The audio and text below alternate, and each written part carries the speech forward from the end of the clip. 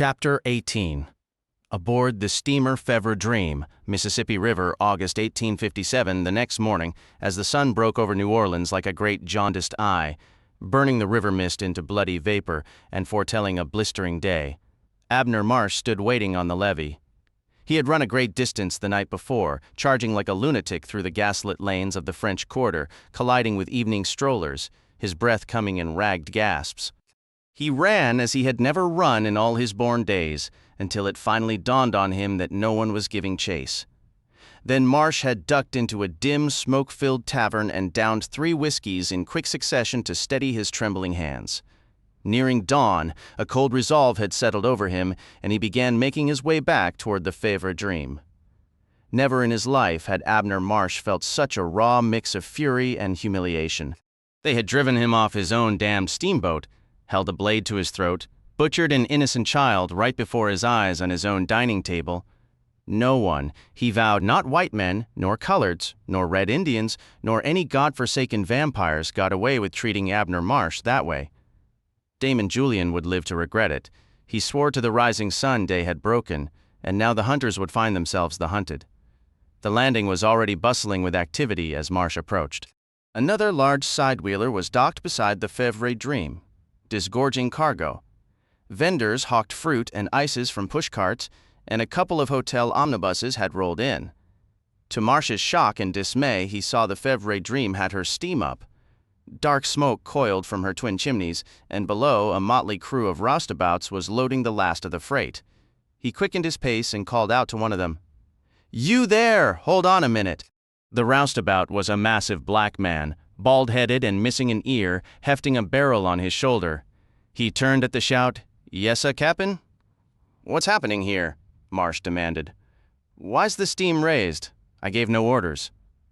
The man frowned. "I just loads the freight, Cap'n." "Don't know nothing about that, sah." Marsh cursed and pushed past him.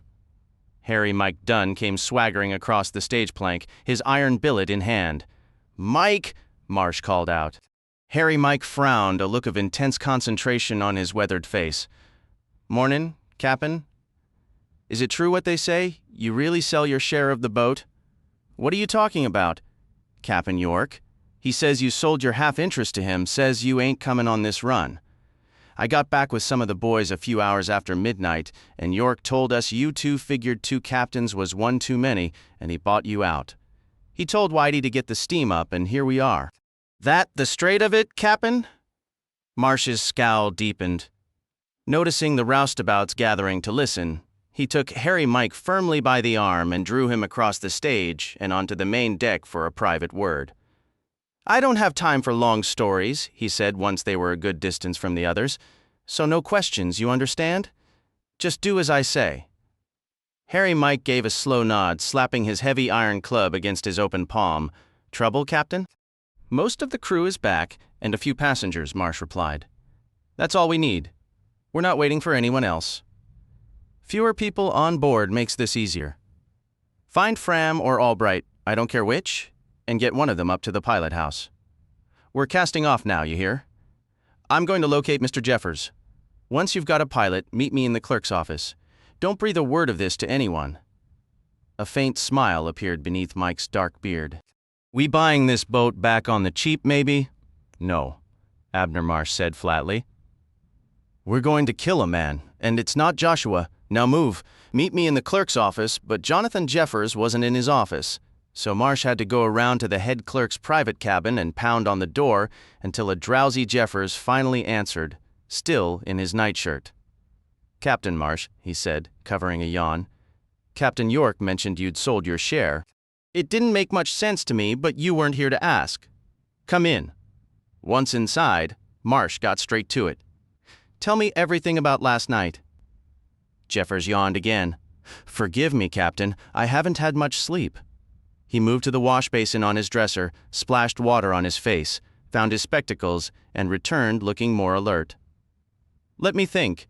We were at the St. Charles Hotel, as planned, expecting to stay the night so you and Captain York could have your private dinner." His eyebrow lifted slightly. "Jack Ely was with me, and Carl Fram, Whitey and some of his men. Quite a group, really. Mr. Fram's apprentice tagged along too. Mr. Albright dined with us but retired early while the rest of us stayed up talking and drinking. We had rooms, but no sooner had we gone to bed, must have been 2 or 3 in the morning, when Raymond Ortega, Simon, and that unpleasant Billy Tipton fellow showed up to bring us back to the steamer. They said York wanted us immediately. Jeffers shrugged. So we came. Captain York met everyone in the Grand Saloon and announced he'd bought you out and that we'd be leaving in the morning. Some of us were sent to round up anyone still in New Orleans and to notify the passengers. Most of the crew is aboard now. I got the freight logged and decided to catch some sleep. Now, what is actually happening? Marsh let out a short, dismissive sound. No time, and you wouldn't believe me anyway. Did you see anything unusual in that saloon last night? No, Jeffers said, his eyebrow arching again. Should I have? Maybe, Marsh grunted. Everything was cleared away from dinner, Jeffers recalled. That was odd, now that I think of it, with all the waiters gone ashore. Sour Billy probably handled it, Marsh said, but it doesn't matter. Was Julian there? Yes, him and a few others I'd never met. Captain York had me assign them cabins. That Damon Julian is an odd one. He stayed very close to Captain York. Polite enough and handsome aside from that scar. You gave them cabins, you said? Yes, Captain York said Julian was to have your cabin, but I refused, not with all your belongings still in there. I insisted he take one of the passenger staterooms off the saloon until I could speak with you. Julian said that was fine, so there was no argument. Abner Marsh allowed himself a tight grin. Good? And Sour Billy? Where's he? He has the cabin right next to Julian's, Jeffers said, but I doubt he's in it. The last time I spotted him, he was strolling through the main cabin like he owned the whole boat, fiddling with that little knife of his. We had a disagreement.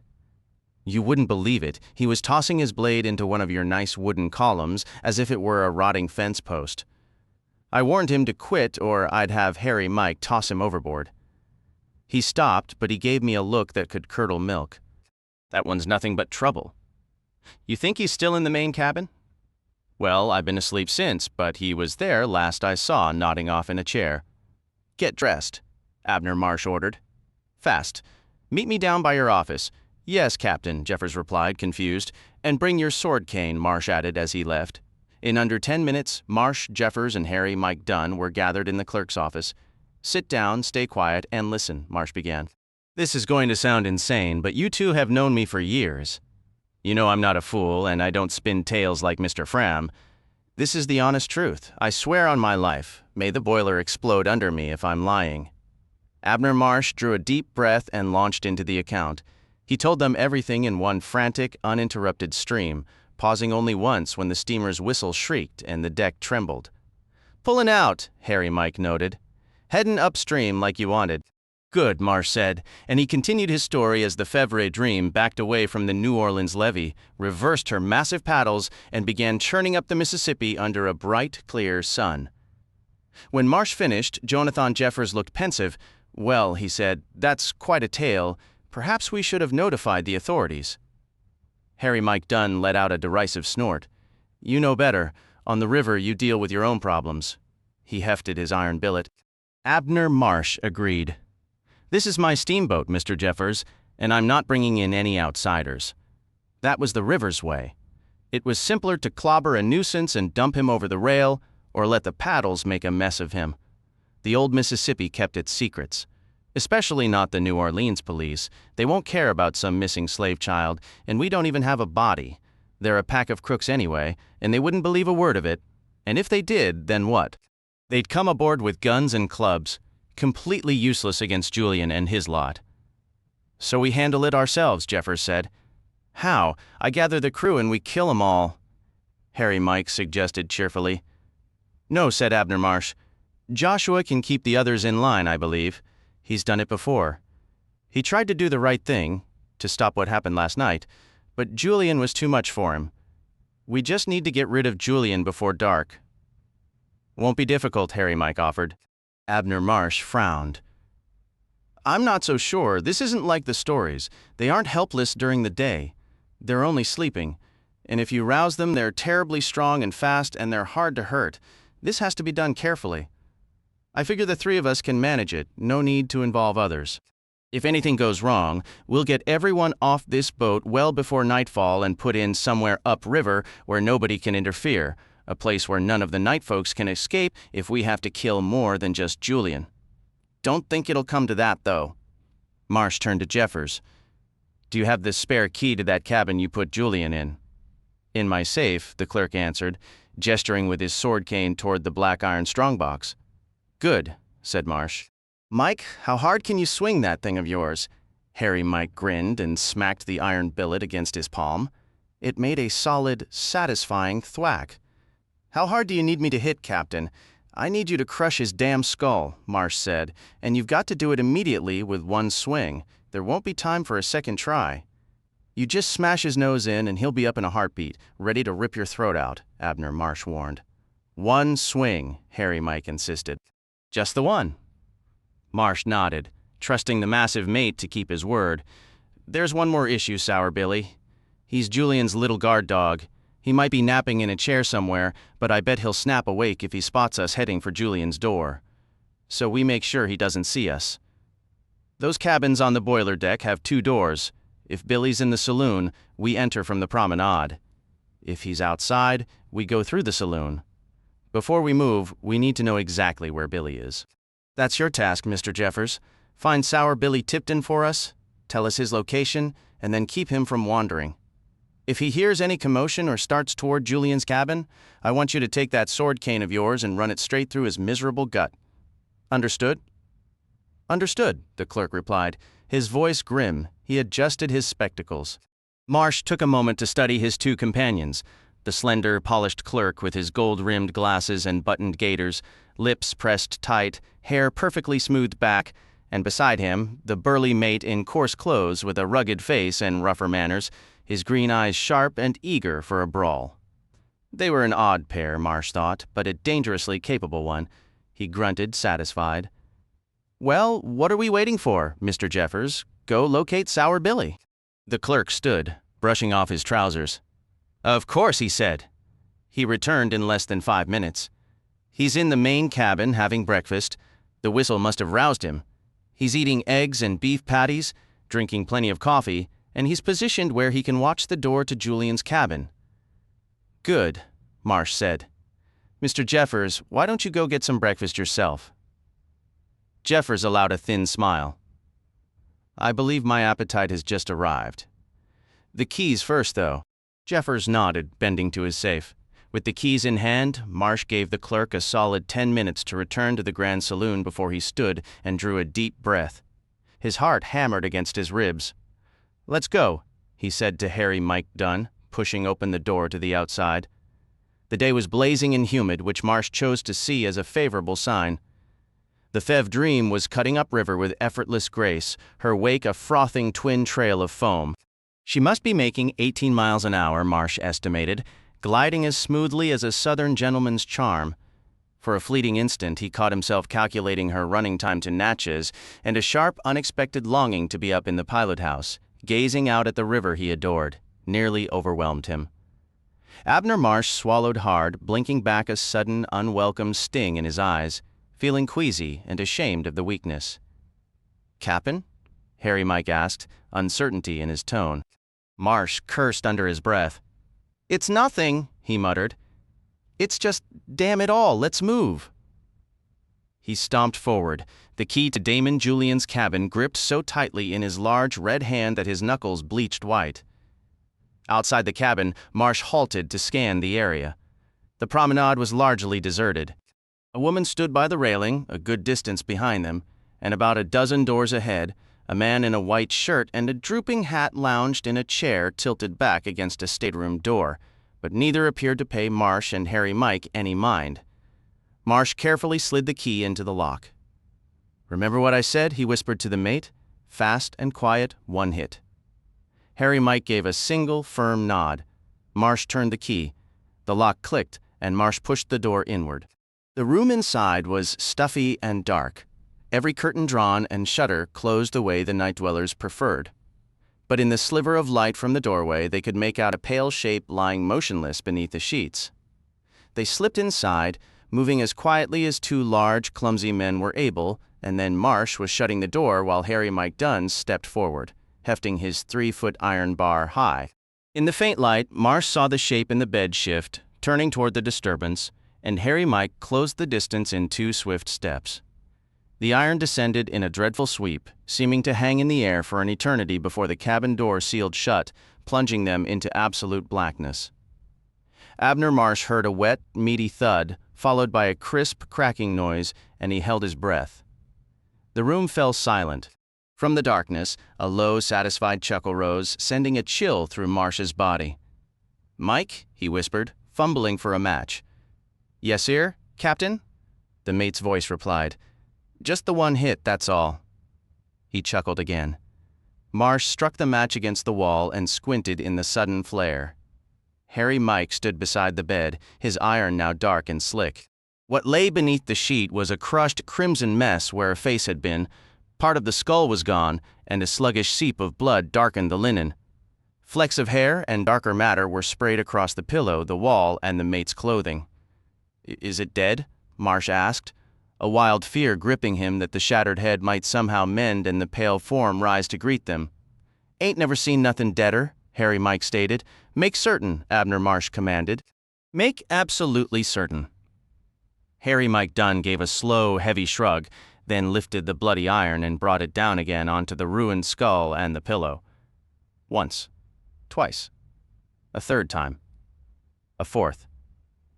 When he finished, the thing could scarcely be said to have a head at all. Harry Mike Dunn possessed a fearsome strength. The match burned Marsh's fingers, and he blew it out. "Let's go," he said, his voice rough. "What about the body?" Harry Mike asked. Marsh pulled the cabin door open. The sight of the sun on the river was a profound relief. "Leave it," he said. "In the dark, when night comes, we'll toss it in the river." The mate followed him out, and Marsh locked the door behind them. A wave of nausea hit him. He leaned his substantial weight against the boiler deck railing, fighting the urge to be sick over the side. Blood drinker or not, what they had just done to Damon Julian was a horrifying sight. "You need help, Captain." "No," Marsh replied. With effort, he straightened up. The morning was already fiercely hot, the yellow sun beating down on the river with a relentless intensity. Marsh was soaked in sweat. "I haven't slept much," he said. He forced a short, hollow laugh. "Haven't slept at all. Truth be told. A thing like what we just did, it takes something out of a man." Harry Mike merely shrugged. It didn't seem to have taken much out of him. "Go get some sleep," he said. "Can't," said Marsh. "I have to go see Joshua. Tell him what we've done. He needs to know, so he can be ready to handle the others." All at once, Abner Marsh found himself wondering how Joshua York would truly react to the brutal killing of one of his own kind. After the previous night's events, he doubted Joshua would be overly troubled, but he wasn't sure. He didn't fully understand the night people and their ways. If Julian had been a murderer and a parasite, well, the others had committed acts nearly as vile, Joshua included. And Damon Julian had been Joshua's bloodmaster, the king of their kind. If you kill a man's king, even a king he despises, isn't he bound to respond? Marsh recalled the cold, controlled force of Joshua's anger, and with that memory, he felt distinctly unenthusiastic about marching up to the captain's cabin on the Texas deck, especially now when rousing Joshua would find him at his most dangerous. "Perhaps I can wait a while," Marsh heard himself say, the morning heat doing nothing to dispel the chill that had settled in his bones. "Get some rest," Harry Mike agreed with a nod. "But I need to see Joshua first," Marsh insisted.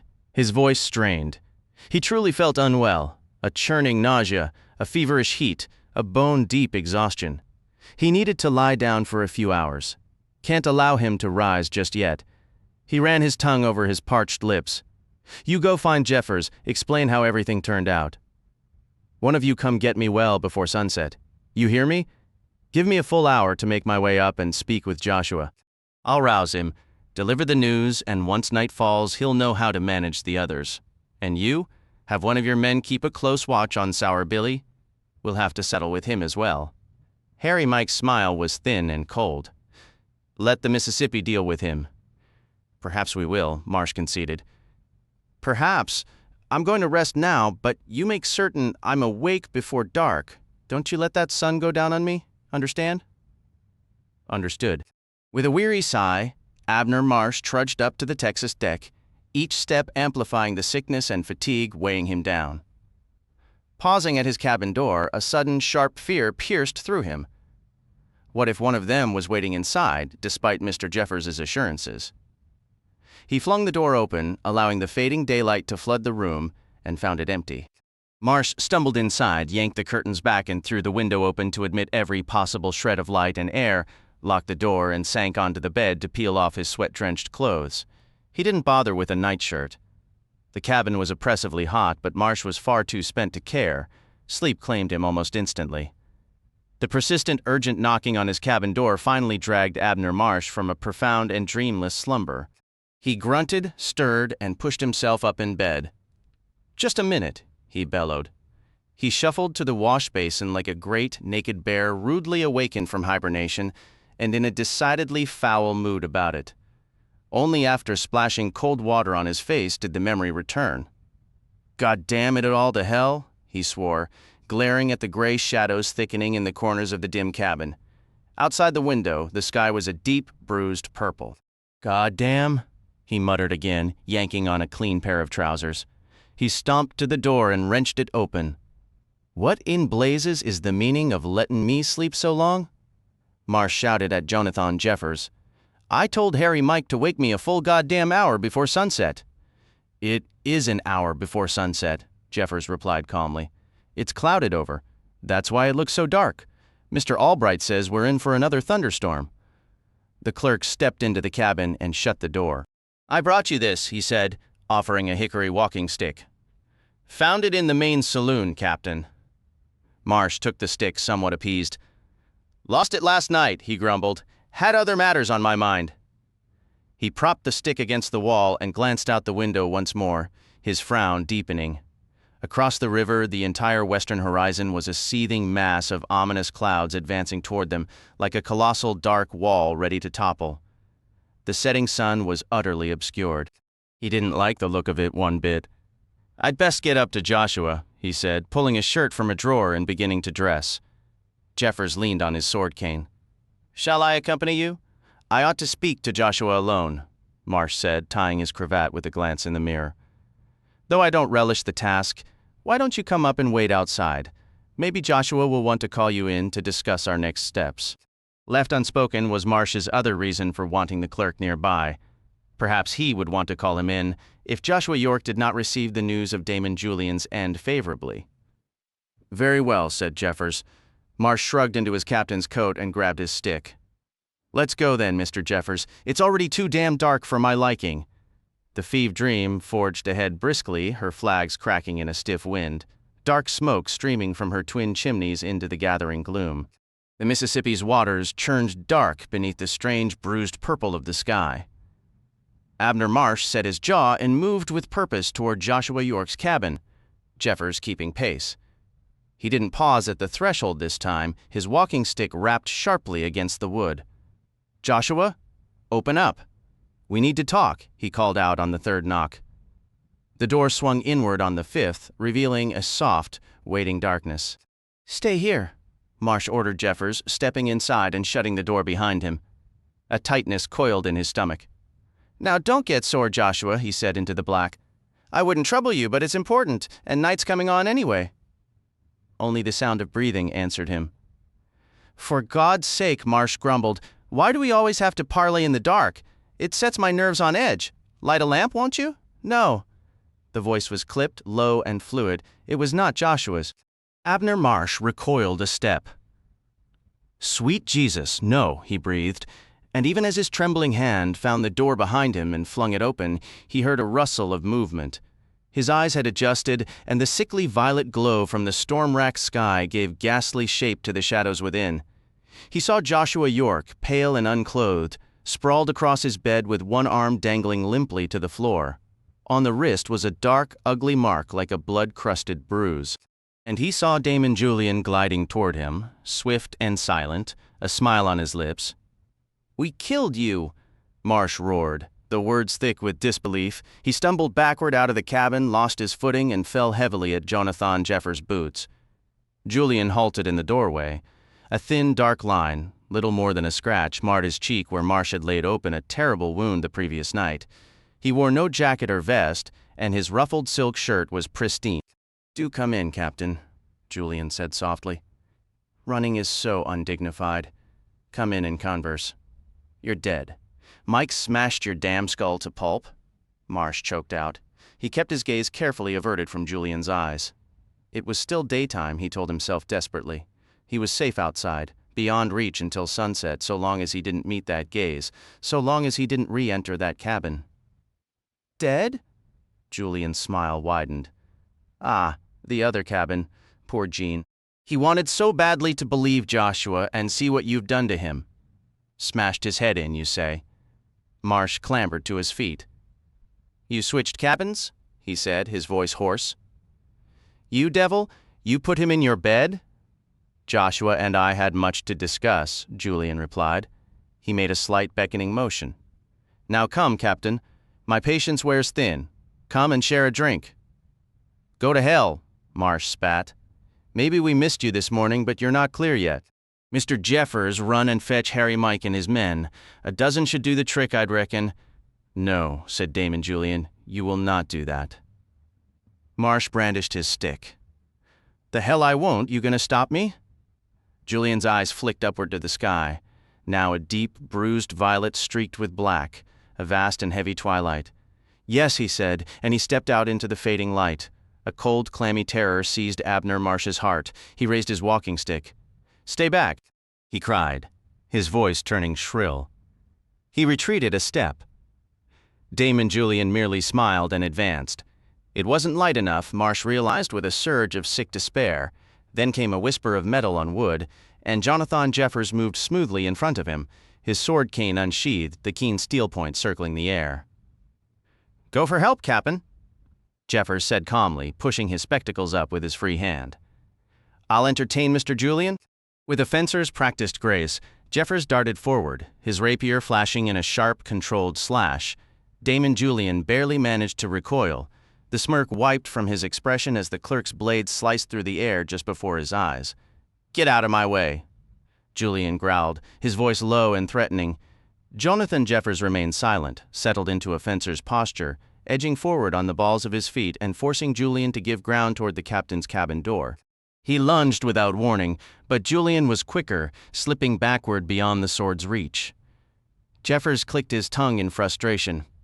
Setting one foot back inside the cabin, Julian responded with a laugh that bordered on a snarl, his pale hands lifting fingers splayed. When Jeffers thrust again, Julian didn't retreat. He surged forward, hands outstretched. Abner Marsh witnessed every moment. Jeffers' strike was precise, and Julian made no move to dodge it. The rapier pierced him just above the hip. Julian's face contorted in pain, a choked grunt escaping him. Yet he pressed on, impaling himself further as he drove up the blade. Before the shocked clerk could withdraw, Julian's hands closed around Jeffers' throat. A terrible guttural choking sound followed, Jeffers' eyes bulging as he struggled, his gold-rimmed spectacles flying off and clattering to the deck. Marsh charged in, swinging his heavy stick, battering Julian's head and shoulders.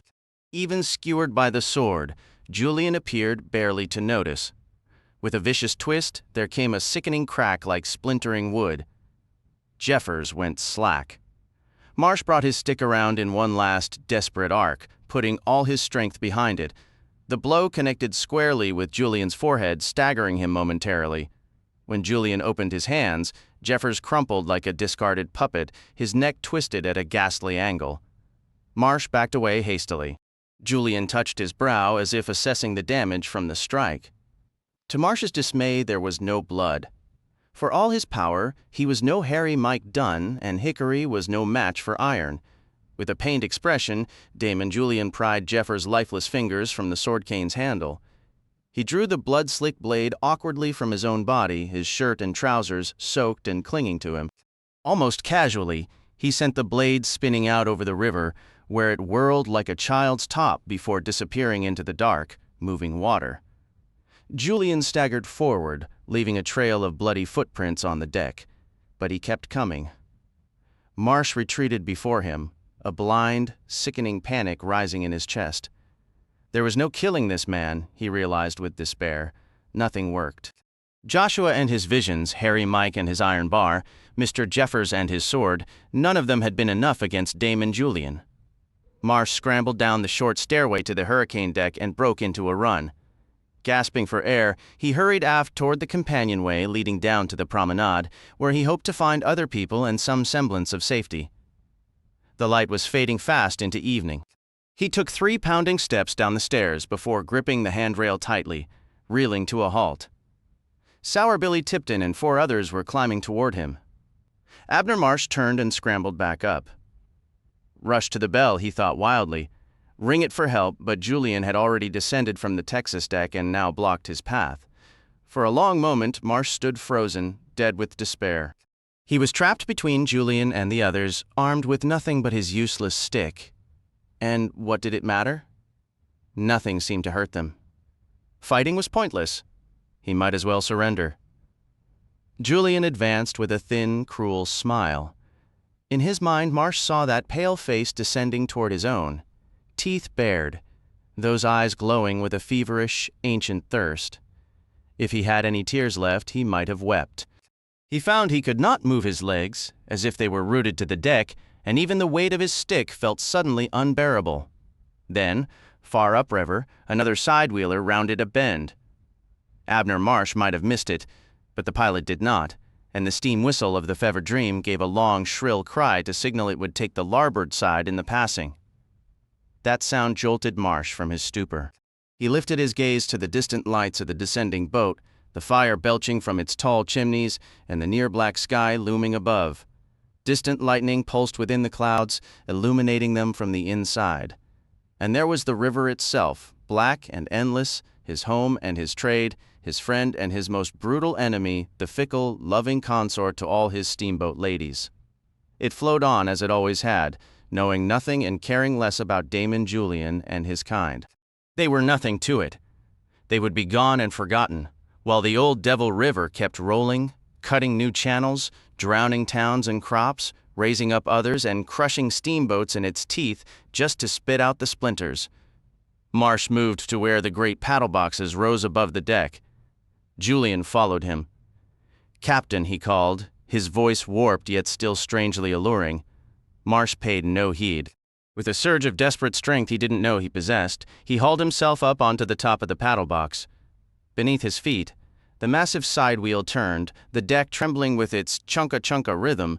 He moved aft carefully, terrified of slipping into the wrong place, where the wheel would suck him under and grind him to pulp. He looked down. The light was nearly gone, and the water appeared black, but where the Fevre Dream had passed, it was a churning, boiling maelstrom. The glow from the steamer's furnaces tinted it a deep, hellish red, like a cauldron of blood. Abner Marsh stared down and froze. More blood, he thought bitterly. More goddamn blood. Can't escape it. Can't get away nohow. The pounding of the steamer's engine was thunder in his ears. Sour Billy Tipton vaulted up onto the paddle box and edged toward him. "Mr. Julian wants you, fat man," he said. "You've gone as far as you're gonna go?" He drew his little knife and smiled. A truly frightening sight. "It ain't blood," Marsh shouted over the noise. "It's just the goddamn river." Still clutching his walking stick, he took one deep, ragged breath and threw himself off the steamer. Sour Billy's curses rang in his ears as he hit the water. Chapter 20. Aboard the steamer Fevre Dream, Mississippi River, August 1857. Raymond and Armand were supporting a blood-soaked Damon Julian between them when Sour Billy leaped down from the paddle box. Julian looked as though he'd butchered a hog. His fine clothes were drenched and dripping. "You allowed him to escape, Billy?" Julian said, his tone icy enough to make Sour Billy's skin crawl. "He's finished," Billy insisted, trying to sound sure. "Those paddles will suck him under and smash him, or he'll drown. You should have seen the splash he made, that big belly of his hit first. Won't have to look at his warts no more." As he spoke, Billy's eyes darted around, taking in the scene he did not like one bit. Julian covered in gore, a smeary red trail leading down from the Texas stairs, and that dandy clerk slumped over the porch rail, more blood trickling from his mouth. It was a mess, plain and simple. "If you fail me, Billy, you will never be as we are," Julian said, his smile not reaching his eyes. "I hope he is dead, for your sake. Do you understand?" "Yes," Billy said quickly. "Mr. Julian, what happened here?" "They attacked me, Billy. They attacked us all. According to our good captain, they killed Gene. Bashed his goddamn head to pieces, I believe was the phrase." Julian's smile widened, a chilling sight. "Marsh, that wretched clerk, and someone named Mike were responsible." "Harry Mike Dunn," Raymond Ortega supplied. "He's the mate of the Fevre Dream, Damon large, stupid, and thoroughly uncouth. It's his duty to yell at the darkies and give them a beating," someone remarked. "Ah," Julian replied. He turned to Raymond and Armand. "Let me go. I'm feeling steadier now. I can stand on my own." The twilight had thickened into near darkness, shadows wrapping around them.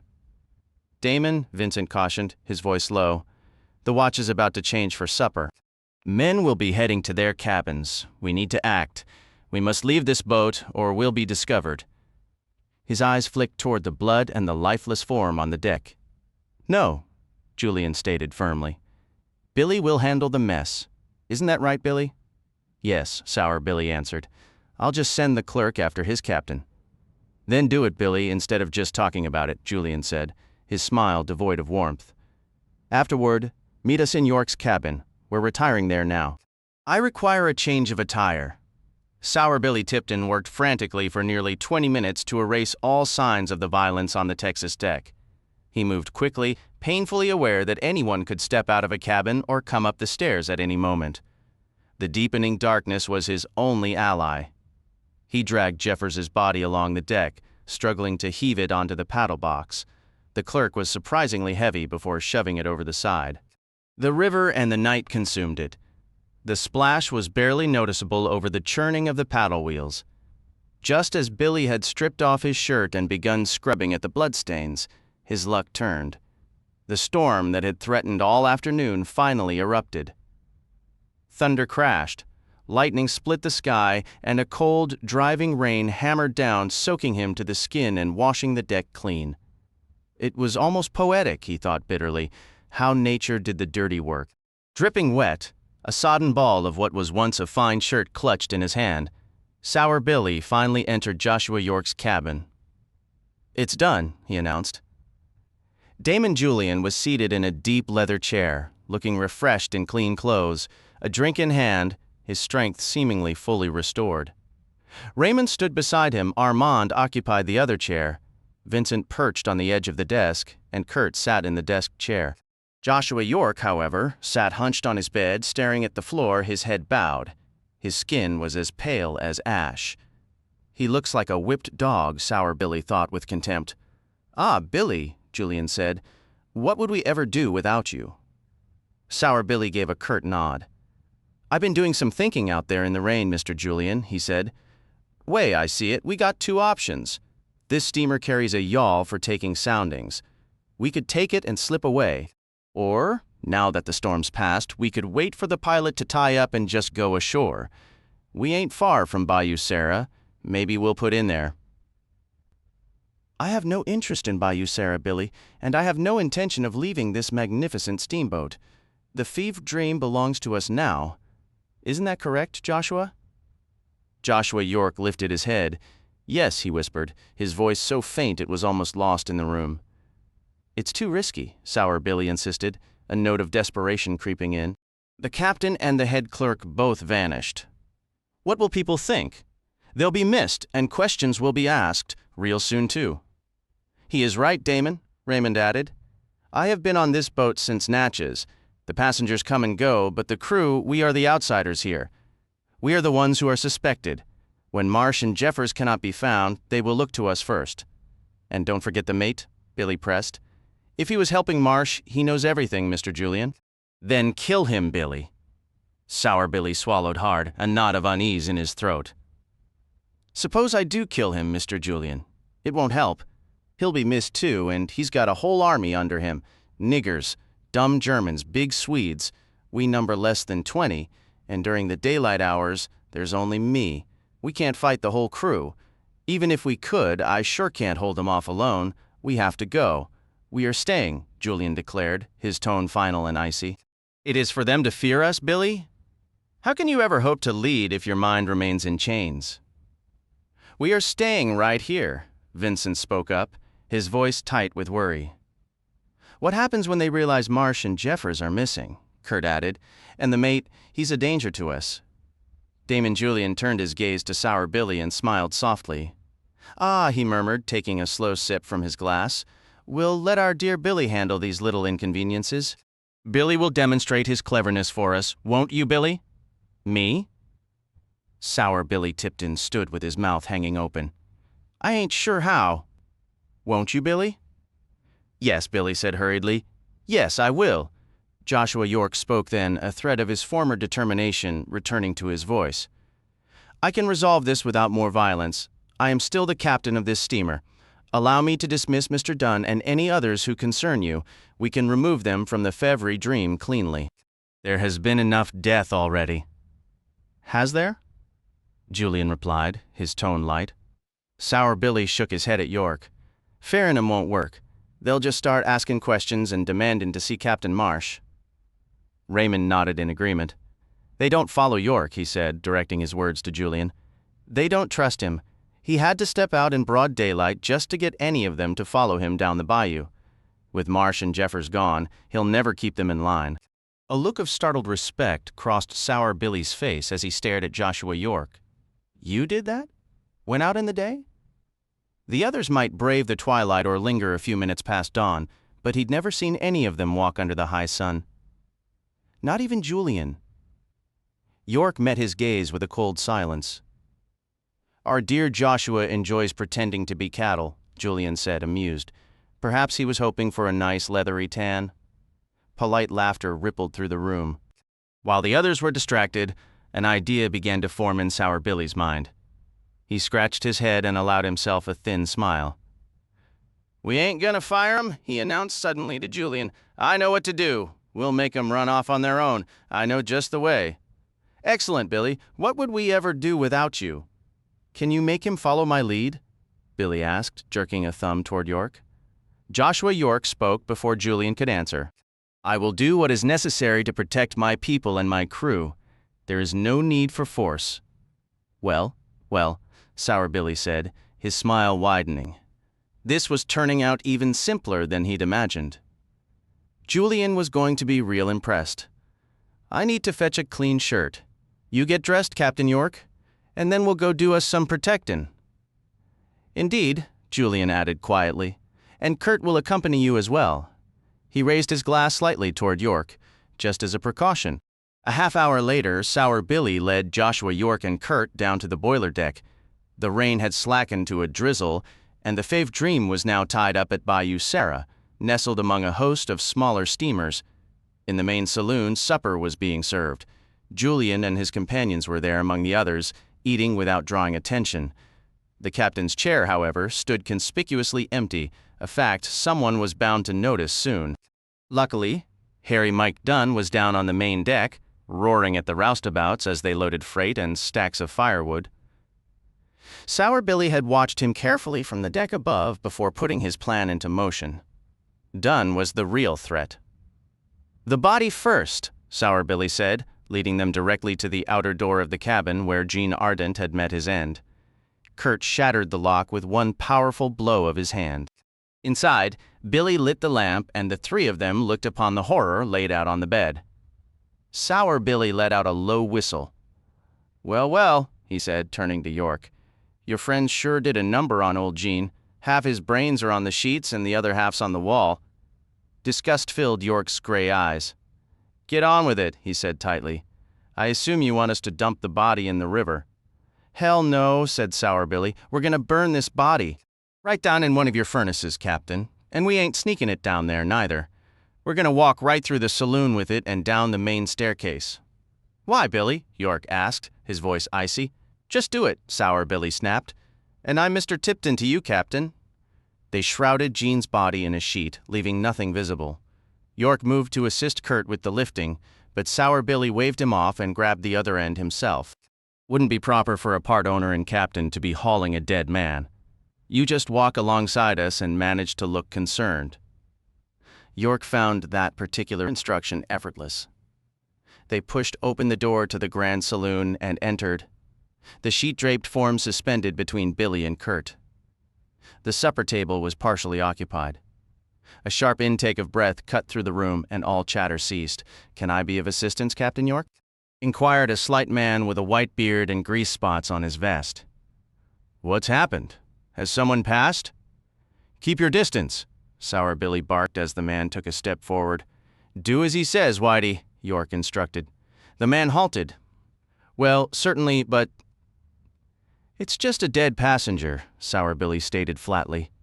"Died in his stateroom. Mr. Jeffers discovered him. He boarded in New Orleans. Must have been ill already. He was burning with fever when Jeffers heard his groans." A wave of unease passed over the table. One gentleman went ghostly white and hurried toward his cabin. Sour Billy was careful to keep his expression neutral. "Where is Mr. Jeffers?" asked Albright, the neat, compact pilot, retired to his cabin. Billy replied swiftly. "Wasn't feeling well himself. Marsh is sitting with him. Mr. Jeffers was looking a bit peaked. I'd say seeing a man die didn't sit right with his stomach." His words had the intended effect, particularly when Armand leaned toward Vincent and uttered in a stage whisper, just as Billy had coached him, "Bronze John." The two men then rose and departed, their meals unfinished. "It ain't Bronze John," Billy declared loudly, his voice rising over the sudden buzz of conversation as people began talking over each other and pushing back their chairs. "We need to dispose of this body. Come on now," he added, and he and Kurt resumed their awkward shuffle toward the grand staircase. Joshua York remained behind, hands raised, attempting to field a torrent of panicked questions. Passengers and crew alike gave Kurt and Billy and their grim cargo a wide berth. Only a pair of rough-looking immigrants with deck passage were on the main deck, aside from roustabouts hauling crates and cordwood. The furnaces were banked, but still held their heat. Sour Billy singed his fingers when he and Kurt wedged the bundled body into the nearest one.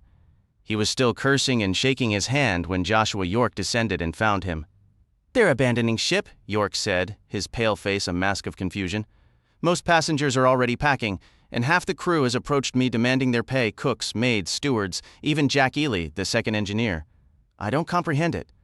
"Bronze John is taking a pleasure cruise upriver on your steamboat," Sour Billy Tipton said, or so they believe. Joshua York's brow furrowed. "Bronze John?" Sour Billy allowed himself a thin smile.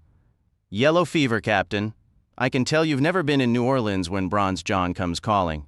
Ain't a soul going to stay on this boat a minute longer than necessary, nor examine that body closely, nor go chatting with Jeffers or Marsh. I let them think the fever's aboard, you see. It's mighty contagious. Quick, too. You turn yellow, you vomit black bile, you burn up with fever, and then you die. Now we'd best make sure old Jean here burns clean, so they think we're treating this with the proper gravity." It took them a good 10 minutes to get the furnace roaring again, eventually requiring the help of a burly Swedish fireman, which suited Billy just fine. He noted the man's wide eyes when he glimpsed the form jammed among the logs and smiled at how hastily he retreated. Soon, Jean was burning briskly. Sour Billy watched the smoke for a moment, then turned away, his interest waning. His gaze fell on the barrels of lard standing nearby. "Use that for racing, do you?" he asked Joshua York. York gave a curt nod. Sour Billy spat into the river mud. "Down here, when a captain gets into a tight race and needs a burst of steam, he just has them toss in a nice plump darky. Lard is far too costly. You see, I have some knowledge of steamers myself. It's a shame we couldn't keep Jean for a proper race."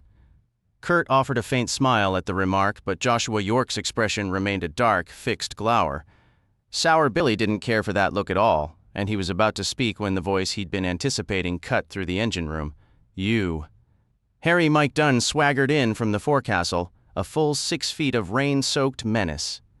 Water dripped from the wide brim of his black felt hat and beaded in his thick black whiskers, his clothes plastered to his muscular frame.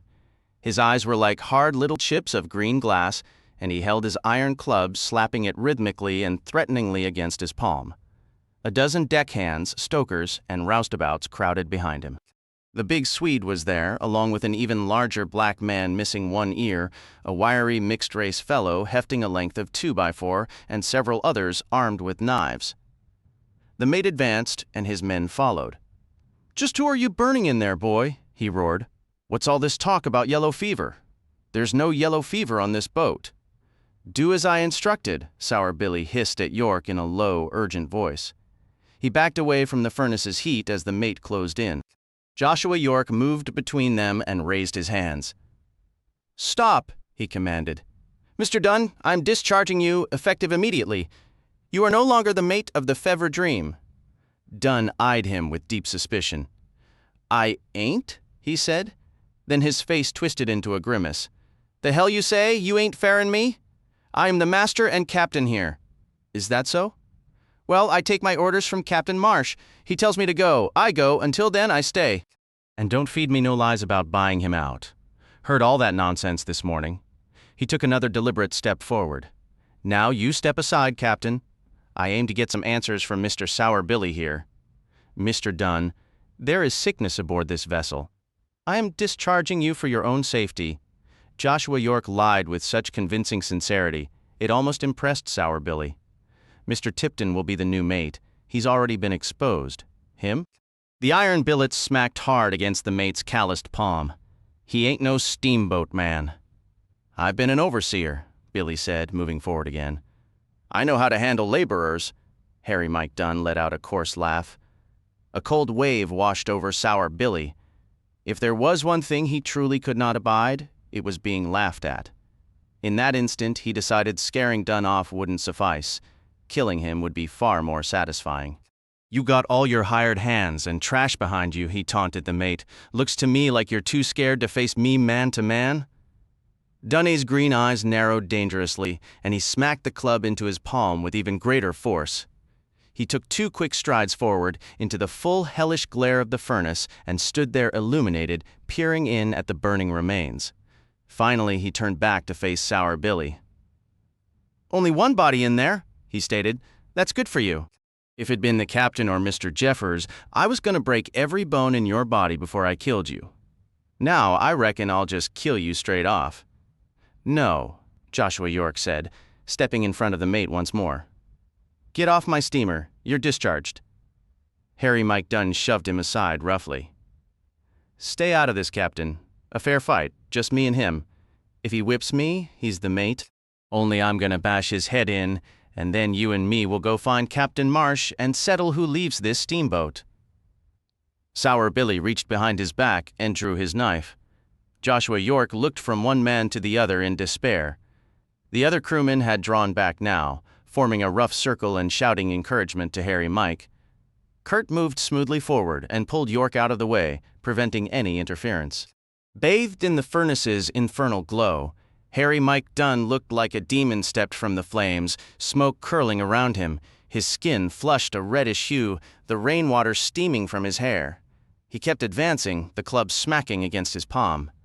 He smiled a cruel, confident smile. "I've fought boys with knives before," he said, punctuating each statement with a sharp smack. "Lots of dirty little boys, smack. I've been cut before, too, smack. Cuts heal up, Sour Billy, smack. Busting heads, that's another matter. Smack, smack." Billy had been backing away steadily until his shoulders hit a solid wall of stacked crates. The knife felt slippery in his grip. Harry Mike saw him trapped and grinned, hefting the iron bar high above his head. He charged forward with a roar, and Sour Billy Tipton flipped the knife in his hand and sent it spinning through the air. It struck Harry Mike just beneath the jaw, slicing up through his beard and into his skull. He dropped to his knees, blood flooding from his mouth, then toppled face first onto the deck. "Well, well," Sour Billy said, strolling over to the body. He gave the head a sharp kick and smiled, for the onlookers and for Kurt, but most of all for Joshua York. "Well, well," he said again, "reckon that makes me the mate now." Chapter 21, St. Louis, September 1857. Abner Marsh threw the door shut with a crash as he stormed into the Pine Street office of the Fevre River Packet Company. "Where is she?" Marsh demanded, marching across the room and planting his hands on the desk to glare down at the startled agent. A persistent fly circled his head, and Marsh swatted at it angrily. "I asked you a question. Where is she?" The agent was a thin, pale young man in a striped shirt and a green eyeshade. He looked thoroughly rattled. "Why, Captain Marsh?" he stammered. "It's a real surprise, sir. We certainly didn't expect you. Has the Fevre Dream arrived, Captain?" Abner Marsh let out a disgusted snort, straightened up, and thumped his walking cane hard on the bare wooden floor. "Mr. Green," he said, "stop your damn chattering and listen. I asked you where she is. Now, what in hell do you suppose I was asking about?" The agent swallowed nervously. "I suppose I don't know, Captain. The Fevre Dream," Marsh roared, his face flushing red. "I want to know where my steamer is. She's not at the landing. I saw that much for myself. And I didn't spot her anywhere on the damn river. Did she come in and leave again? Did she head up to St. Paul? Or maybe the Missouri? The Ohio? Don't stand there looking so shocked. Just tell me. Where's my goddamn boat?" "I don't know, Captain," said Green. "If you didn't bring her in, I've got no idea. She hasn't been to St. Louis, not since you took her downriver back in July, but we heard talk out with it. What?" "The fever, sir. We heard yellow fever broke out on the Fevre Dream down at Bayou Sara. Folks were dying like flies. That's what we heard. Just dropping like flies. We heard Mr. Jeffers and you had taken sick with it, too. That's why I never expected to see you. With everyone dying, we figured they'd burn her, Captain. The steamer." He removed his eye shade and scratched his head. "I guess you got over the fever, Captain. Glad to hear it. Only, if the Fevre Dream isn't with you, where is she?" Are you certain you didn't arrive on her and maybe forget? "I hear that fever can leave a man's memory full of holes." Abner Marsh's scowl deepened. "I never had the fever, and I can damn well tell one steamboat from another, Mr. Green. I came in on the Princess. I was laid up sick for a spell, sure, but it wasn't any fever. I took a chill from falling in the damn river and nearly drowning. That's how I lost the Fevre Dream, and now I mean to find her again, you understand me?" He snorted. "Where'd you hear all this nonsense about yellow fever?" "From the crew, Captain, the ones who left her down in Bayou Sara. A few of them came by the office when they got to St. Louis. Oh, about a week back. Some even asked about work on the Eli Reynolds, Captain. But of course she's fully crewed, so I had to turn them away. I hope I did right. You weren't here, naturally, nor Mr. Jeffers, and with the rumors we thought you might both be dead, so I couldn't get any instructions." "Never mind about that now," Marsh said. The news lifted his spirits a little. If Julian and his bunch had seized his steamer, at least some of his men had managed to escape. "Who was around here?" "Well, I saw Jack Ely, the second engineer, and a few waiters, along with a couple of your strikers, Sam Klein and Sam Thompson, I believe. There were others, too. Are any of them still in town?" Green gave a shrug. "Once I didn't hire them, Captain. They went looking for work on other boats. I couldn't say where they ended up." "Damn," Marsh muttered. "Hold on," the agent said, raising a finger. "I just remembered. Mr. Albright, the pilot, he was one who mentioned the fever to me. He was here maybe 4 days back, and he wasn't looking for a job, being a lower river pilot. The Eli Reynolds wasn't his style.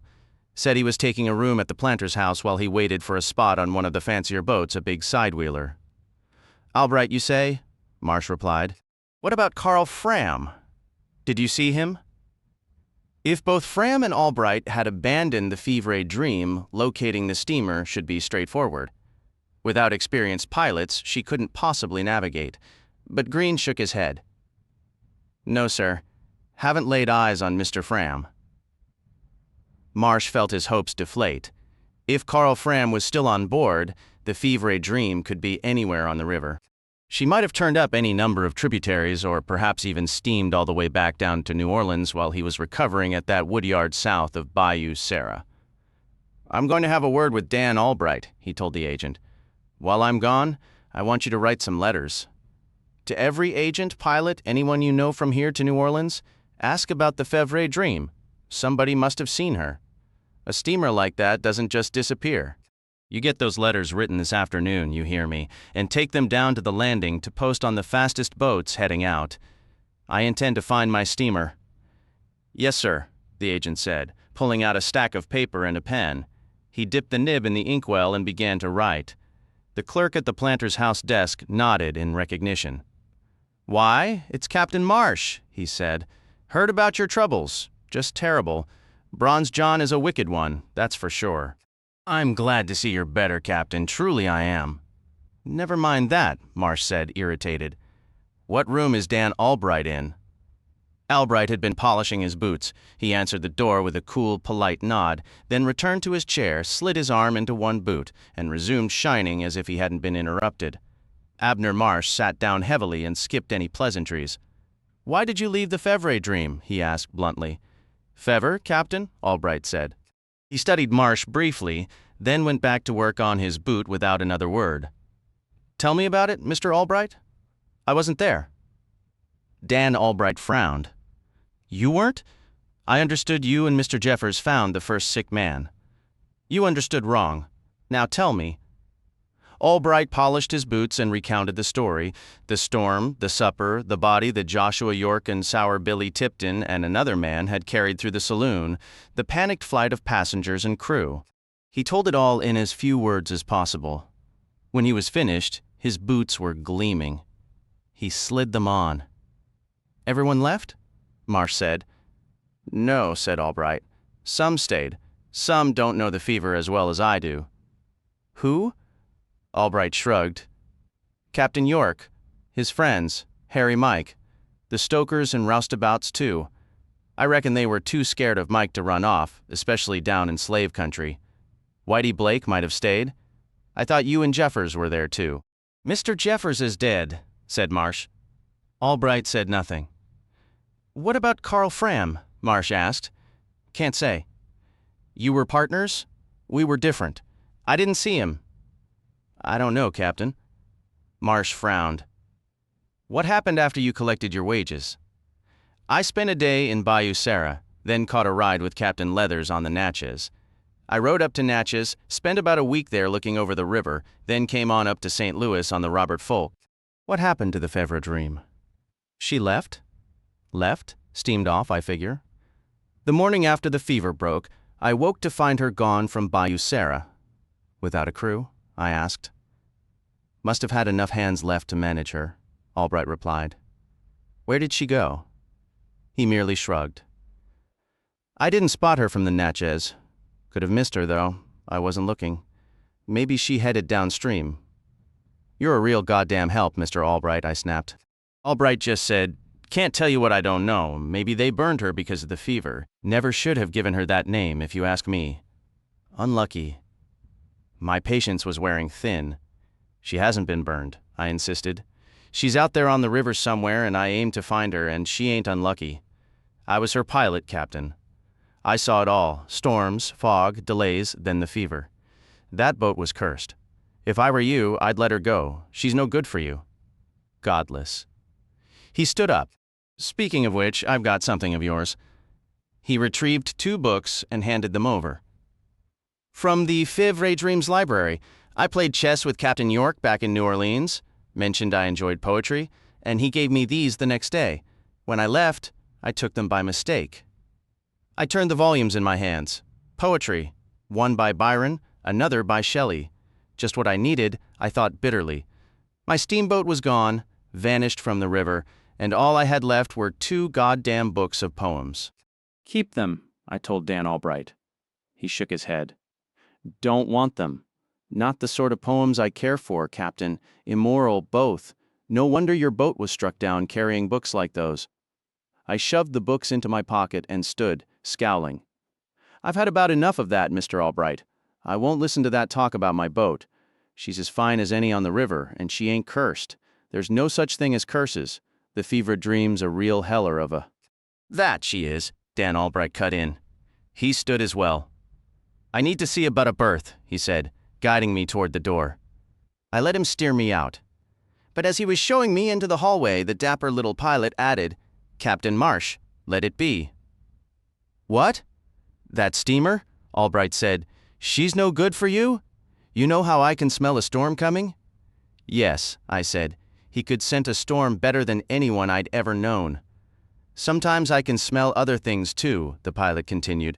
"Don't go looking for her, Captain. Forget about her. I figured you for dead. You're not. You ought to be thankful. Finding the Fevre Dream won't bring you any joy." I stared at him. "You can say that. You stood at her wheel, took her down the river, and you can say that." Albright said nothing. "Well, I ain't listening," I told him.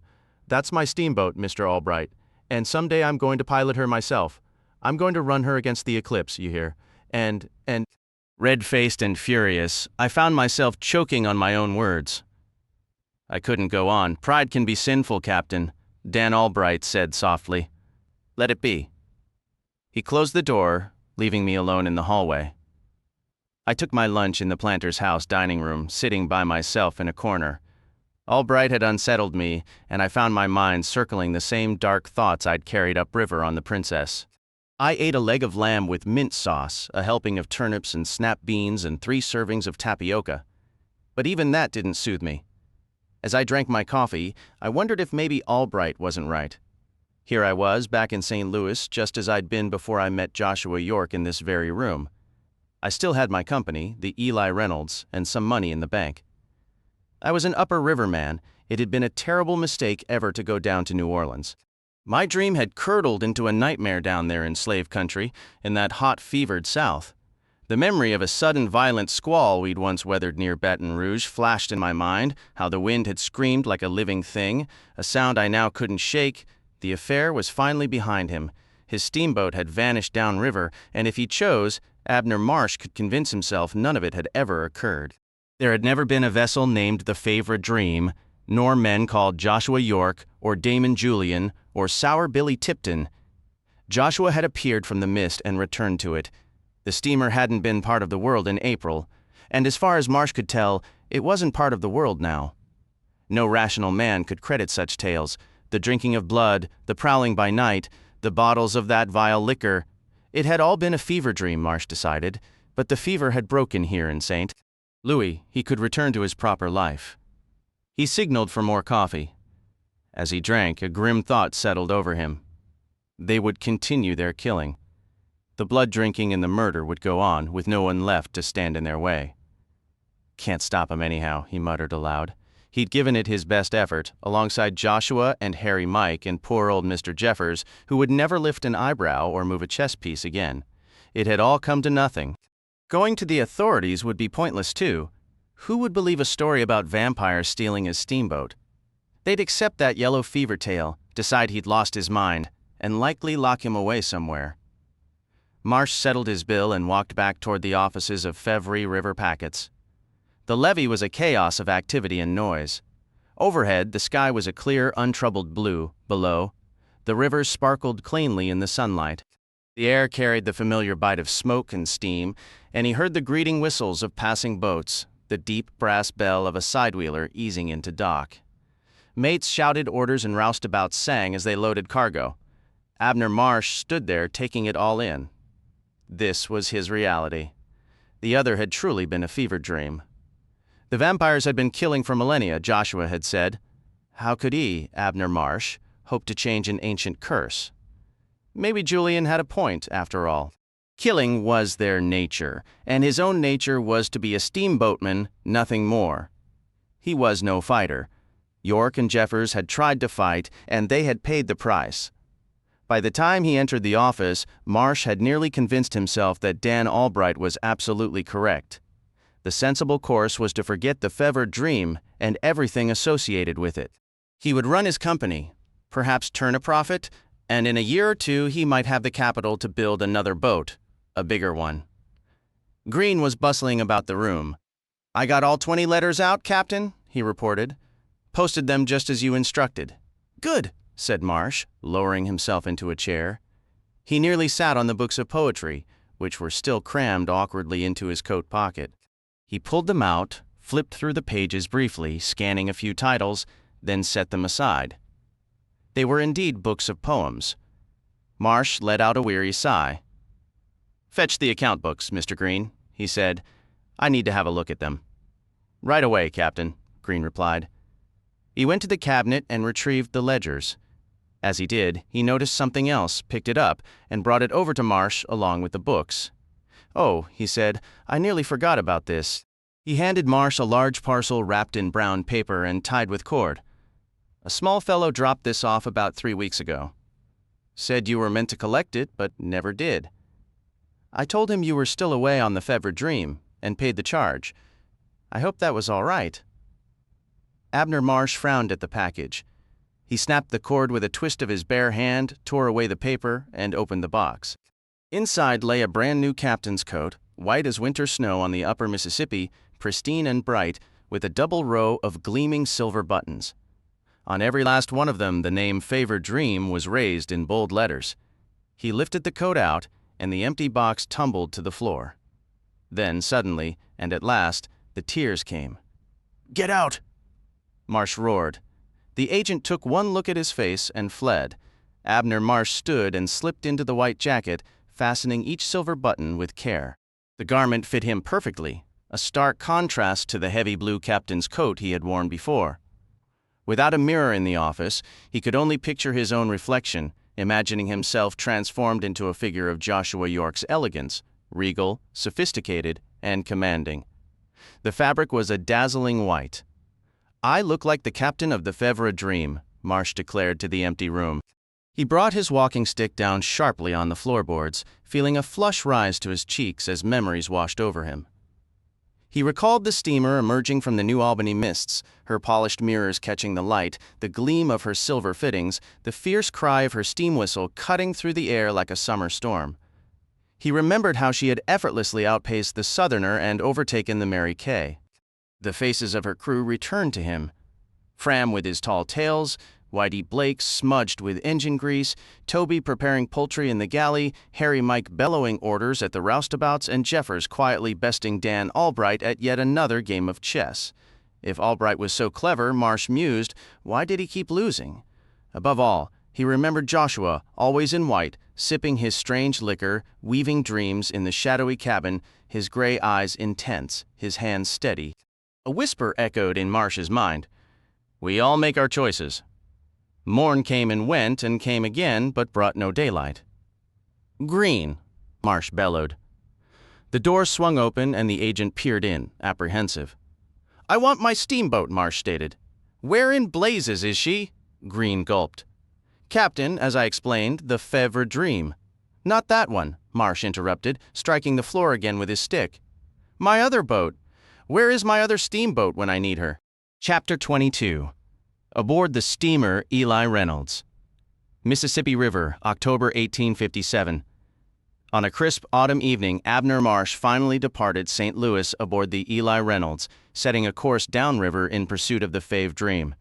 He would have preferred to leave weeks earlier, but countless obligations had detained him. He had to await the Eli Reynolds' return from a run up the Illinois River, then inspect her thoroughly to ensure she was sound for the lower Mississippi and secure a pair of experienced pilots familiar with those waters. There were also financial claims to address from planters and merchants in New Orleans who had entrusted cargo to the Fevre Dream for St. Louis and were furious over the steamer's vanishing. Marsh could have argued they share the loss, but he took pride in his fairness and settled their accounts at half the original value. Then came the grim duty of speaking with Mr. Jeffers' family. Marsh decided the truth was impossible, so he fell back on the story of a yellow fever outbreak. Others sought news of missing brothers, sons, and husbands, peppering him with unanswerable questions. He endured meetings with a government inspector and a representative from the Pilots Association, settled his own ledgers, reviewed accounts, and made preparations, all of which added up to a month of maddening delays.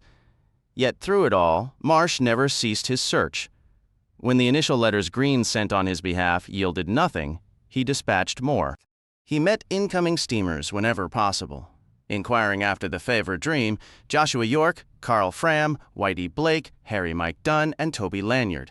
He hired 2 detectives and sent them downriver with orders to uncover any clue.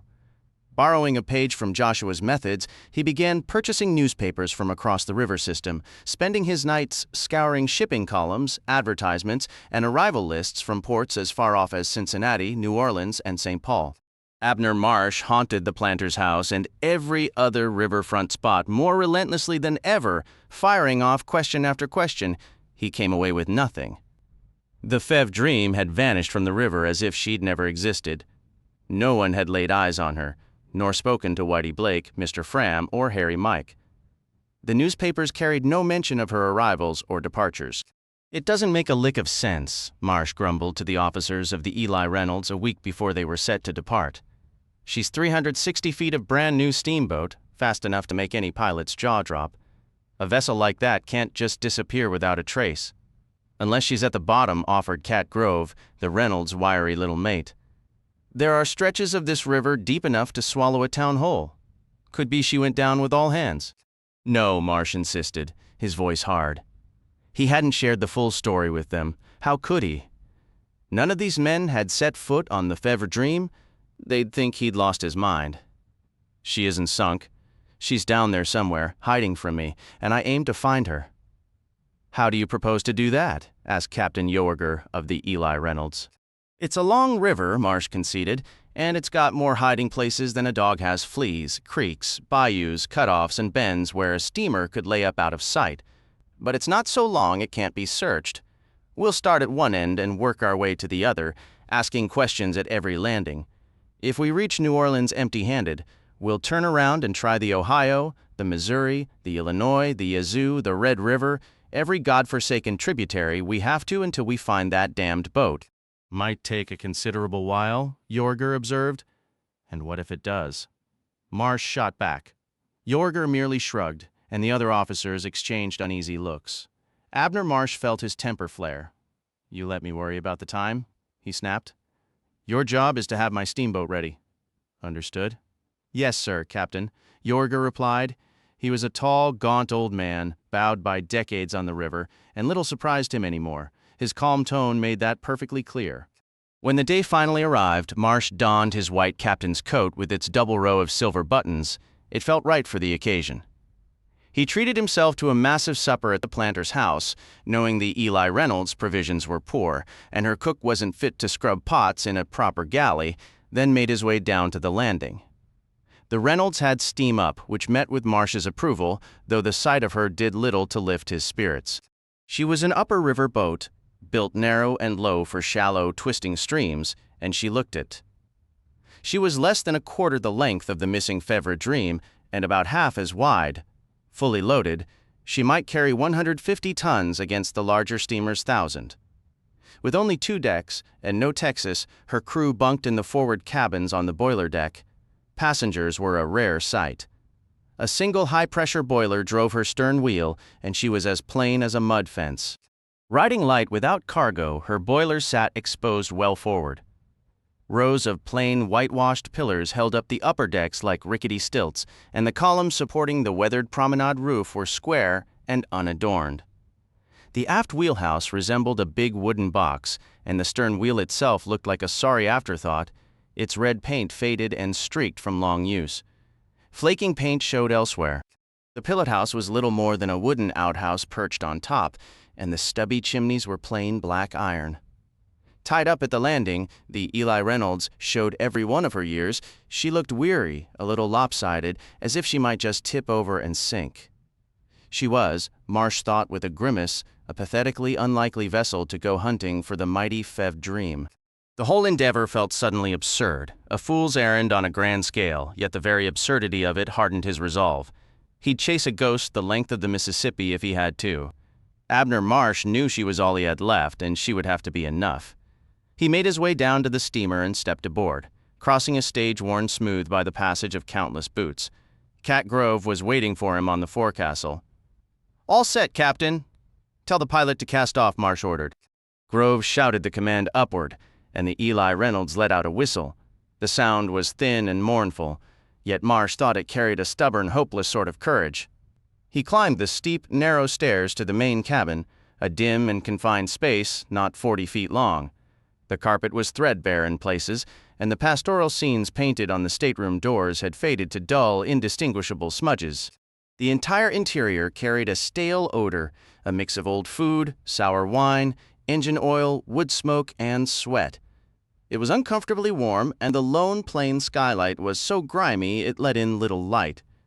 When Marsh entered, he found York and the off-duty pilot sipping black coffee at a round table. "Is my lard on board?" Marsh asked. York gave a nod. "Didn't see much else in the way of cargo," Marsh observed. York's expression turned serious. "Thought you'd prefer it that way, Captain?" "A full hold would slow us down and mean more stops besides." Marsh considered this, then nodded in agreement. "Good thinking. What about my other delivery?" "In your cabin," Yorger replied. Marsh excused himself and retreated to his stateroom. The bunk groaned under his weight as he sat on its edge, opened the package, and withdrew the rifle and its ammunition. He inspected it thoroughly, testing its weight in his hands and peering down the barrel. It felt right. While an ordinary pistol or rifle might be useless against the night folks, this was different, a custom piece made to his specifications by the finest gunsmith in St. Louis. It was a buffalo gun with a short, wide octagonal barrel, built to be fired from horseback and stop a charging buffalo in its tracks. The 50 custom shells were larger than any the gunsmith had crafted before. "Good Lord," the man had grumbled, "these will blow your game to smithereens. Won't be anything left to eat." Marsh had merely nodded. The rifle wouldn't win any prizes for accuracy, especially in his hands, but it didn't need to. At close range, it would wipe Damon Julian's smug smile right off his face and take his damned head clean off his shoulders for good measure. Marsh loaded it carefully, then mounted it on the wall above his bed where he could sit up and grab it in one swift motion. Only then did he allow himself to lie back. And so it began. Day after day, the Eli Reynolds churned downriver, through rain and fog, under sun and gray skies, halting at every town, steamboat landing, and woodyard to ask a few questions. Abner Marsh took up his post on the hurricane deck, in a wooden chair beside the steamer's old, cracked bell, and watched the river for hours on end. Sometimes he even took his meals there. When exhaustion forced him to sleep, Captain York, Cat Grove, or the mud clerk would take his place, and the watch continued. As rafts, flatboats, and other steamers slid past, Marsh would call out, "Ahoy there! Have you seen a steamer called the Fevre Dream?" But the answer, when he received one, was always the same. "No, Captain, we sure haven't." The folks at the landings and woodyards had nothing to tell them, and the river was crowded with steamboats, big and small, going upriver or down, some half sunk along the banks, but none of them were the Fevre Dream. The Eli Reynolds was a slow, small boat on a vast river, creeping along at a pace that would embarrass most steamboatmen, and her frequent stops and inquiries slowed her even more. Yet the towns slipped by, the woodyards passed, the forests and houses and other steamers became a blur of days and nights. Islands and sandbars fell behind them as their pilots skillfully navigated past snags and sawyers, and they pushed on, ever southward. St. Genevieve slipped past, then Cape Girardeau and Krosno faded into the river's memory. They made brief stops at Hickman and a longer one at New Madrid. Caruthersville was shrouded in a thick, stubborn fog, but they managed to locate the landing. Osceola lay quiet, while Memphis roared with its usual chaos. Then came Helena, Rosedale, Arkansas City, Napoleon, Greenville, and Lake Providence. When the Eli Reynolds finally turned into Vicksburg on a gusty October morning, 2 figures stood waiting on the dock. Abner Marsh dismissed most of the crew ashore. He, along with Captain York and Cat Grove, ushered the visitors into the steamer's main cabin. One was a large, tough-looking man with red mutton chop whiskers and a head as bald as a billiard ball, clad in a severe black broadcloth suit. His companion was a slender, sharply dressed black man whose dark eyes held a penetrating intensity. Marsh seated them and poured coffee. "Well," he demanded without preamble, "where is she?" The bald man blew across his coffee and frowned. "Can't say." "I paid you good money to locate my steamer," Marsh said, his voice tight. "She simply isn't to be found, Captain Marsh," the black man replied evenly. "Hank and I looked, I assure you." "Not saying we came up empty," the bald man Hank clarified. "Just that we haven't pinned the steamer down yet." "Fine," Abner Marsh conceded, leaning forward. "Tell me what you did find." The black man drew a folded sheet of paper from inside his jacket and smoothed it open. "Most of your steamer's crew and nearly all the passengers disembarked at Bayou Sara after that yellow fever scare. The next morning your Fevre Dream cast off. According to every account, she headed upriver. We located some woodyard workers who swear they supplied her with fuel. They might be lying, but I see no reason for it. So we know the direction she took. We have enough witnesses who claim they saw her pass, or believe they did at any rate." "Only she never made it to Natchez," his partner interjected. "That's what, 8-10 hours upriver?" "Less. Abner Marsh corrected sharply. The Fevre Dream was a damn fast boat. Fast or not, she vanished somewhere between Bayou Sarah and Natchez. The Red River branches off through there, Marsh pointed out. The black man nodded. But your boat hasn't been reported in Shreveport or Alexandria, and none of the woodyards we checked recall any Fevre Dream. Damn, Marsh muttered. Maybe she did sink? Cat Grove offered quietly. We've got more, the bald detective said, taking a deliberate swallow of coffee. Your steamer was never spotted in Natchez, you understand. But some of the individuals you were looking for certainly were. Go on, Marsh urged. We spent considerable time on Silver Street, Hank continued, asking questions. A man named Raymond Ortega was known there, and he was on your list. He returned one night in early September, paid a social call to one of the wealthy gentlemen atop the hill, and made several visits down under the hill. He had 4 other men with him. One matches your description of this sour Billy Tipton. They stayed about a week, did some interesting things. Hired a lot of men, white and colored. Didn't matter. You know the sort of rough characters you can hire from Natchez under the hill. Abner Marsh knew all too well. Sour Billy Tipton had terrorized his original crew off the boat and replaced them with a gang of cutthroats just like himself. Steamboatmen? He asked. The bald man nodded. There's more. This Tipton visited Fork in the Road. It's a major slave market, the black partner explained. He purchased a large group of enslaved people, paid with gold. Hank produced a $20 gold piece from his pocket and set it on the table with a soft clink. Like this. Bought other supplies back in Natchez, too. Paid the same way. What kind of supplies? Marsh pressed. Slavers' supplies, the black man said. Manacles, chains, hammers, some paint too, Hank added. And in that instant the truth exploded in Abner Marsh's mind like a string of firecrackers. Jesus God, he swore, a wave of furious understanding washing over him. Paint! No wonder no one has spotted her.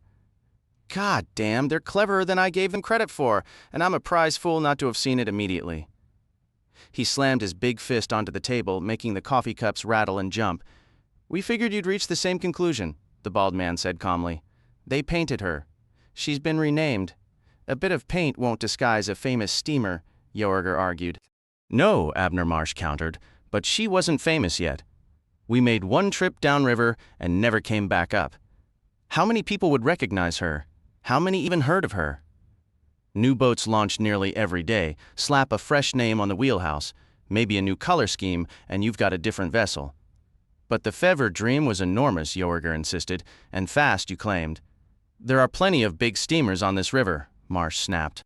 Sure, she was bigger than almost all of them except the Eclipse, but how many folks can judge that at a glance without another boat beside her for comparison? As for speed, it's simple to keep her time slow. That way, she doesn't become the talk of the river. The thought infuriated him. He knew that's exactly what they'd do, run her well below her potential to stay unnoticed. It felt like a desecration. The trouble is, the bald man grumbled, we have no idea what name they painted on her. Finding her won't be simple. We could board every boat on the Mississippi searching for those people you're after, but... He shrugged. No, Abner Marsh declared. I'll find her easier than that. No amount of paint can change the Fevre Dream, so I won't know her when I see her. We've come this far and we'll keep going, all the way to New Orleans. He tugged thoughtfully at his beard. Mr. Grove, he said, turning to his mate, fetch our pilots. They're lower river men. They ought to know the steamers down here well. Ask them to go over those stacks of newspapers I've been saving and mark any boat unfamiliar to them. Right away, Captain, Grove replied. Abner Marsh turned back to the detectives. I don't believe I'll be needing your services further, gentlemen, he said, but if you happen to come across that steamer, you know how to reach me. I'll see you're well compensated. He stood. Now, if you'll follow me to the clerk's office, I'll settle the remainder of your fee. They remained tied up at Vicksburg for the rest of the day. Marsh had just finished a disappointing supper, a plate of sadly undercooked fried chicken and some limp potatoes, when Cat Grove pulled up a chair beside him, a slip of paper in hand. It took them most of the day, Captain, but they finished, Grove reported. There are too damn many boats, though. Must have been 30 neither of them recognized. I went over the papers myself, checking the advertisements and such for details on the boats' sizes, who the masters were, that sort of thing. I knew some names and was able to cross off a lot of sternwheelers and smaller craft. How many are left? Just 4, said Grove. 4 large sidewheelers that nobody's ever heard of? He handed the list to Abner Marsh. The names were printed carefully in block letters, one below the other. B. Schroeder, Queen City. Ozymandias, F.D. Heckinger. Marsh stared at the paper for a long time, frowning. Something there ought to mean something to him, he felt certain, but he couldn't grasp what or why. Does it make any sense, Captain? It's not the B. Schroeder, Marsh said suddenly. They were assembling her up in New Albany around the same time they were building the Fevre Dream. He scratched his head. That last boat, Grove said, pointing. Look at those initials, Captain. F.D. could stand for Fevre Dream, maybe. Maybe, Marsh conceded. He said the names aloud. F.D., Heckinger, Queen City, Ozy, that one was difficult. He was glad he didn't have to spell it. Ozymandias. Then Abner Marsh's mind, his slow, deliberate mind that never forgot a thing, tossed the answer up before him like a piece of driftwood flung by the current. He'd puzzled over that very word before, briefly and not long ago, while flipping through a book in his cabin. A flicker of memory. A quiet evening, the smell of old paper and river damp surfaced. Wait, he said to Grove. He rose and strode off to his quarters. The books were in the bottom drawer of his chest. He returned moments later, a volume in his hand. What's that? Grove asked. Damn poems, Marsh muttered. He thumbed past Byron, found nothing, and moved to Shelley. There it was, staring back at him. He scanned the lines once, leaned back with a scowl, then read them again more slowly. Captain Marsh? Grove ventured. Hear this, Marsh commanded, and his voice filled the quiet room as he read aloud. My name is Ozymandias, King of Kings. Look on my works, ye mighty, and despair. Nothing beside remains. Round the decay of that colossal wreck, boundless and bare, the lone and level sands stretch far away. What is it? It's a poem, Abner Marsh stated flatly. A damn poem. But what's it mean? It means, Marsh said, shutting the book with a firm snap, that Joshua is feelin' low and defeated. You wouldn't grasp the why of it, Mr. Grove? The part that matters to us is that we're huntin' a steamboat called the Ozymandias. Grove produced another slip of paper. I copied some things from the newspapers, he explained, squinting at his own handwriting. Right, that Ozy, that boat. It's on the Natchez Run. Captain listed as J. Anthony. Anthony, Marsh repeated. Hell, Joshua's middle name was Anton. You said Natchez? Natchez to New Orleans, Captain. We lay over here tonight. At first light tomorrow, we head for Natchez. You understand me, Mr. Grove? I don't aim to waste a single minute of daylight. When that sun cracks the horizon, I want our steam up and ready. Perhaps Joshua had nothing left but despair, but Abner Marsh was carrying a full load of something else entirely. There were scores to settle, and when he was finished, there'd be less left of Damon Julian than remained of that crumbled statue in the verse. Aboard the steamer Eli Reynolds, Mississippi River, October 1857, Abner Marsh did not sleep that night. He passed the long, dark hours in his chair on the hurricane deck, his back to the hazy glow of Vicksburg, staring out at the river. The air was cool and still, the water a sheet of black glass. Now and then, another steamer would loom into sight, wrapped in flame and smoke and a shower of sparks, shattering the calm as it churned past. But then the vessel would dock or vanish around a bend, its whistle fading, and the darkness would stitch itself back together, smooth and unbroken once more.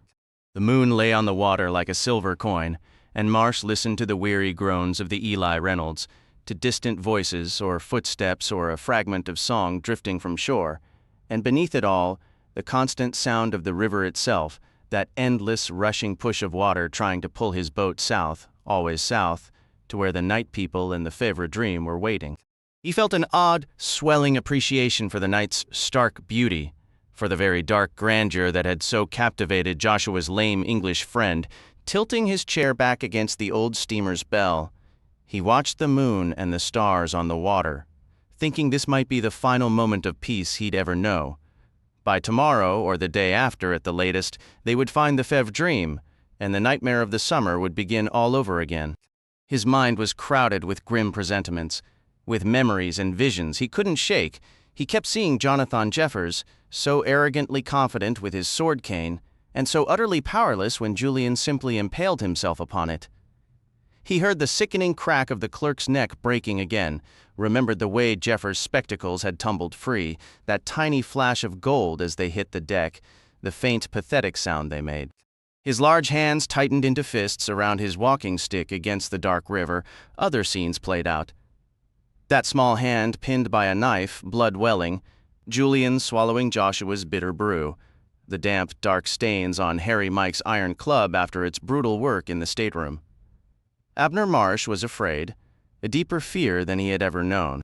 To drive the phantoms from the night, he summoned his own dream, a vision of himself standing before the captain's cabin door, the heavy buffalo gun steady in his hands.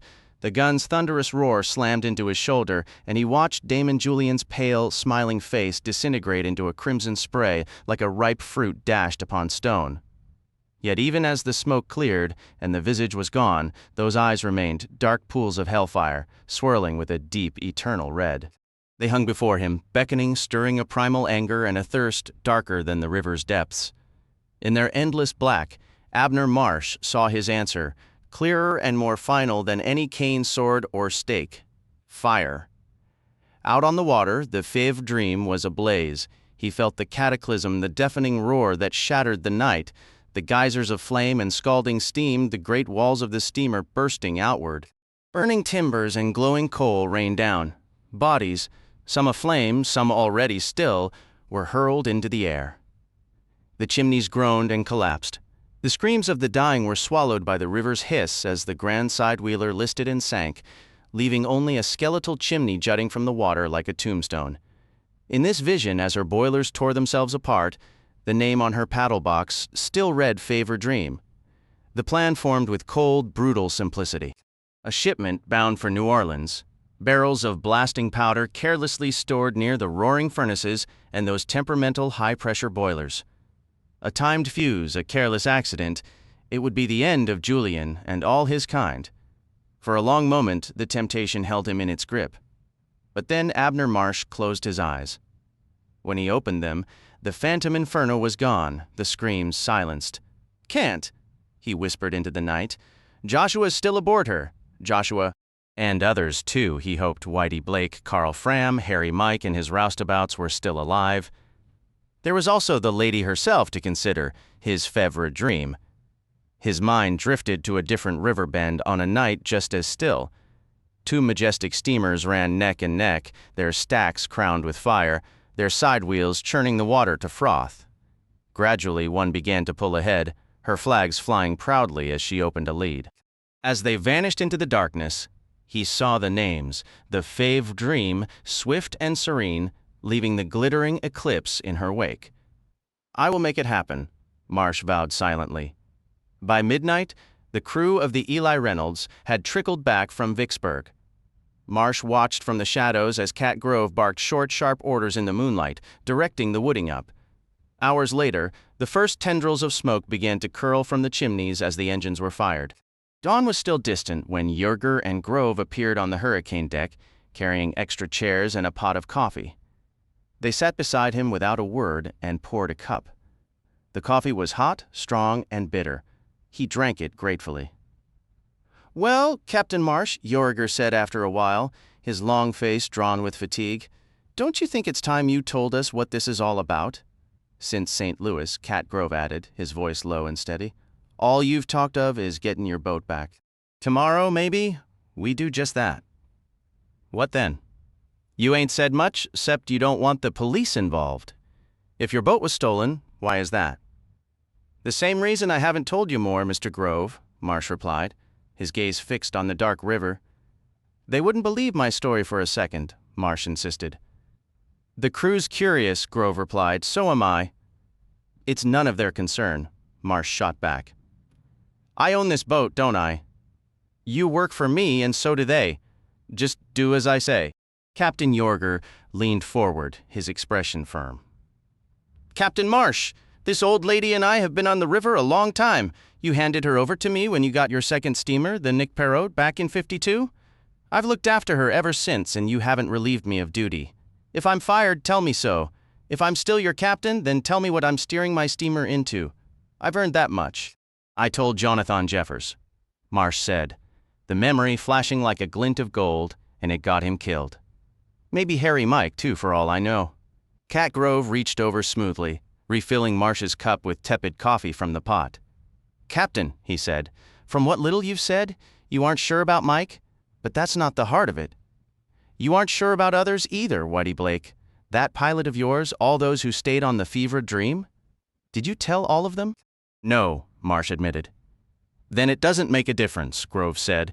"If there's danger downriver, we have a right to know," York pressed. Abner Marsh considered that and saw the fairness in it. "You're right," he said, "but you won't believe it, and I can't have you leaving. I need this steamer." "We aren't going anywhere," Grove assured him. "Tell us the story." So Abner Marsh let out a weary sigh and told the tale once more. When he finished, he studied their faces. Both wore cautious, unreadable expressions. "It's difficult to accept," said York. "I believe it," Grove stated. "Ain't any harder to believe than ghosts. I've seen ghosts myself, hell, plenty of times." "Captain Marsh," York continued, "you've spoken a lot about finding the Fevre Dream, but seldom about what you intend to do after. Do you have a plan?" Marsh thought of fire, of boilers roaring and bursting, of the screams of his enemies. He pushed the image aside. "I'm taking back my boat," he declared. "You saw my gun. Once I blow Julian's head off, I figure Joshua can handle the rest. You say you tried that before, with Jeffers and Dunn, back when you still controlled the steamer and its crew. Now, if your detectives were right, the boat's full of slaves and cutthroats. You can't get aboard without being recognized. How will you reach Julian?" Abner Marsh hadn't truly given it much thought. But now that York had pointed it out, it was plain he couldn't just stomp across the stage, buffalo gun in hand, alone, which was more or less what he'd intended. He pondered a moment. If he could board as a passenger, but York was right, that was impossible. Even if he shaved, there was no one on the river who looked even remotely like Abner Marsh. "We'll go in force," Marsh said after a brief pause. "I'll take the whole damn crew of the Reynolds. Julian and Sour Billy probably figure I'm dead. We'll surprise them. By day, of course, I'm not taking any more chances with the light. None of the night folks have ever seen the Eli Reynolds, and I reckon only Joshua ever heard the name. We'll steam right up beside her, wherever we find her landed, and we'll wait for a good, bright, sunny morning. Then me and all those who'll come with me will march over. Scum is scum, and whatever drag Sour Billy scraped up in Natchez aren't going to risk their skins against guns and knives. Maybe we'll have to deal with Billy himself, but then the way's clear. This time I'll make damn sure it's Julian before I blow his head off." He spread his hands. "Satisfied? Sounds good," said Grove. York looked more doubtful, but neither had any better suggestions, so after a short discussion they agreed to his plan. By then, dawn had touched the bluffs and hills of Vicksburg, and the Eli Reynolds had her steam up, ready to move. Abner Marsh stood up and stretched his limbs, feeling surprisingly energetic despite having been awake the entire night. "Let's get moving," he called out to the pilot, who was already heading toward the modest pilot house. "Take us to Natchez." Crew members untied the ropes securing the boat to the dock, and the stern wheeler reversed away from the landing, swung its paddle around, and eased into the main channel. To the east, the first hints of dawn painted the sky in shifting shades of red and gray, while the clouds in the west took on a soft, rosy glow. For the first couple of hours, they made steady progress, passing Warrenton, Hard Times, and Grand Gulf. A few larger steamers overtook them, which was no surprise. The Eli Reynolds wasn't designed for speed. Abner was content enough with their pace that he went below deck for a short while. There, he carefully inspected and cleaned his revolver, ensuring it was loaded, then ate a hurried breakfast of hotcakes dotted with blueberries and a side of fried eggs. Somewhere between St. Joseph and Rodney, the sky began to cloud over, a development Marsh found irritating. Not long after, a minor storm swept across the river. In his opinion, It wasn't much of a storm at all, hardly enough thunder, lightning, or rain to bother anyone. But the young pilot, cautious and inexperienced, decided to play it safe. He tied up at a woodyard for a full hour, leaving Marsh to pace the decks impatiently. A more daring pilot like Fram or Albright would have plowed right through, but you couldn't expect that kind of nerve on a boat like this. The rain fell in a cold, dreary drizzle. When it finally cleared, however, a vivid rainbow arched across the sky, which lifted Marsh's spirits considerably. There was still plenty of daylight left to reach Natchez before nightfall. Just 15 minutes after getting underway again, the Eli Reynolds ran hard aground on a sandbar. It was an infuriating, avoidable error. The pilot, still green and eager to regain lost time, had attempted a risky shortcut instead of following the main channel's wide eastern bend. A month or two earlier, when the river was higher, it might have been a clever maneuver. Now, with the water level down, even a shallow draft steamer like the Reynolds couldn't manage it. Marsh cursed loudly, stomping about in a fury, his temper worsening when it became obvious they couldn't simply back off the bar. Cat Grove and his crew brought out the winches and grasshopper poles and set to work. As if to mock their efforts, a few passing showers drenched them, making the task even more miserable. After 4.5 soggy, exhausting hours, the pilot finally restarted the stern wheel.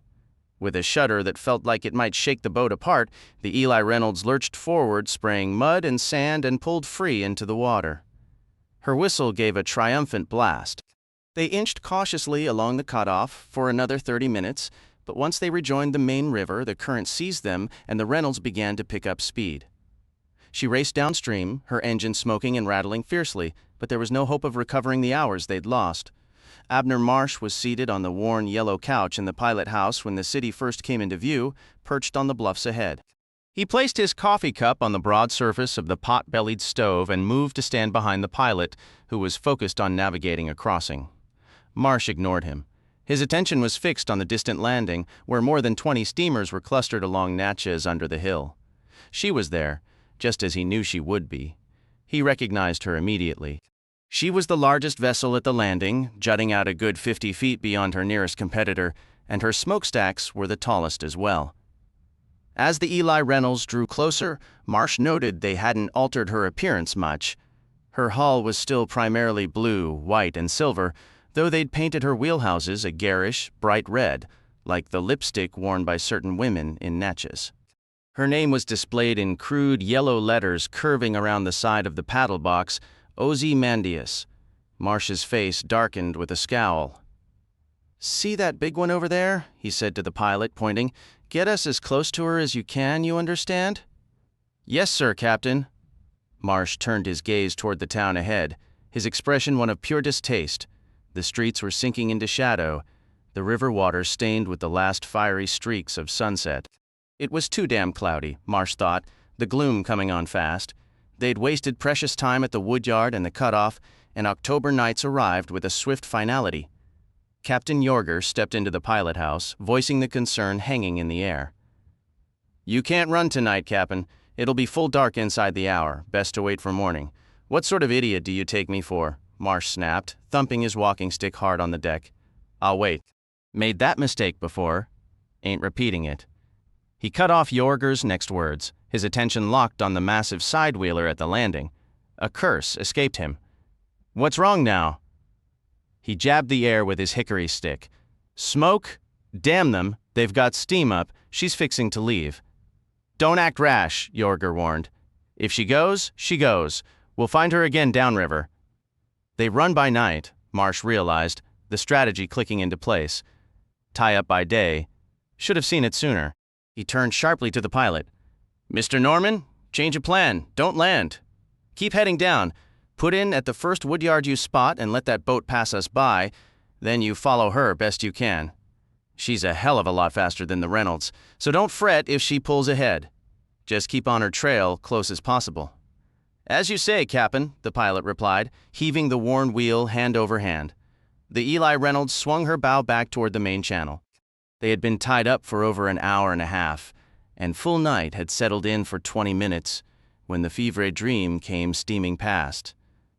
A cold shiver traced Marsh's spine as she approached. The great sidewheeler moved with a silent, liquid grace that was unnerving, reminding him unsettlingly of Damon Julian's predatory stroll. She was a ghost of a boat. Only a dull, hellish glow from her furnace fires lit the main deck.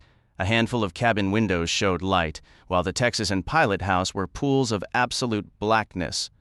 Marsh squinted, thinking he saw a lone figure at the wheel, but distance made it uncertain.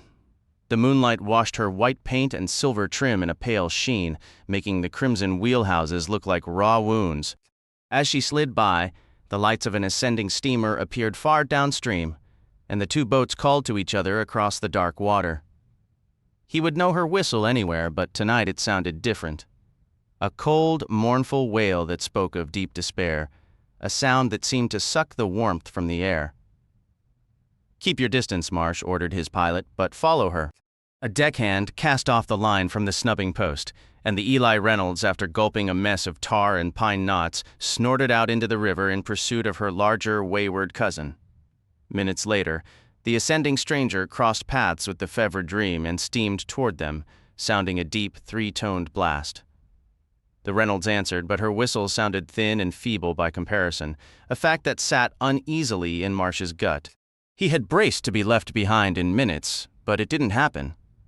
For 2 solid hours, the Eli Reynolds churned downstream in the bigger boat's wake. She lost sight of her around river bends 6 times, only to find her again moments later. The gap between them widened, but so gradually it was barely worth noting. "We're near full out," Marsh said to Yorger, a grim smile touching his lips. "But they're just loafing. Unless they turn up the red, I reckon they'll stop at Bayou Sara. That's where we'll catch them." The smile held, tight and expectant. Fitting, isn't it? With 18 massive boilers to feed and a huge hull to propel, the Fevre Dream consumed far more fuel than her smaller shadow. She halted for wood several times, and on each occasion the Eli Reynolds managed to close some of the gap, though Captain Marsh prudently ordered his pilot to throttle back to quarter speed to avoid overtaking the sidewheeler during her refueling stops. The Reynolds herself paused once to load her nearly empty main deck with 20 cords of freshly cut beech, and when she shoved back out into the channel, the lights of the Fevre Dream had diminished to a faint, ruddy smudge on the dark water ahead. But Marsh commanded a barrel of lard be tossed into the furnace. The surge of heat and steam soon reclaimed most of the lost distance. Near the confluence where the Red River spills into the broader Mississippi, a comfortable mile lay between the two steamers.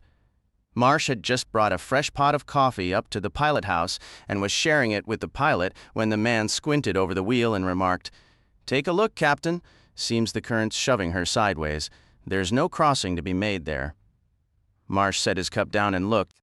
The Fevre Dream appeared much closer suddenly, he thought, and the pilot was correct. He could see a generous stretch of her port side. If she wasn't attempting a crossing, perhaps the waters surging in from the lesser river were causing her sheer. But he couldn't fathom a competent pilot allowing that. "She's just angling around a snag or a sandbar," Marsh said, though his voice lacked conviction. As he watched, the sidewheeler seemed to turn even more until she was practically broadside to them. He could make out the lettering on her wheelhouse in the moonlight.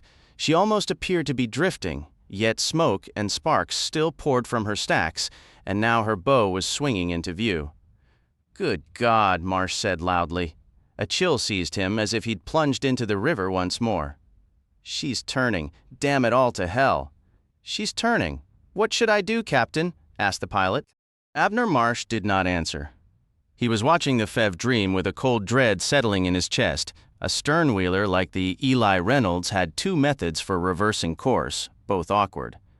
If the channel permitted, she could execute a wide U-turn, but that required considerable room and thrust. Otherwise, she had to stop, reverse her paddle, back and turn, stop again, and start forward to complete the maneuver. Either way took time, and Marsh wasn't sure they could even manage it here. A sidewheeler, by contrast, was far more nimble. A sidewheeler could simply reverse one wheel while keeping the other driving forward, spinning about as neatly as a dancer on a toe. Now Abner Marsh could see the forecastle of the Fevre Dream. Her stages, drawn up, resembled 2 long white fangs in the moonlight, and pale figures clad in dark clothing were gathered on the forward sections of the main and boiler decks. The Fevre Dream loomed ahead, larger and more formidable than ever. She had nearly finished her pivot, and the Eli Reynolds was still paddling toward her. Whap, whap, whap, paddling straight toward those white, maggot-like faces and the darkness and the hot, glowing eyes. "You damn fool," Marsh roared. "Stop her, back her, damn you, turn her. Are you blind? They're coming for us." The pilot shot him a bewildered look and moved to halt the paddle wheel and begin the turn, but even as he did, Abner Marsh knew it was far too late. They'd never come around in time, and even if they did, the Fevre Dream would be upon them in minutes anyway. Her superior power would be decisive once both vessels were fighting the current. Marsh seized the pilot's arm. "No," he shouted. "Keep on, faster, go wide around them, get more lard in there, quick, damn it! We have to shoot past them before they're on us, you hear me?" The Fevre Dream was now creeping toward them, her decks alive with the night folk. Smoke billowed from her stacks, and Marsh could nearly make out the shadowy forms waiting on deck. The pilot's hand moved toward the steam whistle cord, but Marsh seized his arm once more. "Don't!" he barked. "We'll run right into her!" The pilot argued. "Captain, we have to signal which side we're passing on." "Let them wonder," Marsh growled. "It's our only shot, damn it! Now stoke that fire!" Over the dark, moon-washed river, the Fevre Dream let out a piercing shriek of triumph. To Abner Marsh, it sounded like some hellish wolf baying at the hunt. On the steamer Ozymandias, Mississippi River, October 1857. "Well, now," drawled sour Billy Tipton, "he's bringing himself right to our doorstep. Ain't that considerate?" "You are certain it is Marsh, Billy?" Damon Julian inquired. Sour Billy passed him the telescope. "See for yourself, right up in the pilot house of that old tub. No one else is that heavy or that pockmarked. Lucky I got curious about why they were lagging behind us all this time." Julian lowered the glass. "Indeed," he said, a faint smile touching his lips. "What would we ever do without you, Billy?" Then the smile vanished. "But, Billy, you gave me your word the captain was dead when he went into the river. I'm certain you remember. Don't you, Billy?" Sour Billy regarded him cautiously. "We'll finish the job proper this time, Mr. Julian." "Ah," Julian replied. "Yes. Pilot. When we pass, I want us within a few feet of their hull. Do you understand?" Joshua York briefly glanced away from the river, his hands never leaving the large black and silver wheel. His cold gray eyes met Julian's across the shadowy pilot house, then looked down quickly. "We will pass very near," York said, his voice empty. On the settee behind the stove, Carl Fram stirred feebly, pushed himself up, and shuffled over to stand behind York, gazing out with clouded, lifeless eyes. He moved slowly, wobbling like a drunkard. Looking at him now, it was hard to remember what a nuisance the pilot had been initially, Billy reflected. Damon Julian had handled Fram well enough. That day the lanky pilot had come sauntering back to the boat, unaware of the new order, and made some foolish boast about his 3 wives within Julian's earshot. Damon Julian had been entertained. "Since you won't be visiting the others anymore," Julian had told Fram afterward, "you'll have 3 new wives right here on our steamer. A pilot deserves his perks after all." And now Cynthia, Valerie, and Kara took their turns with him, careful not to take too much at once, but feeding regularly. As their only licensed pilot, Fram couldn't be allowed to die, even though York did most of the steering. Fram wasn't high and mighty anymore, nor any trouble. He barely spoke, and he shuffled when he walked, his skinny arms a map of tooth marks and old wounds, a sickly gleam in his eyes. Peering at the approach of Marsh's squat sternwheeler, Fram seemed to rouse a little. He even managed a thin smile. "Close," he mumbled. "She'll come in real close." Julian turned to him. "What do you mean, Mr. Fram?" "Nothin' much," said Fram, "'cept she's aimin' to ram you straight on." He grinned weakly. "I'd wager old Captain Marsh has that boat packed to the boiler deck with powder. It's an old river trick." Julian's eyes snapped back to the river. The stern wheeler was charging directly at the Fevre Dream, vomiting fire and smoke like a demon. "He's lyin'," Sour Billy insisted. "He always lies." "Look how fast she's coming," Fram said, and it was true. With the current at her back and her paddle churning madly, the stern wheeler was coming on like a bat out of hell. Mr. Fram is correct, stated Joshua York, and as he spoke, he was spinning the great wheel, hand over hand, with fluid, rapid grace. The Fevre Dream swung her bow sharply to port. A moment later, the oncoming stern-wheeler veered hard the other way, racing past them. They could just read the faded block letters on her side, Eli Reynolds. "It's a trick," Sour Billy yelled. "He's letting them slip away." Julian's voice was ice. "There are no explosives." "Close the distance," he ordered, and York immediately began to turn the wheel back. But the moment was lost.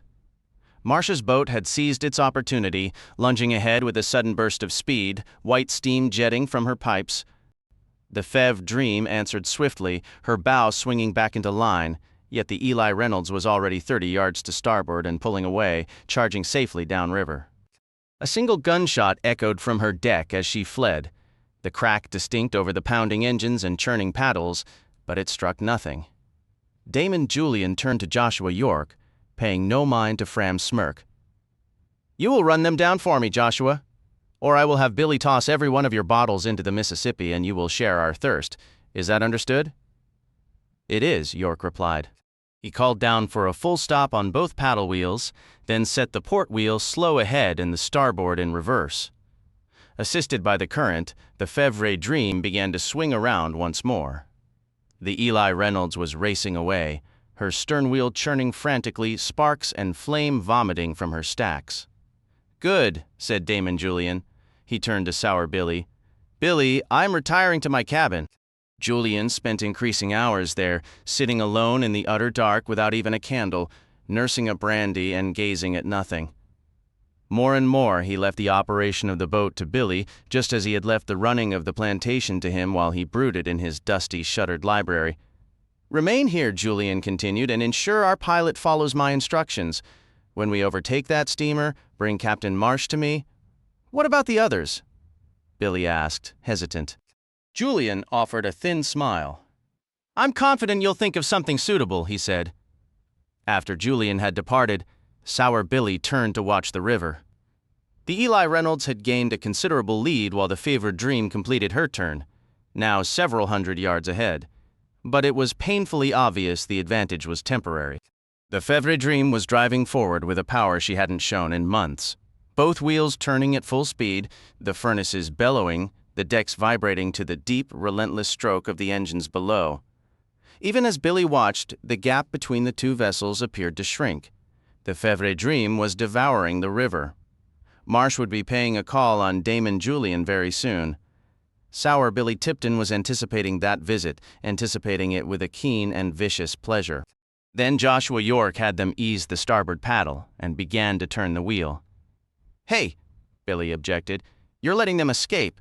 What do you think you're doing?" He reached back and drew his knife, waving it toward York's back. "What are you doing? Crossing the river, Mr. Tipton," York answered tonelessly.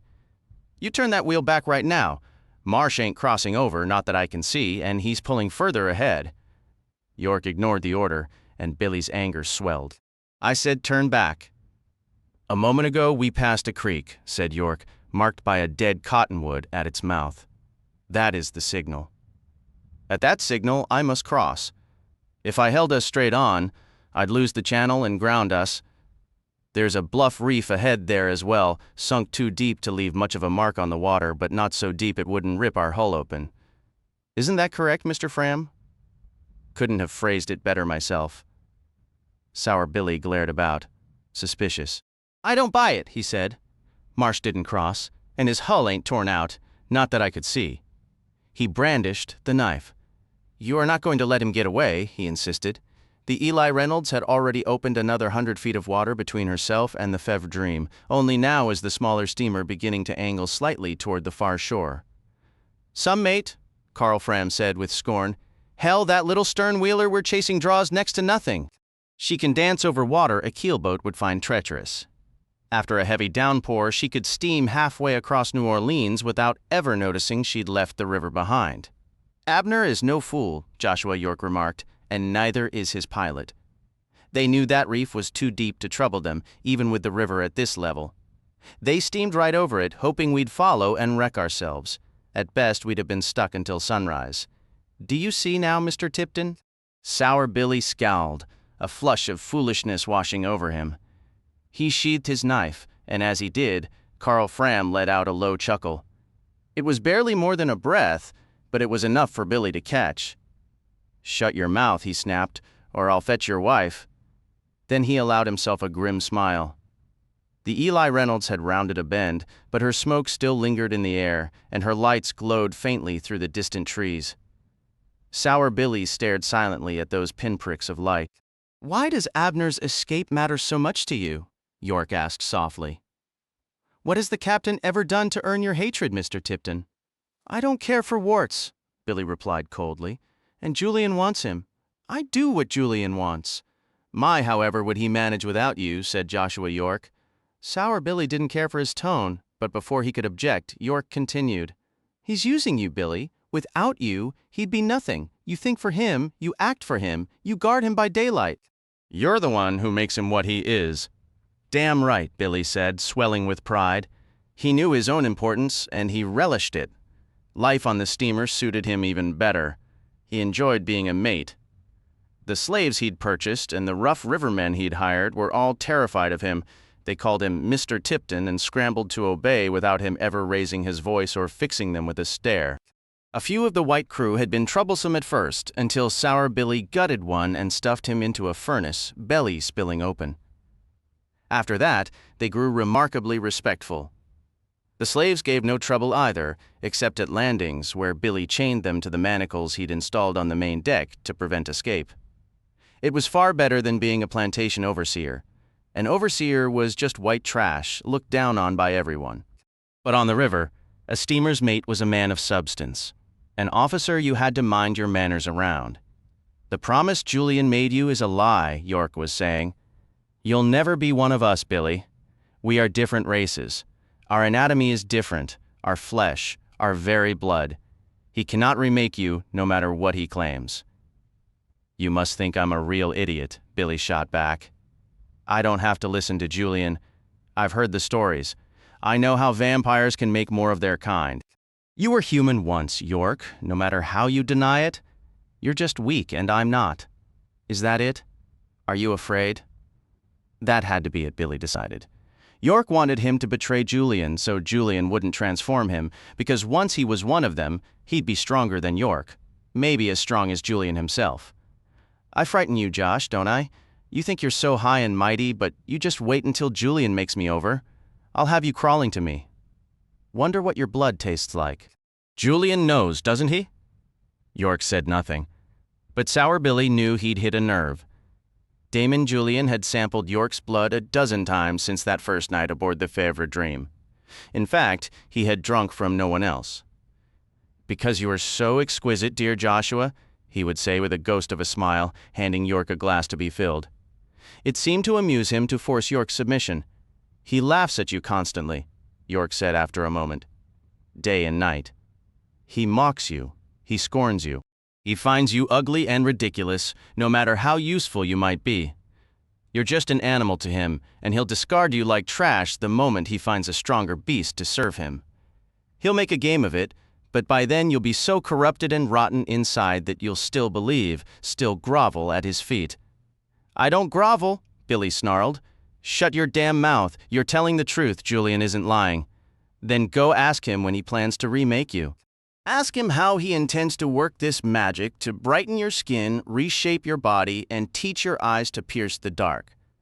Ask Julian if you believe he's being honest. And pay attention, Mr. Tipton. Listen closely for the scorn in his tone when he speaks to you." Sour Billy Tipton was boiling inside. It took every ounce of his will not to draw his blade and plunge it into Joshua York's wide back, but he knew York would just whirl on him, and Julian wouldn't be happy either. "Fine," he muttered. "Maybe I will ask him. He's been around longer than you, York, and he knows secrets you don't. Maybe I'll go ask him this very minute." Karl Fram let out another low laugh, and even York glanced away from the steering wheel to offer a mocking smile. "What's stopping you then?" York said. "Go ask him." Sour Billy headed below to the Texas deck to do just that. Damon Julian had claimed the captain's quarters that once belonged to Joshua York. Billy knocked respectfully. "Yes, Billy," came the quiet reply. He opened the door and stepped inside. The cabin was pitch black, but he could feel Julian's presence just a few feet away, shrouded in the gloom. "Have we run down Captain Marsh yet?" Julian inquired. "He's still ahead of us," Billy said, "but we're closing in, Mr. Julian. I can feel it." "Good. Then why have you come to me, Billy? I instructed you to remain with Joshua." "There's something I need to ask you," Sour Billy stated. He repeated everything Joshua York had told him. When he finished, the room fell into a deep silence. "Poor Billy," Julian said at last, his voice a soft murmur in the dark. "Do you harbor doubts, Billy? After all these years? If you doubt, you will never finish the transformation, Billy. That is the very source of dear Joshua's anguish. His uncertainties have trapped him in a halfway state, neither fully master nor fully cattle. Do you see? You must cultivate patience." "I'm tired of waitin'," Sour Billy insisted, a new edge of desperation in his voice. "It's been too long, Mr. Julian. Now we got this fine steamboat. Things are better than they ever were. I want to join you. You gave me your word." "So I did." Damon Julian gave a low chuckle. "Well then, Billy, I suppose we must begin, mustn't we? You have served me faithfully, and if you are this determined, how can I refuse you? You're much too valuable to lose." Sour Billy could scarcely believe what he was hearing. "You mean you'll do it?" In his mind, he already saw Joshua York regretting every smug word. "Naturally, Billy. A promise is a promise. When? The change cannot be accomplished in one evening. It will require time to remake you, Billy." "Years?" "Years?" Sour Billy said, his heart sinking. He had no interest in waiting years. In all the tales he'd heard, it never took years. "I fear so," Julian continued. "Just as you grew slowly from a child into a man, you must now grow from a servant into a master. We will feed you well, Billy. From the blood you will draw strength, grace, swiftness. You will drink life itself and feel it surge through your veins, until you are born anew into the darkness. It cannot be rushed, but it can be done. It shall be, as I vowed. You will have eternity and dominion, and the red thirst will burn within you. We will commence shortly." "How shortly?" "To begin, you must drink, Billy. For that, we require a vessel." He laughed softly, then his tone sharpened. "Captain Marsh," he declared. "He will serve nicely for you, Billy. When we overtake his steamer, bring him to me, as I have ordered, unharmed. I will not lay a finger on him. He will be yours, Billy. We will secure him in his own grand saloon, and you shall feed from him night after night. A man of his stature surely has gallons of blood in him. He will last a good long while, Billy, and carry you far along the path of your change. Yes, you will start with Captain Marsh the moment he is in our grasp. Run them down, Billy, for my sake and for your own." Chapter 25. Aboard the steamer Eli Reynolds, Mississippi River, October 1857. From the pilot house of the Eli Reynolds, Abner Marsh watched as the Fevre Dream swung into her crossing. He brought his cane down with a solid thump and let out a string of curses, though deep down he couldn't decide if he was more frustrated or oddly relieved. It would have shattered him completely to witness his beautiful lady tear herself apart on that cursed bluff reef. Marsh knew that much for certain. A part of him had been braced for the terrible sound of splintering wood, a sound that never came. The Fevre Dream remained a relentless shadow in their wake, and Abner Marsh knew that if Damon Julian ever closed the distance, his fate would be sealed. It felt like a hopeless situation, no matter which way he looked at it. Frowning, Marsh watched as the pilot of the Eli Reynolds adjusted the rudder to begin the crossing. The pursuing steamer was a terrifying vision cutting through the night, a boat he had designed to outpace the eclipse, now a monstrous threat he had to escape in one of the river's most worn-out vessels. "No choice left," he announced to the pilot. "This is a race now. Make sure we don't lose it." The pilot gave him a look of pure disbelief, and Marsh couldn't blame him. Maybe this was madness. He headed down to the main deck to assess the situation, where he found Cat Grove and the head engineer, Doc Turney, already in command. The air was thick with blistering heat. Flames roared and snapped within the furnace, licking out hungrily each time the firemen fed it more wood. Grove had every stoker working, their bodies slick with sweat as they slathered beech and pine knots with lard before tossing them into the fiery mouth. Grove moved among them with a pail of whiskey and a large copper ladle, offering each man a quick, burning drink without letting the rhythm break. Sweat poured in a steady stream down his bare chest, and his face, like those of his crew, was flushed crimson from the inferno. It was a miracle they could endure it, but the furnace never slowed. Doc Turney kept his eyes fixed on the boiler's pressure gauges. Marsh stepped closer to look. The needle was climbing steadily. "Haven't seen pressure this high in all my 4 years aboard," Turney shouted over the deafening noise of the furnace's roar, the hiss of steam, and the violent pounding of the engine. Marsh reached out cautiously, jerking his hand back at once. The boiler was searing to the touch. "What about the safety valve, Captain?" Turney yelled. "Keep it shut," Marsh ordered. "We need every bit of steam we can get." Turney frowned, but complied. Marsh watched the gauge as the needle continued its relentless climb. Steam screamed through the pipes, and the effect was immediate. The entire engine shuddered and thumped as if it might fly apart, while the paddle wheel spun with a frantic, whopping rhythm it hadn't managed in years, throwing a wide spray behind them and making the whole boat tremble with newfound force. The second engineer and the strikers darted around the machinery like tar-drenched monkeys, oiling and greasing the moving parts to keep the stroke smooth, a dangerous dance given the frantic speed of the Reynolds' aging engine. "Move!" Grove bellowed. "Faster with that lard!" Nearby, a burly, red-haired fireman stumbled back from the furnace, overcome by the heat. He dropped to his knees, but another stoker instantly took his place. Grove was there in a moment, pouring a ladle of whiskey over the man's head. Dazed and blinking, the fireman opened his mouth, and Grove tipped more liquor down his throat. Within minutes, the man was back on his feet, slathering lard on pine knots. Turney, looking grim, opened an escape pipe to vent a scalding jet of steam into the night, easing the pressure just slightly before it began to build again. Solder dripped and melted on some pipes, with crew standing ready to patch any that burst. Marsh was drenched, sweat soaking him from the damp steam and the furnace's dry, furious heat. All around, men ran and shouted, passing wood and lard, feeding the ravenous fire, tending the boiler and engines. The cacophony of the stroke and the wheel was overwhelming, and the furnace's flames bathed everyone in a hellish, shifting red glow. The air was a furnace, thick with the roar of machinery and the acrid bite of smoke. The steamer shuddered violently, a living thing in its death throes, yet it pushed forward through the dark water. Abner Marsh retreated from the engine room's oppressive heat, his clothes soaked through as if he'd plunged into the river itself. On the forecastle, a sudden gust of wind offered a fleeting, glorious chill. Up ahead, an island split the channel, and beyond it, a single light glimmered on the western shore. They were closing the distance with terrifying speed. "Hell's bells," Marsh muttered, then shouted it to the wind as if volume could make the impossible real. "Must be pushing 25, maybe 30. The Eli Reynolds was a plodding workhorse on her best day, but now the current was a fierce ally. Marsh charged up the staircase through the deserted main cabin and out onto the hurricane deck. Behind them, the boat's squat chimneys vomited a storm of sparks, and steam geysered from the escape pipes in a desperate bid to keep the boiler from tearing them all apart.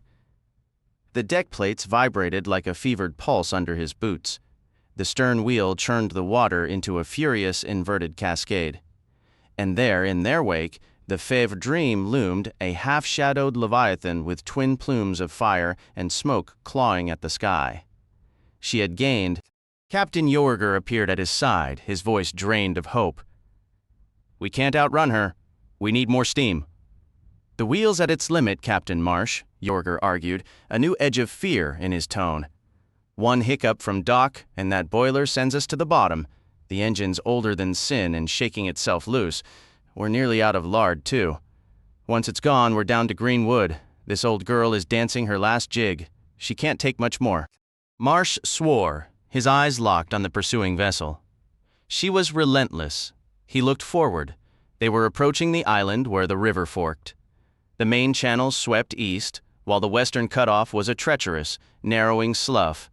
Even from here, Marsh could see the skeletal trees crowding the banks, their limbs like bony fingers reaching for the boat. He strode into the pilot house. "Take the cutoff," he ordered. The pilot, a younger man, turned with a look of pure astonishment. On the river, such decisions belonged to the man at the wheel. "No, sir," he said, struggling to keep his voice respectful. "Look at those banks, Captain. The water's dropping. I know that cutoff. It's not passable this season. We take her in there, we'll be stuck on a mudbank till spring." "Maybe," Marsh growled, "but if we can't squeeze through, that monster behind us sure as hell can't. She'll have to go the long way around. We lose her. Right now, losing her is the only thing that matters."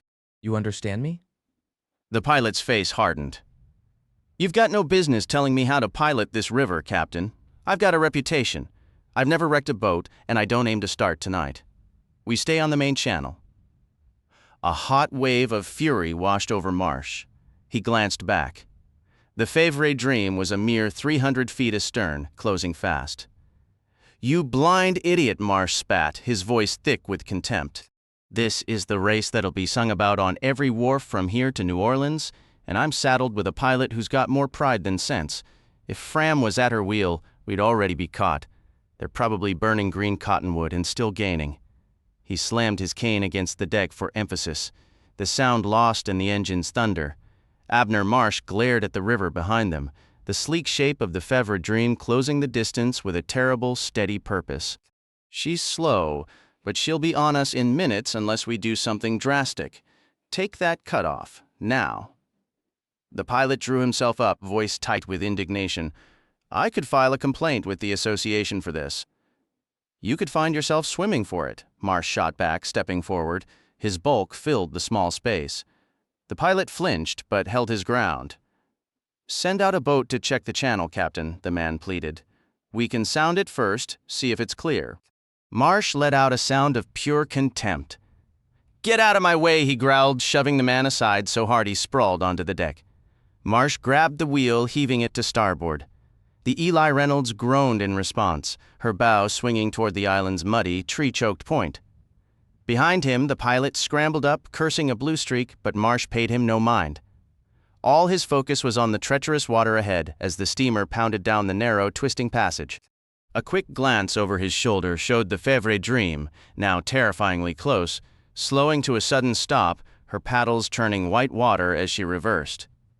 When he looked again, she was turning away, aiming for the main channel's eastern bend. A grim satisfaction flickered in Marsh, but it died instantly. The Eli Reynolds struck something massive. The jolt slammed Marsh's jaw shut with a crack, the coppery taste of blood flooding his mouth as he bit down hard. He clung to the wheel, knees buckling. The pilot, who had just regained his feet, was thrown down once more with a pained cry. The steamer's momentum carried her up and over the obstacle, a monstrous waterlogged tree, black as coal. Then came the noise, a deafening, shuddering cacophony of wood splintering and metal shrieking. The whole vessel trembled violently, as if seized by an angry giant before a final, sickening wrench tore through her stern. The paddle wheel hammered down onto the log with a sound of utter destruction. "God almighty!" The pilot yelled, struggling upright. "Give me the wheel!" "With pleasure," Marsh said, stepping aside. The Eli Reynolds, now free of the tree, charged drunkenly down the shallow channel, her hull shuddering and groaning as she plowed through one sandbar after another. Each impact stole more of her speed. The pilot rang the engine room bells frantically. "Full stop," he screamed. "Stop the paddle!" The great wheel turned a few last sluggish rotations and fell still. Twin geysers of white steam shot from the escape pipes with a furious hiss. Deprived of power, the steamer lost her heading and began to wallow, the steering wheel spinning uselessly in the pilot's hands. "The rudder's gone," the pilot stated flatly, as the boat ground to a final jarring halt against yet another bar. This time, Marsh did bite his tongue properly as he was thrown into the wheel. Pain, sharp and bright, lanced through his mouth. He pushed himself back up, spitting blood onto the deck. From somewhere below came a thin, panicked scream. "Damn it all!" the pilot cried. "Just look at this mess!" The damage was worse than Marsh feared. Not only was the rudder sheared away, but half the paddle wheel hung from the stern at a drunken angle, its wooden buckets smashed to kindling. With a final, weary groan, the Eli Reynolds vented another cloud of steam and settled into the mud, listing noticeably to starboard. "I told you we couldn't run this cutoff," the pilot whined, his fear now giving way to blame. "This time of year it's nothing but death traps. This is on your head, not mine." "Shut up," Marsh said, his voice low and dangerous. He was staring back through the skeletal trees toward the main river, now just a sliver of open water. It was empty. Perhaps the Fevre Dream had given up and moved on. Perhaps. How long to get around that eastern bend? He demanded. Why in hell does it matter? The pilot snapped. We're not going anywhere until the river rises next spring. You'll need a new rudder, a new wheel, and a damn miracle to get her off this bar. The bend, Marsh insisted, his tone leaving no room for argument. How long? The pilot sputtered in frustration. 20 minutes, maybe 30 if she's running full out, like she was. But I'm telling you. Marsh didn't wait to hear more. He threw open the pilot house door and bellowed across the stranded deck, his voice raw with urgency. Captain Yorger! To me, now, Abner Marsh had to shout 3 times before Yorger finally appeared, the old man taking a good 5 minutes to respond. My apologies, Captain, he said, his voice weary. I was down on the main deck. Irish Tommy and Big Johansson got themselves badly scalded. His eyes fell on the shattered paddle wheel and his shoulders slumped. My poor old girl, he murmured, his tone heavy with defeat. Marsh asked if a pipe had burst. More than one, Yorger admitted, forcing his attention away from the wreckage. Steam everywhere. Could have been a lot worse if Doc hadn't been quick to open the escape valves and kept them open. That impact we took shook everything loose. Marsh felt the weight of it all settle on him. This was the final, crushing blow.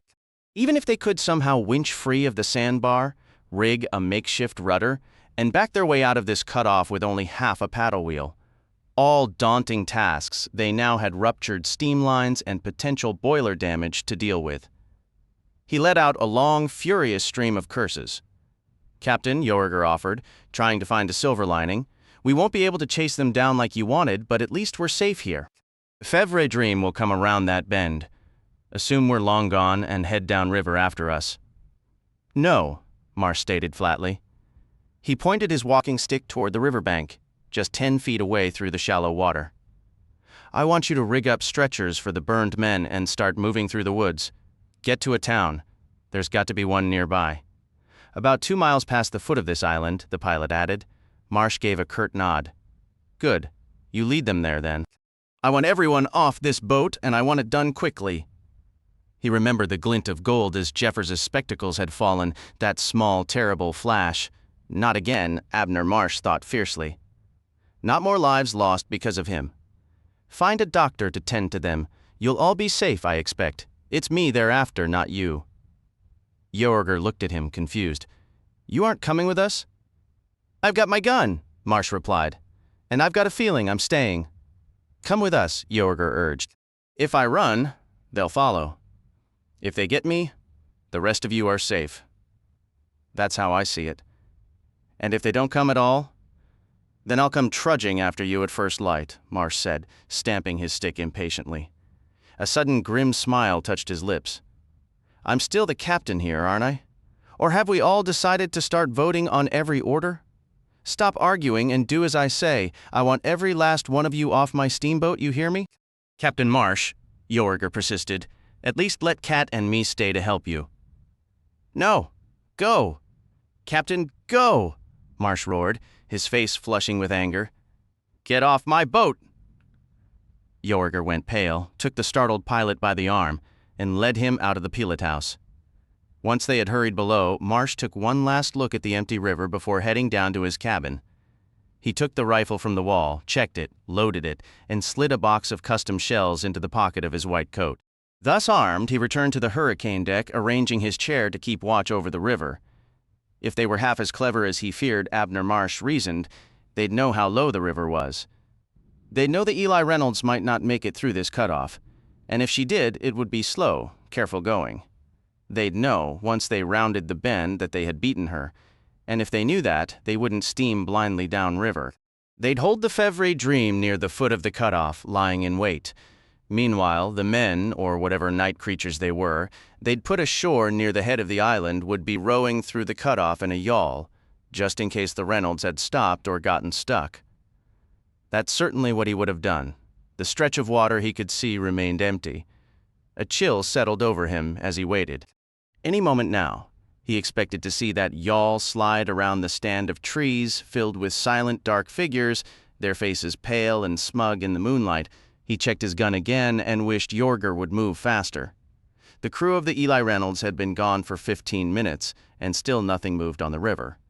The night, however, was full of sounds. The river's current whispered around the ruined hull of his steamboat, while the wind shook the trees and unseen creatures stirred in the distant woods. Abner Marsh stood up, his finger resting on the rifle's trigger, and carefully studied the upstream stretch. There was only the silt-laden water sliding over sandbars, tangled roots, and the fallen, blackened trunk that had shattered his paddle wheel. Driftwood drifted lazily past. Nothing more. "Maybe they ain't as clever as they think," he mumbled to himself. Then, from the edge of his vision, he caught a flash of something pale on the island midstream. He whirled, bringing the gun to his shoulder, but saw only the dark, impenetrable forest and the thick mud of the riverbank. A shallow 20 yards of water separated him from that silent, shadowed land. Marsh's breathing grew ragged. What if they didn't bring the yawl through the cutoff? What if they landed it and approached on foot? Beneath him, the Eli Reynolds let out a low groan, and Marsh's unease deepened.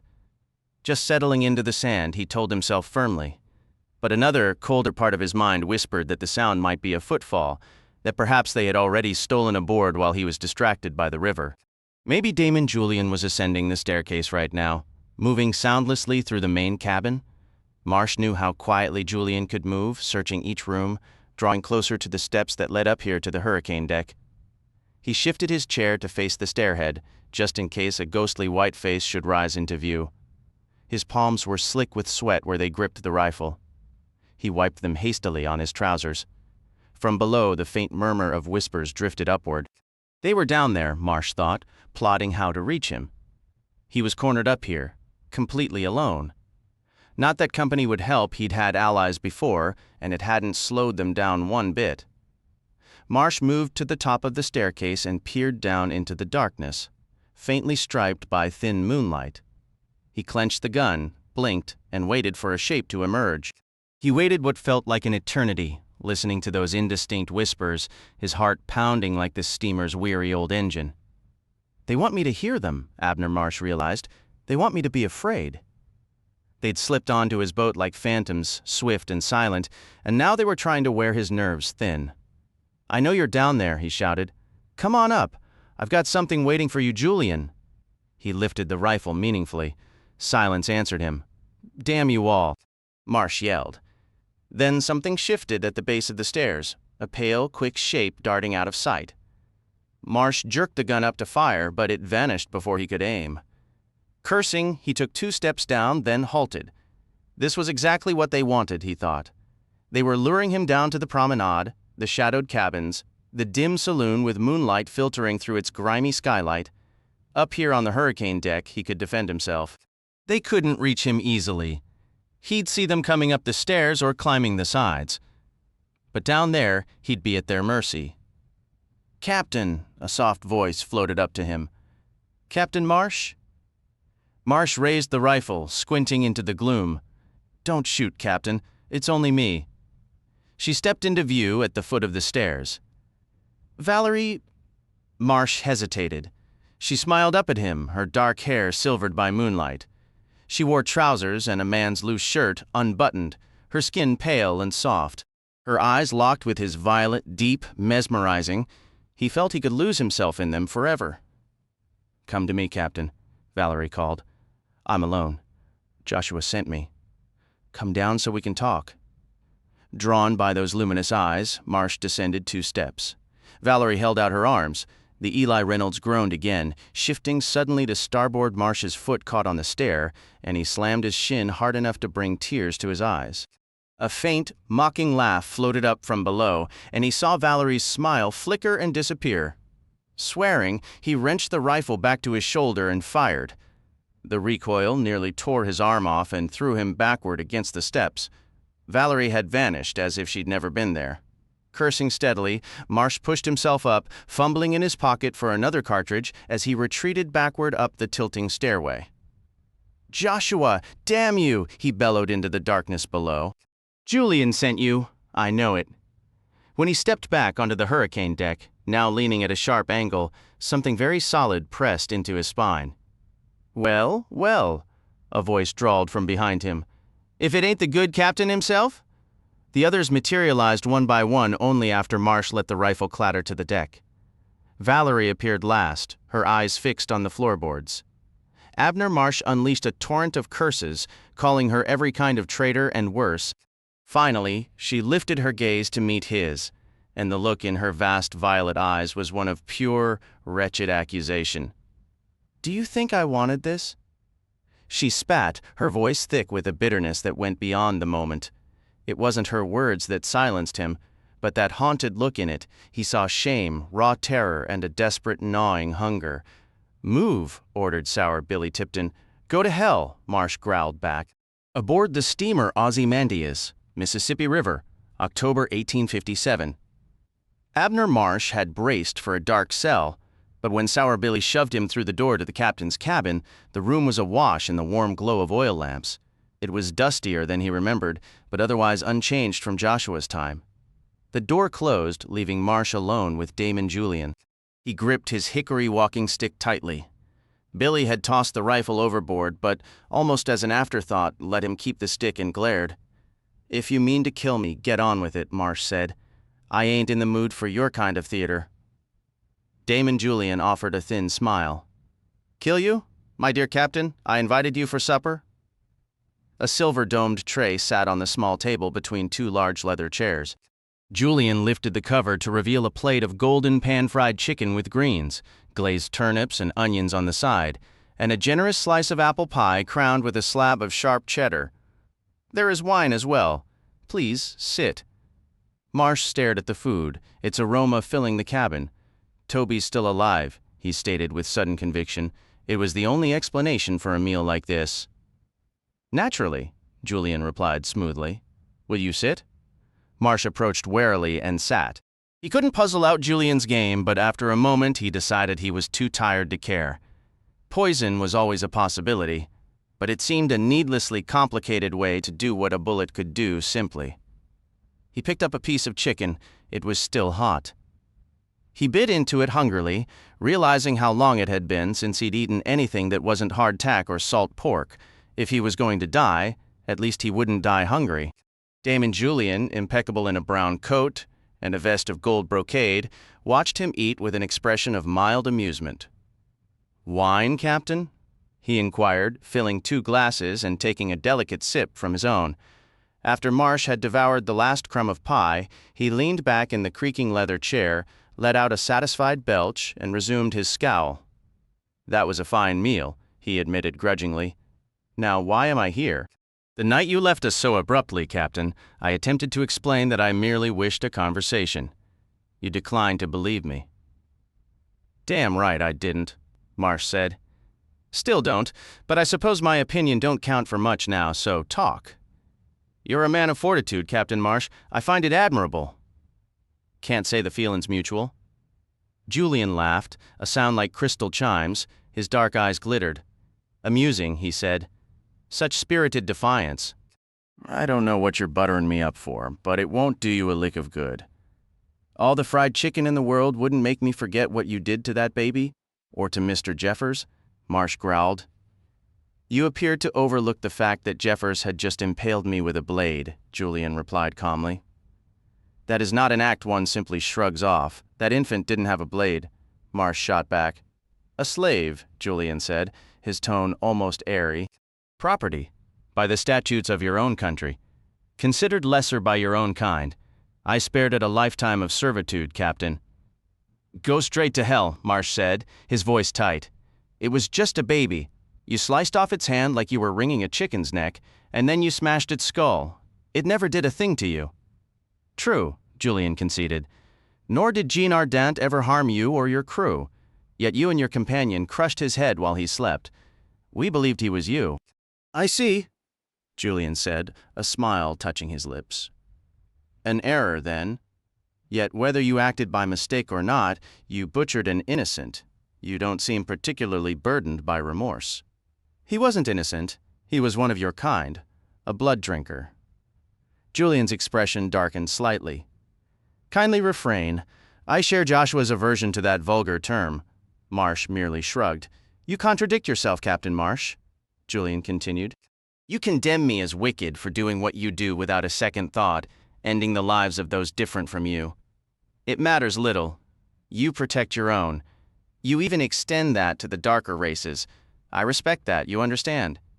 You know what you are? You comprehend your station, your fundamental nature. That is how it ought to be. In that regard, you and I are quite similar. I am nothing like you, Marsh insisted. Ah, but you are. Julian's eyes gleamed. We accept our true selves, you and I. We do not strive to become things we are not, things we were never intended to be. I detest the weak, the changelings who loathe themselves so deeply they must masquerade as something else. You feel precisely the same. I do not.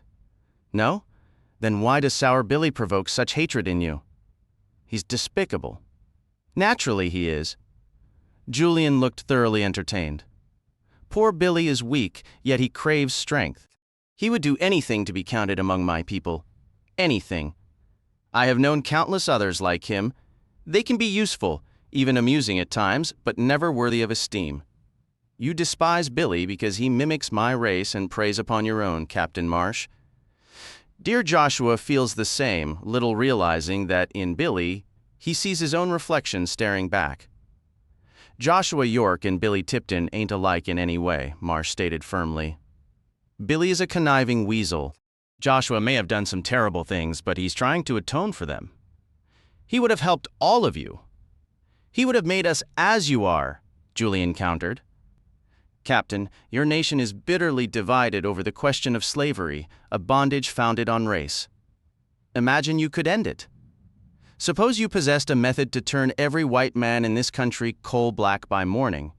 Would you do it? Abner Marsh's face contorted into a scowl.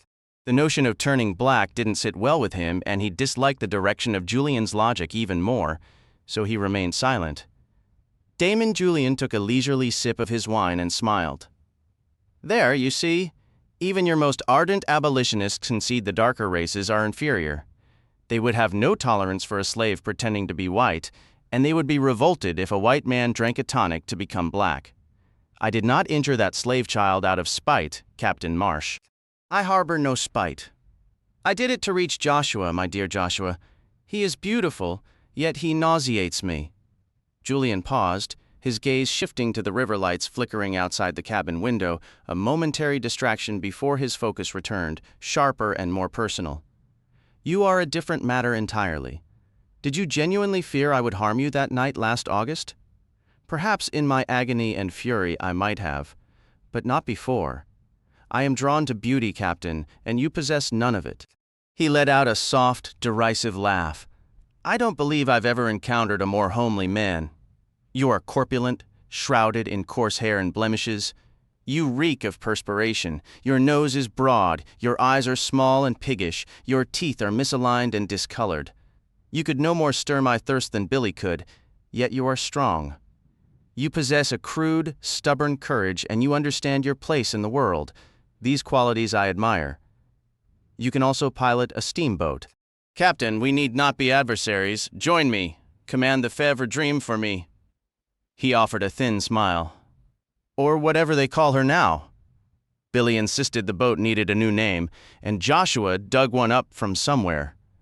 You can always change it back if you like. She, Marsh corrected.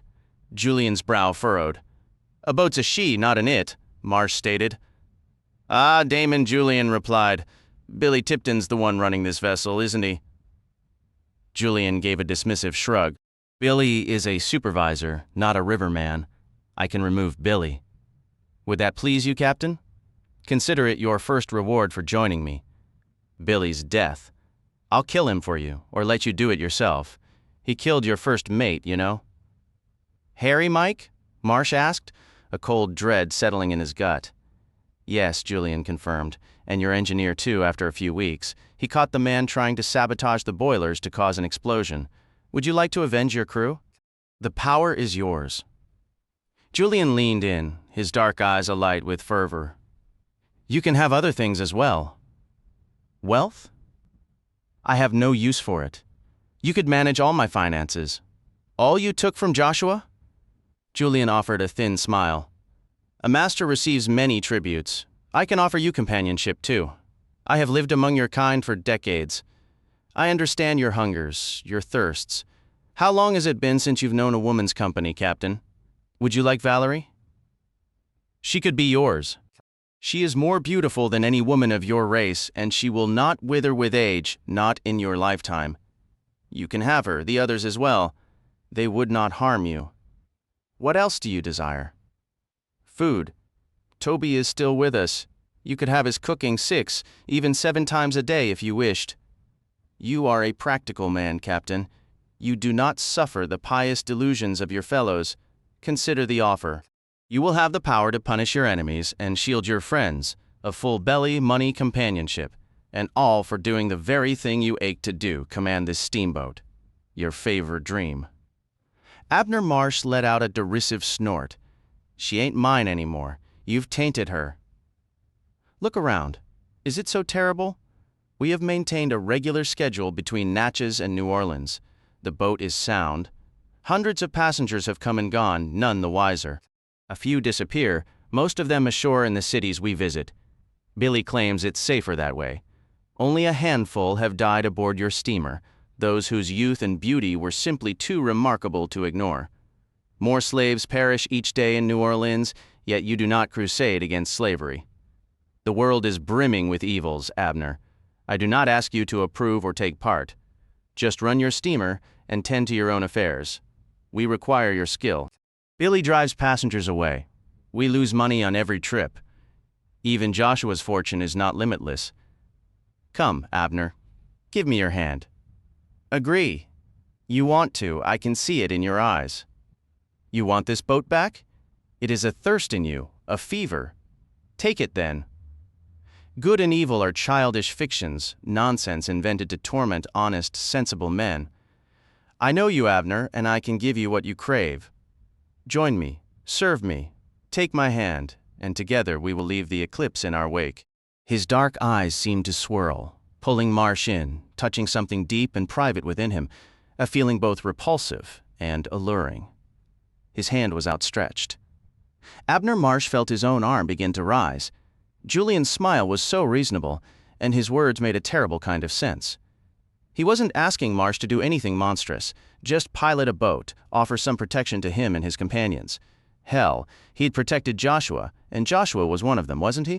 There might be some violence aboard, but a man had been strangled on the Sweet Fevre back in '54, and 2 gamblers were shot dead on the Nick Perot during his watch.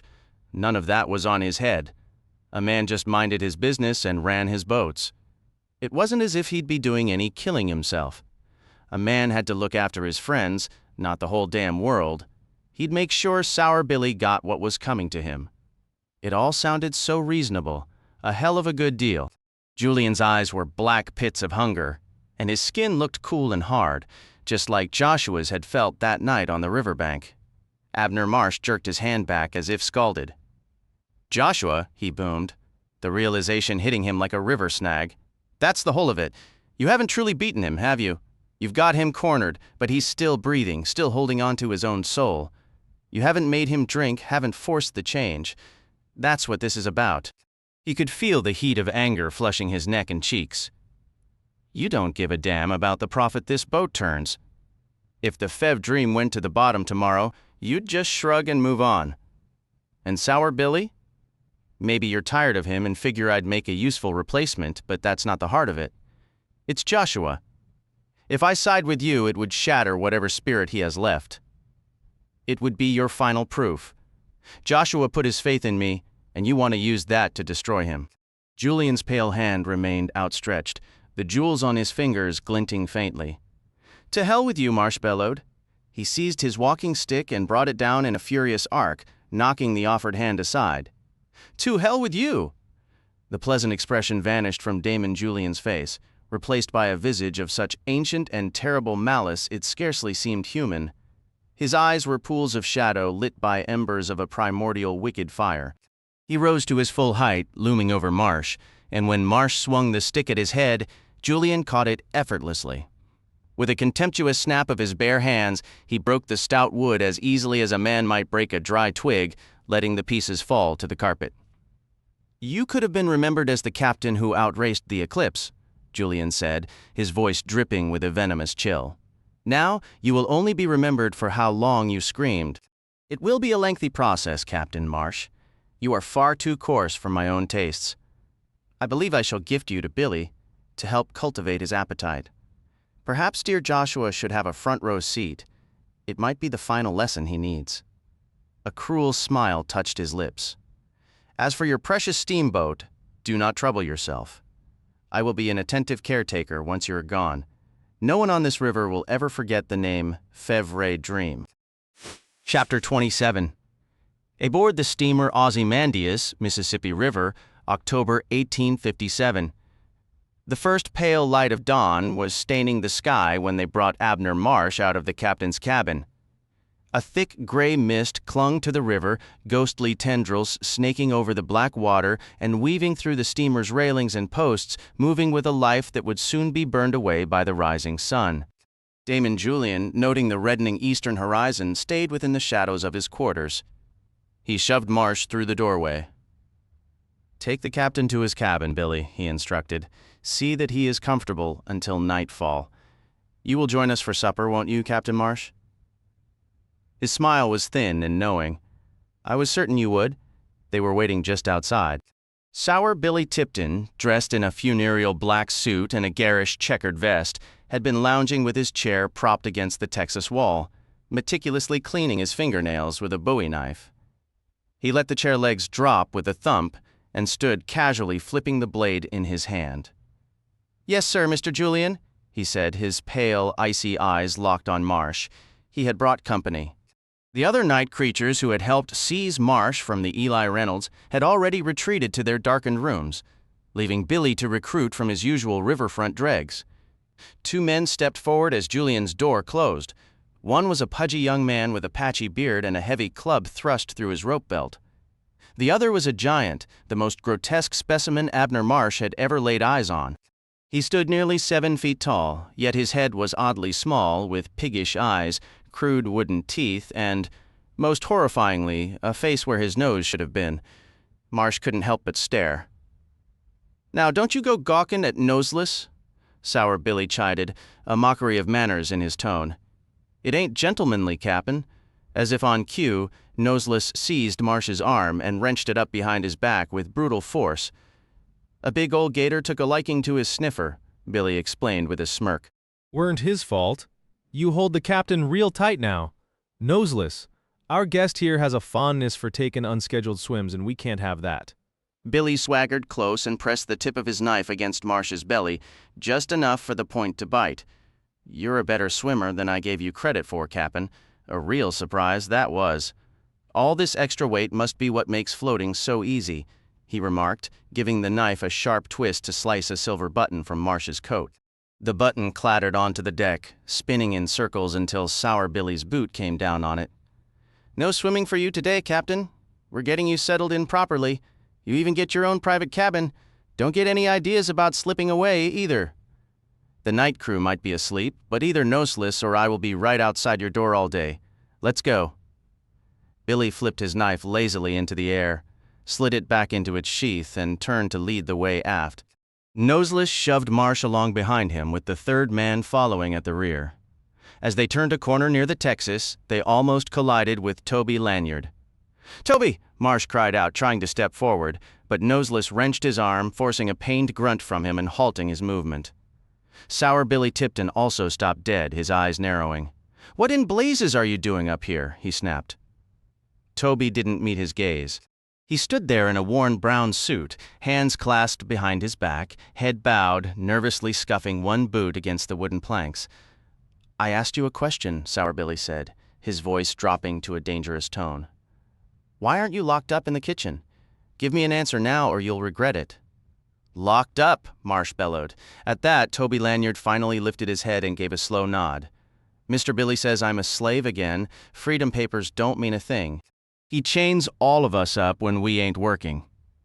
Sour Billy Tipton reached behind his back and drew his knife. "How did you get loose?" he demanded. "I broke his chains, Mr. Tipton," a voice called down from above. Everyone looked up. Joshua York stood on top of the Texas staring down at them. His white suit gleamed against the morning sun, a gray cloak billowing in the wind. "Now," said York, his voice calm but firm, "kindly release Captain Marsh." "But it's broad daylight," the stout young deckhand protested, pointing his oak cudgel toward the sun. He sounded terrified. "You get out of here," Sour Billy snarled at York, craning his neck awkwardly to see the man above. "You try anything funny and I'm calling for Mr. Julian." Joshua York offered a faint smile. "Is that so?" he said, glancing at the sun, now a burning yellow eye amidst a blaze of red and orange clouds. "Do you truly believe he would come?" Sour Billy's tongue darted nervously across his thin lips. "You don't scare me one bit?" He tightened his grip on the knife. "It's daytime and you're all alone up there." "No, he ain't," Toby Lanyard stated firmly. Toby's hands came out from behind his back. In one he held a meat cleaver, in the other a large, jagged-edged carving knife. Sour Billy Tipton stared, taking an involuntary step backward. Abner Marsh glanced over his shoulder. Noseless was still squinting up at Joshua, his grip on Marsh's arm having loosened just slightly. Marsh saw his opportunity. With all his considerable strength, he threw himself backward into the giant. Noseless stumbled and fell, and Marsh landed on top of him with all 300 pounds. The giant grunted as if struck by a cannonball, the air rushing from his lungs. Marsh wrenched his arm free and rolled aside just in time as a knife quivered in the deck an inch from his face. Marsh swallowed hard, then allowed himself a grim smile. He yanked the blade free and got to his feet. The man with the cudgel had taken 2 quick steps forward but then hesitated, stepping back instead.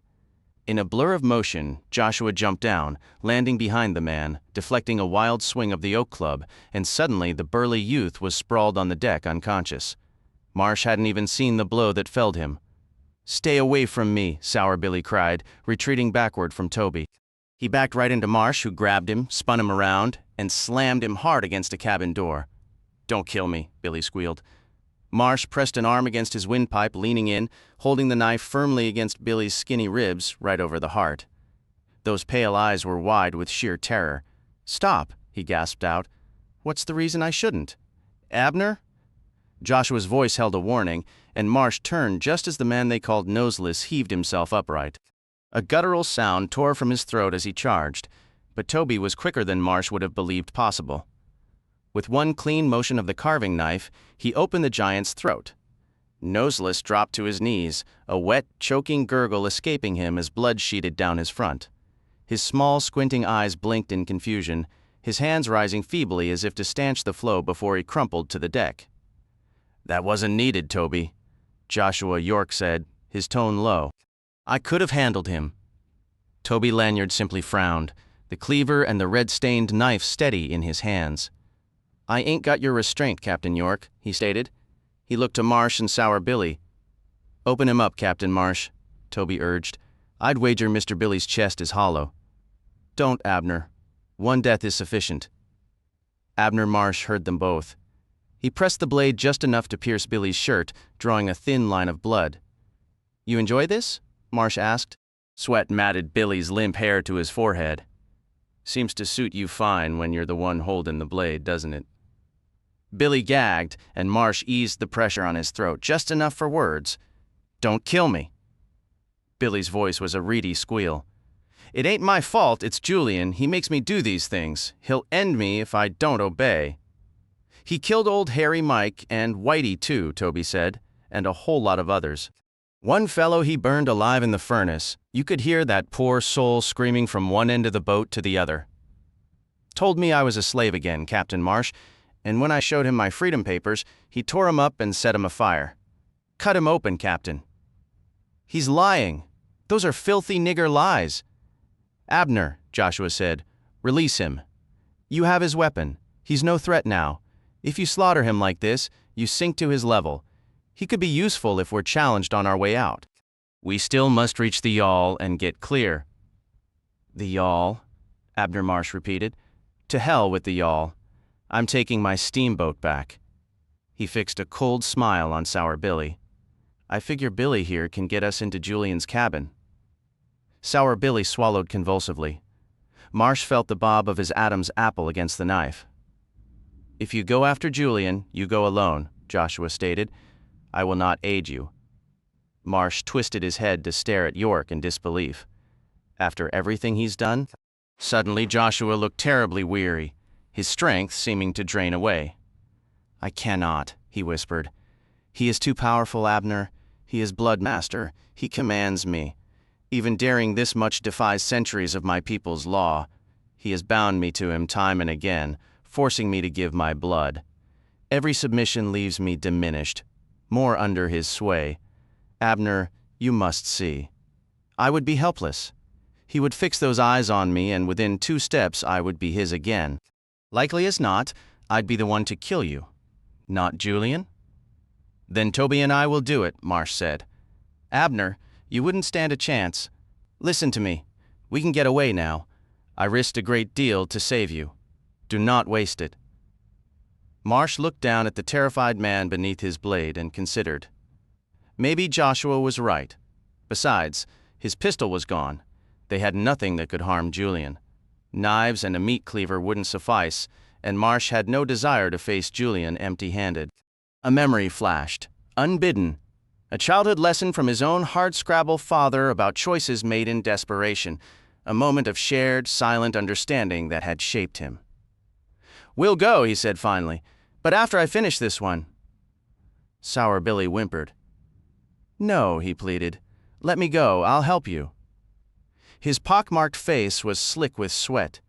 "It's easy for you with your fine steamboat and all. I never had a choice, never had anything. No family, no money. I got to do as I'm told." "You ain't the only one who started with nothing," Marsh said, his voice thick with a contempt that felt almost like pity. "That's no excuse. You chose the kind of man you wanted to be." His hand trembled. The desire to drive the knife home was a physical ache, yet somehow he couldn't do it, not like this. "Damn you," Marsh muttered, the words heavy with reluctant mercy. Abner Marsh released his grip on Sour Billy's throat and stepped back, letting the man drop heavily to his knees. "Get up," Marsh growled. "You're taking us to that yawl, and you're doing it without any more tricks." Toby let out a low, disapproving grunt, and Sour Billy shot him a nervous glance. "Keep that cook and his cleaver away from me, you hear?" Billy demanded, his voice shaky. "On your feet now," Marsh ordered. He turned to Joshua York, who was pressing a hand to his brow. "Can you keep going?" "The sunlight," York replied, his voice strained. "We are out of time." "What about the others?" Marsh asked. "Is Carl Fram still alive?" Joshua gave a tired nod. "He is, and there are more, but we cannot save them all. This delay has already cost us too much." Marsh's expression hardened. "Maybe so, but I won't leave without Fram. He's a pilot, same as you. If we take both of you, this steamer isn't going anywhere until we decide to come back." "He's under guard," Joshua said. "Billy, who is with Fram right now." Sour Billy, now standing unsteadily, muttered a name. "Valerie." The word brought back a flood of unwelcome memories for Marsh, that pale figure with haunting violet eyes, luring him into the shadows below. "Good," Joshua said sharply. "Then we move? Now." They set off, Marsh keeping Sour Billy in front of him, while Toby discreetly tucked his tools back into his coat. Fram's cabin was located on the Texas deck, but on the opposite side of the vessel. The window was shuttered, the door secured. Without hesitation, Joshua shattered the lock with one powerful blow from his hand and shoved the door inward. Marsh pushed Sour Billy through the doorway and followed close behind. Carl Fram lay fully dressed and unconscious on the bed. Beside him, a pale form stirred, sitting up with eyes wide and furious. "Who's there? Joshua?" She rose swiftly, a white nightdress pooling around her. "It's daylight. What is this?" "We're taking him," Joshua stated flatly. "It's day," Valerie repeated, her gaze darting between Marsh and Sour Billy. "What are you doing?" "We're leaving," York said, "and Mr. Fram comes with us." Marsh signaled for Toby to watch Billy, then moved to the bed. Fram didn't stir. Rolling him over, Marsh saw the puncture wounds on his neck and the rust-colored stains on his shirt. Fram breathed shallowly, dead to the world but alive. The thirst was upon me, Valerie said softly, almost pleading. After the hunt, I had no choice. Damon gave him to me. Is he alive? Joshua asked. Barely, Marsh confirmed. We'll have to carry him. He gestured to the two men. Toby, Billy, get him down to the boat. Joshua, please? Valerie begged. Clad only in her nightdress, she seemed suddenly vulnerable, a far cry from the formidable presence Marsh remembered from the Eli Reynolds. It was difficult to reconcile this frightened woman with the creature who had fed on Fram. When Damon finds him missing, he will blame me. Don't leave me here. Joshua paused, conflict clear on his face. We must take him, Valerie. Then take me as well, she cried. I'm begging you. It is broad daylight. If you can face it, so can I. I'm strong. I'm not afraid. The risk is too great, Joshua insisted. Valerie's voice broke. If you abandon me here, Damon will be certain I aided you. He will punish me. Hasn't he punished me enough already? He despises me, Joshua, because I once loved you. Help me. I don't want this thirst. I don't. Her plea hung in the cramped cabin, raw and desperate. Abner Marsh studied her, and in that moment, she didn't seem like one of them at all, only a terrified woman, human and pleading. Let her come, Joshua. Very well, York relented. Dress quickly. Wear Mr. Fram's clothes. They're heavier and will shield you better. Without modesty, she shed the nightdress, revealing a slender, pale form. She pulled one of Fram's shirts from a drawer and buttoned it over herself. In under a minute, she was clad in trousers, boots, a vest, and a coat, topped with a slouch hat. The garments swallowed her frame but didn't slow her down. Let's go, Marsh barked. Toby and Sour Billy hoisted the unconscious Fram between them, and the group moved out into the perilous daylight. The pilot remained unconscious, his boots dragging across the deck as they rushed toward the stairs. Marsh followed closely, his hand resting on the knife tucked through his belt and hidden beneath his coat. Valerie and Joshua trailed behind. The Grand Saloon was crowded with passengers, a few casting curious glances their way, but no one spoke. Down on the main deck, they had to navigate around sleeping crewmen, none of whom Marsh recognized. As they neared the small yawl, two men stepped forward to block their path. Where do you think you're going? One challenged. That's not your business, Sour Billy replied coolly. We're taking Fram to see a doctor. He isn't well. Both of you help us get him into the boat.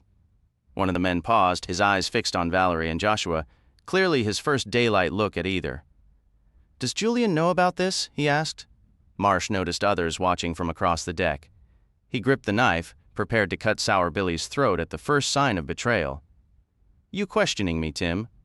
Billy's voice was icy. Maybe you ought to remember what happened to Alligator George.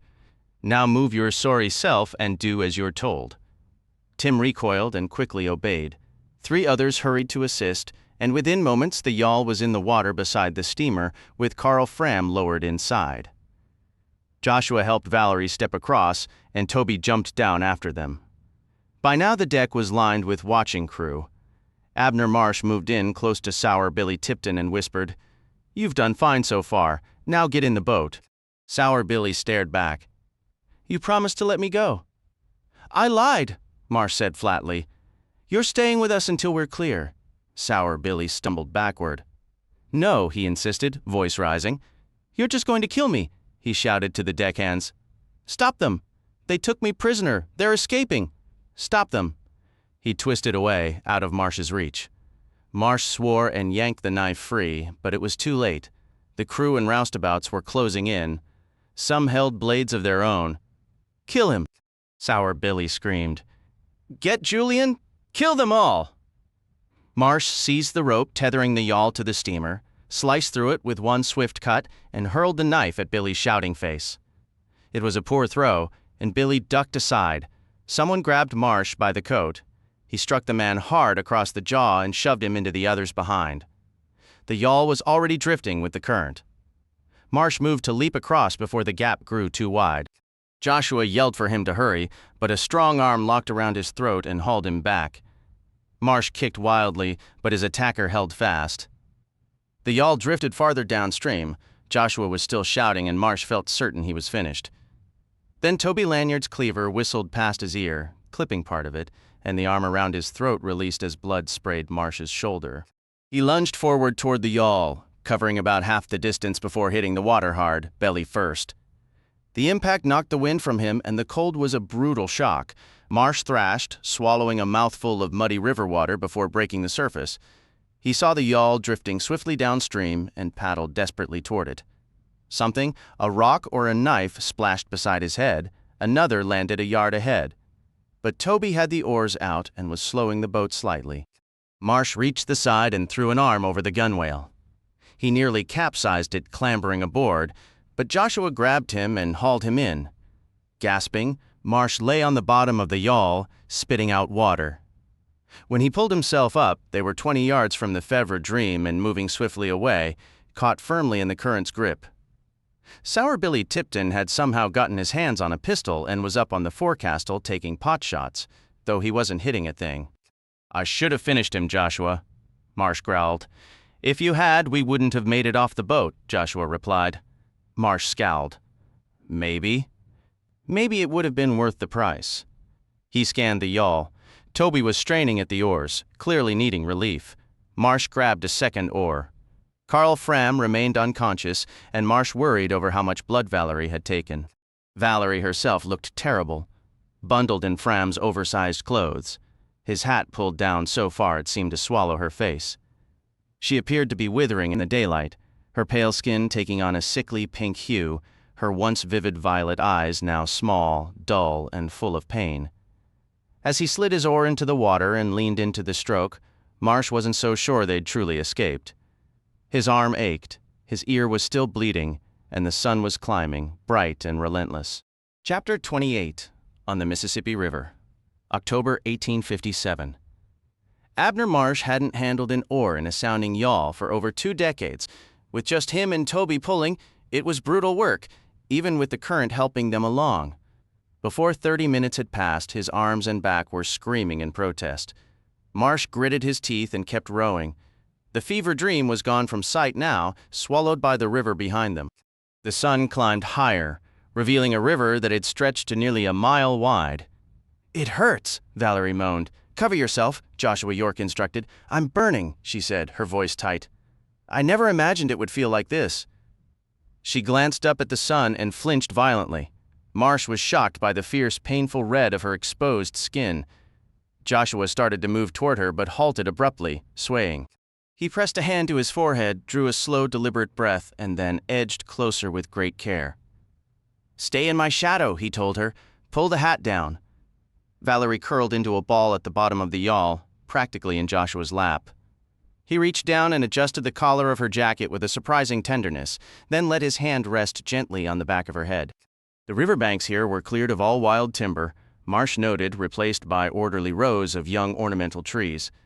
To either side stretched meticulously cultivated fields, flat and seemingly endless, occasionally broken by the grand spectacle of a Greek revival plantation house, its cupola standing watch over the wide, placid river. Ahead on the western shore, a massive, smoldering mound of bagasse, the crushed refuse of sugarcane, sent a column of bitter gray smoke into the air. The pile was as big as a cabin, and the smoke spread like a funeral shroud across the water. Marsh saw no flames. "Maybe we should put ashore," he said to Joshua. "There are plantations all around us." Joshua had closed his eyes. He opened them slowly when Marsh spoke. "No," he said. "We are still too close. We must put more distance between us and them. Billy may be tracking us along the shore, and when night comes," he left the threat hanging. Abner Marsh grunted and resumed rowing. Joshua closed his eyes again, tugging his wide-brimmed white hat lower. For more than an hour they moved downriver in silence, the only sounds the rhythmic slap of oars and the occasional call of a river bird. Toby Lanyard and Abner Marsh rowed, while Joshua and Valerie lay huddled together as if asleep, and Carl Fram remained a motionless shape beneath a blanket. It was a chill, windy day, but piercingly bright. Marsh found himself grateful for the planters and their great smoking piles of bagasse lining the banks. The drifting gray pall from the fires provided the only shade for his nocturnal companions. Once, Valerie cried out sharply, as if in agony. Joshua's eyes flew open, and he bent over her, stroking her long black hair and whispering words too soft to hear. Valerie whimpered. "I believed you were the one, Joshua," she said, her voice trembling with each word. "The Pale King. I thought you had come to change everything, to lead us back." A violent shiver racked her body as she tried to speak. "The city, my father told me stories of the city. Is it there, Joshua?" "The Dark City?" she asked, her voice thin and desperate. "Quiet," Joshua York replied, his tone strained. "You're only draining your strength. But is it real? I truly believed you were taking us home, dear Joshua. I dreamt of it. I was so weary of everything. I thought you had come to save us." Her words were a fragile plea. "Quiet," Joshua said again, attempting force, but only managing a profound weariness. "The Pale King," she whispered, the title a bitter hope on her blistered lips. "Come to save us. I thought you had come to save us." Joshua leaned forward and placed a gentle kiss on her swollen mouth. "So did I," he confessed, the words laced with a sharp, private bitterness. He then pressed his fingers softly against her lips to silence her, closing his own eyes once more. Abner Marsh pulled at the oars, the river current pushing against their small boat as the relentless sun bore down. A hot wind carried plumes of smoke and ash across the water's surface. A fleck of cinder caught in Marsh's eye, and he cursed, rubbing at it fiercely until the eye was red and puffy and the stinging tears finally ceased. By then, every muscle in his body screamed in unified protest. 2 hours downriver, Joshua began to speak, his eyes still shut, his voice thick with pain. "He is insane, you understand," Joshua stated. "It's the truth. He claimed me, night after night. The Pale King. Yes, I believe that title, thought I was. But Julian defeated me, repeatedly, and I yielded." His eyes, Abner, you've seen them. Pure darkness, and so ancient. I believed him to be evil, powerful, cunning, but I learned otherwise. Julian is not. Abner, he is genuinely mad. There must have been a time when he was everything I feared, but now, it's as if he's sleeping. Occasionally, he rouses, briefly, and you get a glimpse of what he once was. You witnessed it, Abner. That night at supper, you saw Julian stirred to life. But most of the time, Joshua's voice trailed off before strengthening. He shows no interest in the boat, the river, or the world passing by. Sour Billy manages the Fevre Dream, concocting the plans that keep my kind hidden. Julian rarely issues commands, and when he does, they are capricious, often foolish. He doesn't read or converse. He doesn't play chess. He eats without pleasure. I doubt he even tastes the blood. Since seizing the Fevre Dream, Julian has sunk into some private gloom. He spends his days in his cabin, shrouded in darkness, utterly alone. It was Billy who noticed the steamer following us, not Julian. Joshua gave a weak, humorless laugh. I first thought him a creature of pure malice, a dark monarch leading his people to ruin, but observing him, he is already ruined. A hollow shell. He preys upon your kind because he possesses no life of his own, not even a real name. I once pondered what occupied his thoughts during those endless, solitary hours in the dark. I realize now he doesn't think at all. Perhaps he dreams, and if he does, I believe he dreams of death, of a final conclusion. He inhabits that black, empty cabin as if it were a tomb, emerging only at the scent of blood, and his actions, it's beyond recklessness. He courts discovery and destruction. He must desire an end, a final rest. He is so terribly old. Imagine the exhaustion. He proposed a bargain to me. Abner Marsh grunted, not missing a stroke with the oars. He recounted his tense exchange with Damon Julian. When Marsh finished, Joshua responded, "You grasped half of it, Abner. Yes, he would have enjoyed corrupting you as a mockery aimed at me, but that wasn't the entirety. You might have agreed without meaning it." You could have lied, bided your time, and attempted to kill him. I believe Julian knew that. By bringing you aboard, he was toying with his own demise. Marsh snorted. If he's so eager to die, he could be more helpful about it. Joshua opened his eyes. They looked small and faded. When the threat is immediate and genuine, it rouses him. The beast within that creature is ancient, mindless, and tired, but when it wakes, it fights with a desperate will to survive. It is formidable, Abner. And old. Joshua's expression grew distant, recalling a memory not in the original telling, a night on the riverbank where Julian had stood perfectly still for hours, watching the moon's reflection shatter and reform on the water, as if waiting for it to deliver a message that never came. After that night, after everything collapsed, Joshua continued, I questioned myself endlessly, wondering how it was possible. Julian had consumed an entire glass of my formulation. It should have been sufficient. It should have ended the red thirst.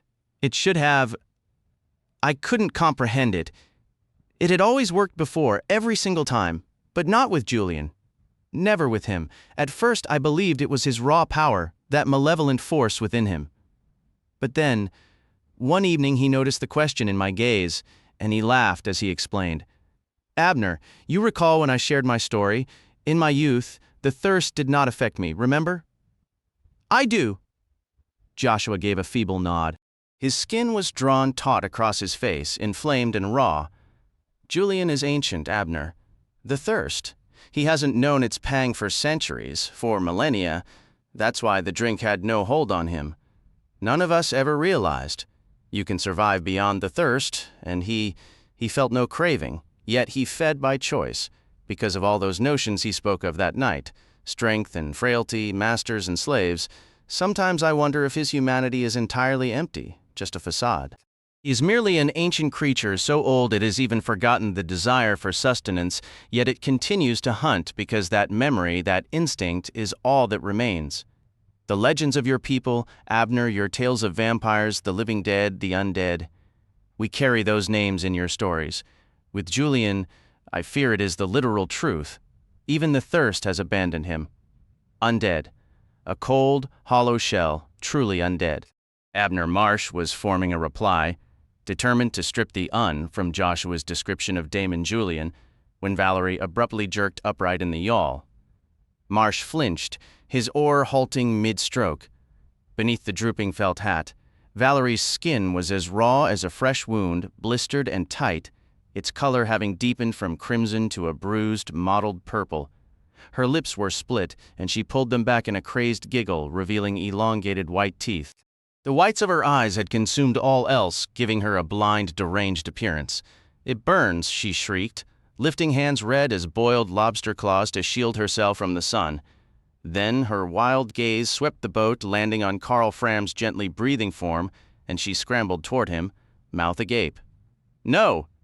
Joshua York cried out. He threw himself atop her, wrenching her away just before her teeth could sink into Fram's throat. Valerie thrashed madly, screaming all the while. Joshua held her firmly, immobile. Her teeth snapped together repeatedly until she tore open her own lip, her mouth frothing with blood and spit. Yet, struggle as she might, Joshua York overpowered her. Finally, the fight seemed to drain from her. She collapsed back heavily, staring blindly up at the sun. Joshua cradled her in his arms, his expression one of utter despair. Abner, he said, the lead line beneath it, I concealed it there last night while they were out searching for you. Please, Abner. Marsh ceased rowing and moved to the lead line, the 33-foot rope used for soundings, weighted with a lead-filled pipe. Under its coils, he discovered what Joshua sought, an unmarked wine bottle, still more than 3/4 full. He handed it up to York, who uncorked it and pressed it to Valerie's swollen, cracked lips. Much of the liquor spilled down her chin and soaked her shirt, but Joshua managed to get a little into her mouth. It appeared to bring some relief. Suddenly, she began to suck greedily at the bottle, like an infant at a teat. Gently, Joshua York murmured. Abner Marsh shifted the lead line aside and frowned. Is that the only bottle? He asked. Joshua York nodded. His own face now looked scalded, reminiscent of a second mate Marsh once knew who'd been too close to a bursting steam pipe. Blisters and fissures were forming. Julian kept my supply in his cabin, dispensing it one bottle at a time. I dared not object. Often he entertained the notion of destroying it all. He pulled the bottle from Valerie's grasp. It was now between 1/4 and half full. I believed it would suffice until I could prepare more. I never anticipated Valerie would be with us. His hand trembled. He let out a weary breath and raised the bottle to his mouth, taking a long, desperate swallow. "It hurts," Valerie whispered, her voice thin. She drew herself into a tight ball, shivering, though the worst of her convulsions seemed to have passed. Joshua York passed the bottle back to Marsh. "You hold on to this, Abner," he instructed, his voice strained. "We must be careful with it. It has to last." In the yawl, Toby Lanyard had ceased rowing and was watching them, his oars resting. Karl Fram groaned faintly from where he lay.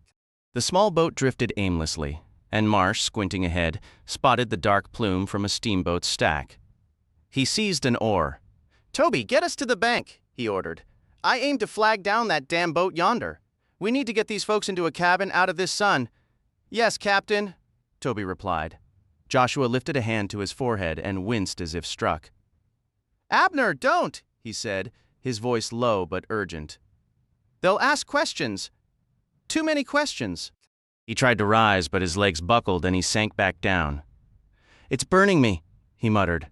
"Please listen, not the boat. Just keep on. We'll find a town by dark. Abner?" "To hell with that," Marsh shot back, his own skin prickling with heat. "You've been out here for hours, and look at the state of you. Look at her. It's not even noon. You'll both be cooked alive if we don't find cover." "No," York insisted, a flicker of fear in his eyes. "They'll want to know things, Abner."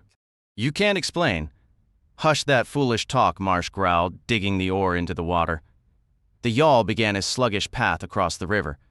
The approaching steamer, a New Orleans packet named the H.E. Edwards, grew larger, its side wheels churning, a few passengers visible on its decks. Marsh waved an oar frantically and shouted across the water, the yawl rocking under Toby's renewed efforts. People on the steamboat waved back, pointing. Then came a sharp, dismissive blast from its whistle. Marsh turned and saw another vessel far downriver, a speck racing toward them. His hope plummeted. They were in the middle of a race, and no captain would sacrifice speed for a hail. The H.E. Edwards powered past at full steam, its wake tossing the yawl violently. Marsh cursed, shaking his oar at the retreating boat. The second steamer followed even faster, its stacks spewing embers into the sky, leaving them alone in the wide, empty river. Nothing surrounded them but water, the blazing sun, and downstream a smoldering refuse pile sending a gray finger of smoke into the air. "The bank, Toby," Marsh said, his voice flat. They made for the western shore. When the yawl ground into the mud, Marsh leaped out, sinking to his knees in the muck to haul the boat farther in. He scanned the barren shoreline, not a tree, not a sliver of shade to offer refuge from the relentless glare. "Out, Toby," he bellowed. "We'll get them ashore, then we'll drag this damn boat out and flip it over. It'll have to serve as a roof." Toby nodded, and together they hauled the limp form of Karl Fram onto the bank, then returned for Valerie. When Marsh lifted her, she trembled violently. Her face was so badly blistered and raw he feared her skin might slough off at his touch. Returning for Joshua, they found him already standing unsteadily beside the yawl. "I'll help," Joshua said, bracing himself against the hull. "It's heavy." Marsh gave Toby a look, and the three men put their shoulders into pushing the boat clear of the river's grasp. The thick, sucking mud fought them every inch. Without Joshua's surprising, feverish strength, they might have failed. But at last they wrestled it over the embankment into the scrubby field. Flipping it over was the easy part. Marsh dragged Valerie into the scant shadow beneath the overturned hull. "Joshua, get under here now," he said, turning. Toby was with Karl Fram trying to trickle river water between the pilot's lips. Joshua was gone. Marsh, his mud-soaked pants clinging heavily to his legs, stomped around the yawl. "Joshua," he roared, his voice raw with frustration and fear. "Where in God's name have you gone?" Joshua York lay sprawled on the muddy riverbank, his scorched hand digging weakly into the earth. "Damn it all," Marsh bellowed. "Toby, get over here." Toby rushed to his side, and together they dragged York into the scant shade of a nearby tree. York's eyes were shut tight. Marsh produced a bottle and pressed it to the man's lips. "Drink it, Joshua! You have to drink!" He cursed under his breath until at last York began to swallow. He gulped until the bottle was drained dry. Abner Marsh stared at the empty vessel in his hand, then turned it over. A single final drop of the peculiar liquor fell and splattered on his boot. "Hell," Marsh muttered, hurling the bottle into the current. "Stay with him, Toby. I'm going for help. There's got to be someone." "Yes, Captain Marsh," Toby answered. Marsh set off across the barren field. The sugar cane was gone, harvested, leaving the land wide and desolate. In the distance, past a low rise, a thin gray line of smoke promised civilization, or perhaps just another useless, smoldering waste pile. His hope faded as he reached the smoke's source, but a short walk further brought him to a group of laborers in the field. He called out, breaking into a jog, and they led him to the plantation house. There, he spun a tale for the overseer about a boiler explosion on their steamboat, the Eli Reynolds, claiming it had sunk with all hands save the few who escaped in a small boat. The overseer fetched the planter. "We've got badly burned men," Marsh urged. "We need to move fast."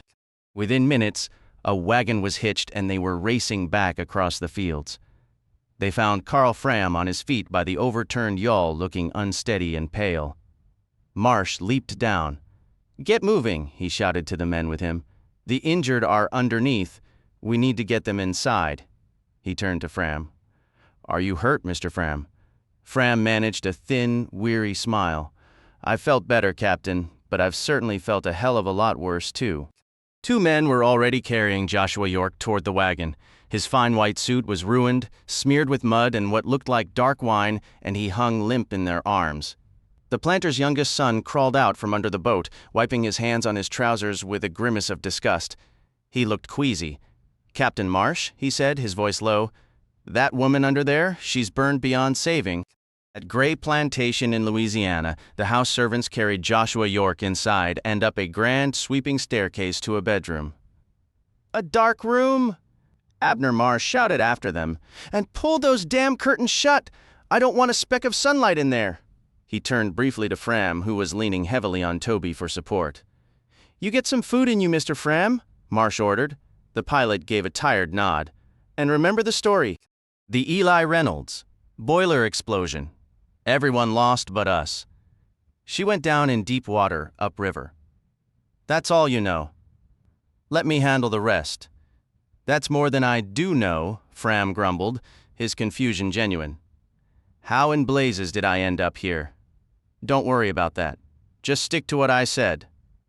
Marsh turned and clomped up the stairs, leaving Toby to help Fram to a chair. In the bedroom, the servants were stripping the ruined clothes from Joshua York, who lay on a large four-poster bed.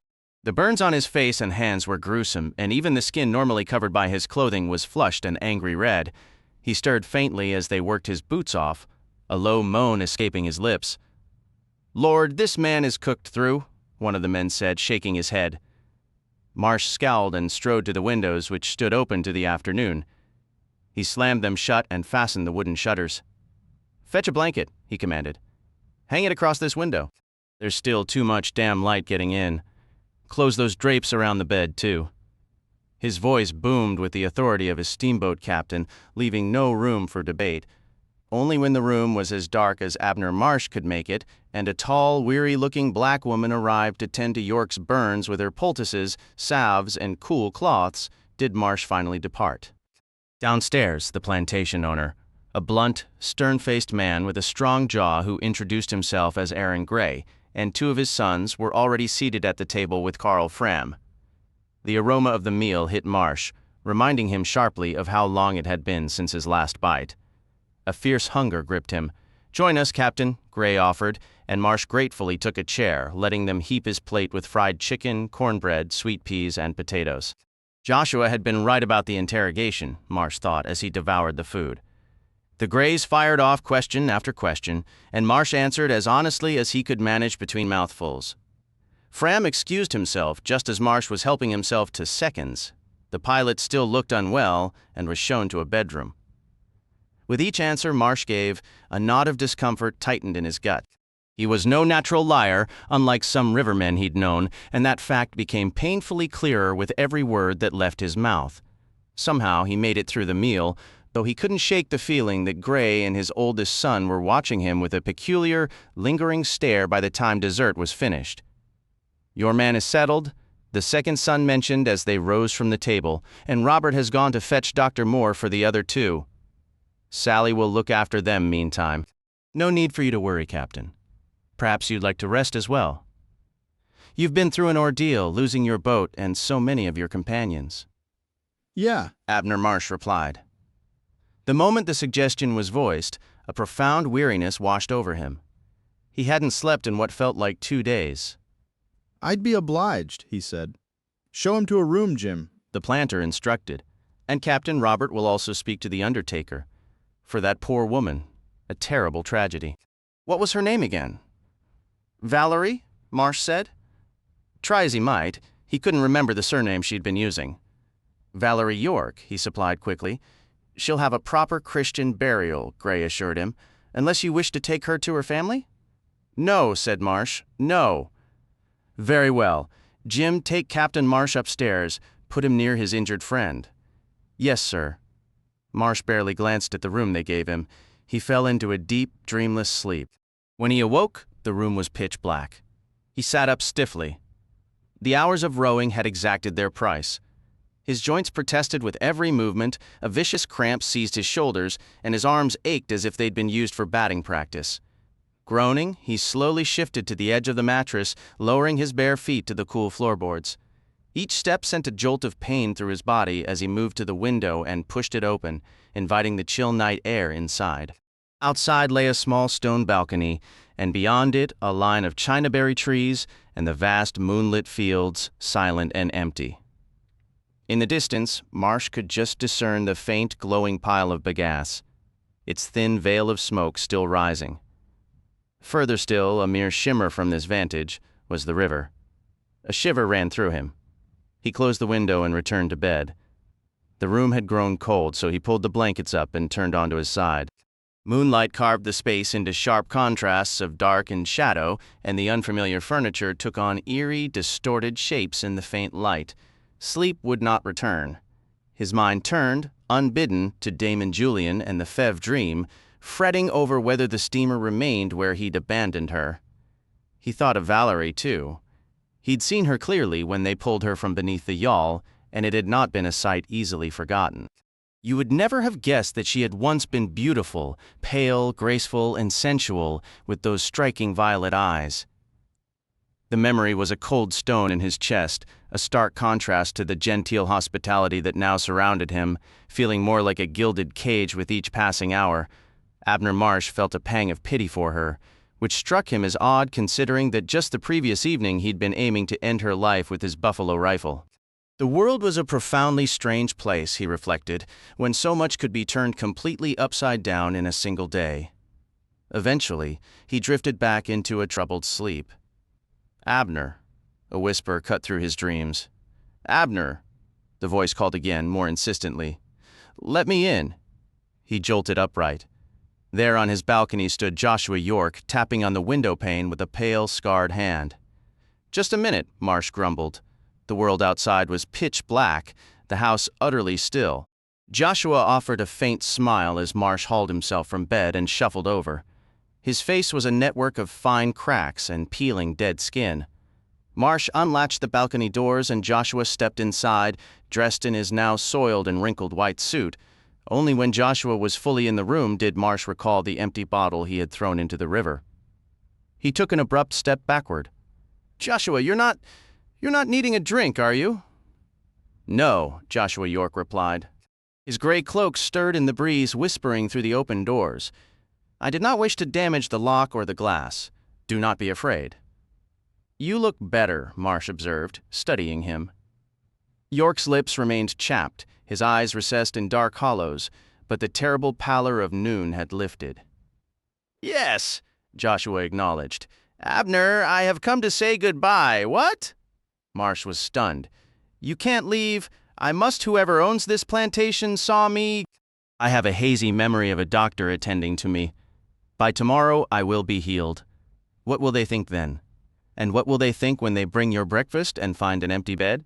Marsh countered. They'll be confused, sure, but it's easier to explain.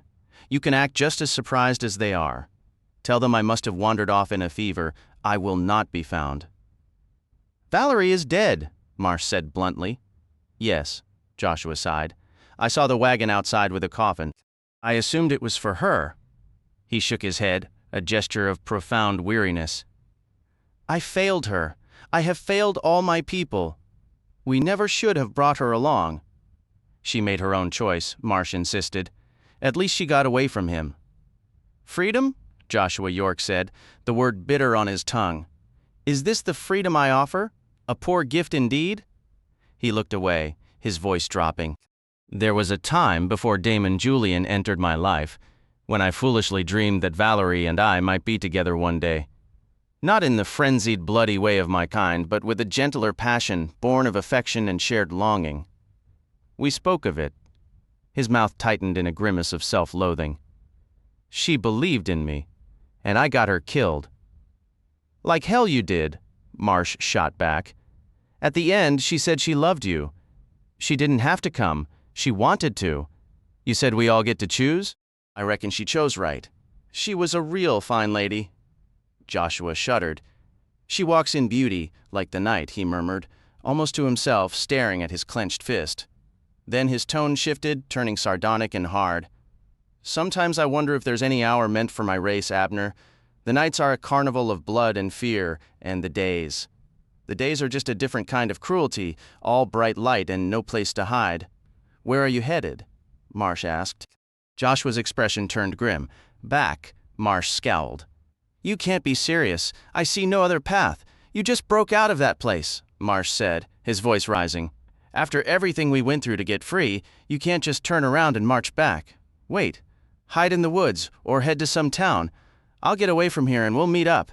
Make a real plan for taking back that steamboat. Again? Joshua shook his head. There's a story I never shared with you, Abner. It was long ago, during my first months in England, when the red thirst still took me regularly, forcing me out to hunt.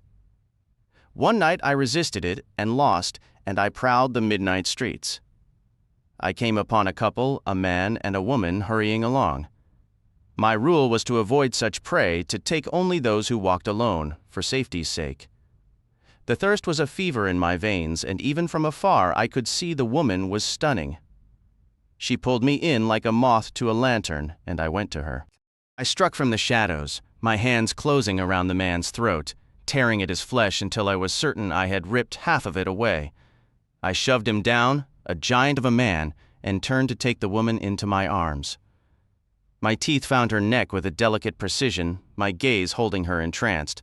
I had just tasted that first hot, sweet rush when I was seized from behind and torn away from her. It was the man, her companion. I hadn't killed him after all. His neck was thick with muscle and fat, though I'd opened it wide and it bled freely, he was still standing. He never uttered a word. He only raised his fists like a boxer and struck me square in the face. The blow was powerful, stunning me, opening a gash above my eye. Being pulled from your victim like that leaves you sick and disoriented, your focus shattered. He hit me again, and I lashed out backhanded, sending him heavily to the ground with long gashes across his cheek, one eye nearly torn loose. I turned back to the woman, pressed my mouth to the flowing wound, and then he was on me once more.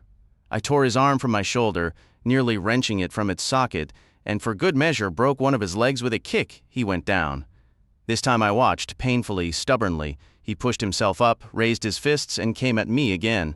Twice more I knocked him down, and twice more he rose. Finally, I broke his neck, and he died. Then I killed his woman. Afterward, I couldn't shake him from my thoughts. He must have known I wasn't human. He must have understood that, strong as he was no match for my strength or my thirst. I was distracted by my own fever and the beauty of his companion, and I'd missed my kill. He could have run. He could have shouted for help. He could have grabbed a weapon, but he didn't. He saw his lady in my arms, saw me drinking from her, and all he could think to do was rise and come at me with those big, foolish fists. Later, reflecting on it, I found myself admiring his raw strength, his reckless courage, the depth of love he must have felt. But Abner, for all that, he was a fool. He saved neither her nor himself. You remind me of that man, Abner?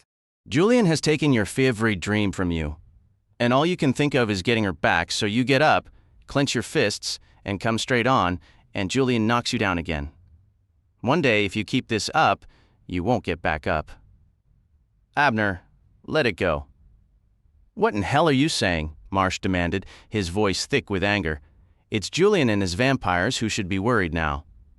That damn steamer isn't going anywhere without a pilot. I can pilot her, said Joshua York. Will you? Yes. Marsh felt a wave of sickness, anger, and betrayal churning inside him. Why? He demanded. Joshua, you're not like them. I will be unless I return, York said gravely. Unless I have my mixture, the thirst will take hold of me, all the fiercer for the years I've held it back. And then I will kill and drink and become as Julian is. The next time I entered a bedroom by night, it would not be for conversation. Then go back. Get your damn drink. But don't you move that steamer? Not until I can get there? With armed men, with sharpened stakes and hatred in your hearts, to kill, I will not allow that. Whose side are you on?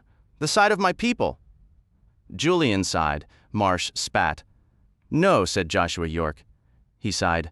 Listen, Abner, and try to understand. Julian is the bloodmaster. He controls them, all of them. Some, like Catherine and Raymond, are like him, corrupt, evil. They follow him willingly, but not all of them. You saw Valerie. You heard her in the boat today? I'm not alone. Our races are not so different. All of us carry both good and evil within us, and all of us dream. Yet if you strike at the steamer, if you move against Julian, they will stand with him regardless of their private wishes. Generations of hatred and dread will compel them. A chasm of blood divides the day from the night, and it is not easily bridged. Those who might waver will be forced to act. If you come, Abner, you and your people, there will be death. Not only Julian's, the others will protect him, and they will fall and your people with them. Sometimes a man's got to take that chance, Marsh replied, and anyone who stands with Julian has earned their end. Have they? Joshua's expression was sorrowful. Maybe so. Maybe all of us deserve to die. We are relics in this world your kind has made. Your people have hunted nearly every last one of us. Perhaps it is only fitting to finish the job. He offered a hard, joyless smile. If that is your aim, Abner, then do not forget who I am. You are my friend, but they are my blood, my kin. I belong among them. I once believed I was meant to lead them.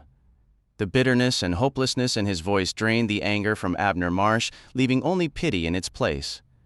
You tried, Marsh said softly. I'm the one who failed.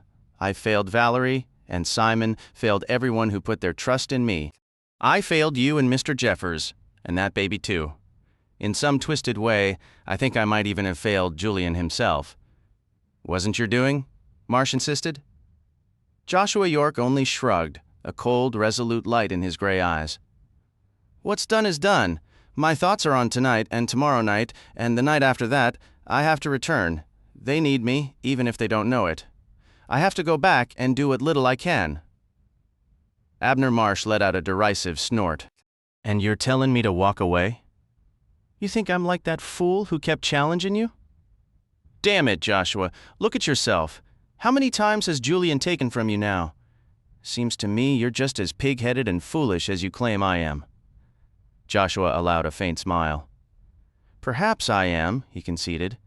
Hell, Marsh swore again. Fine.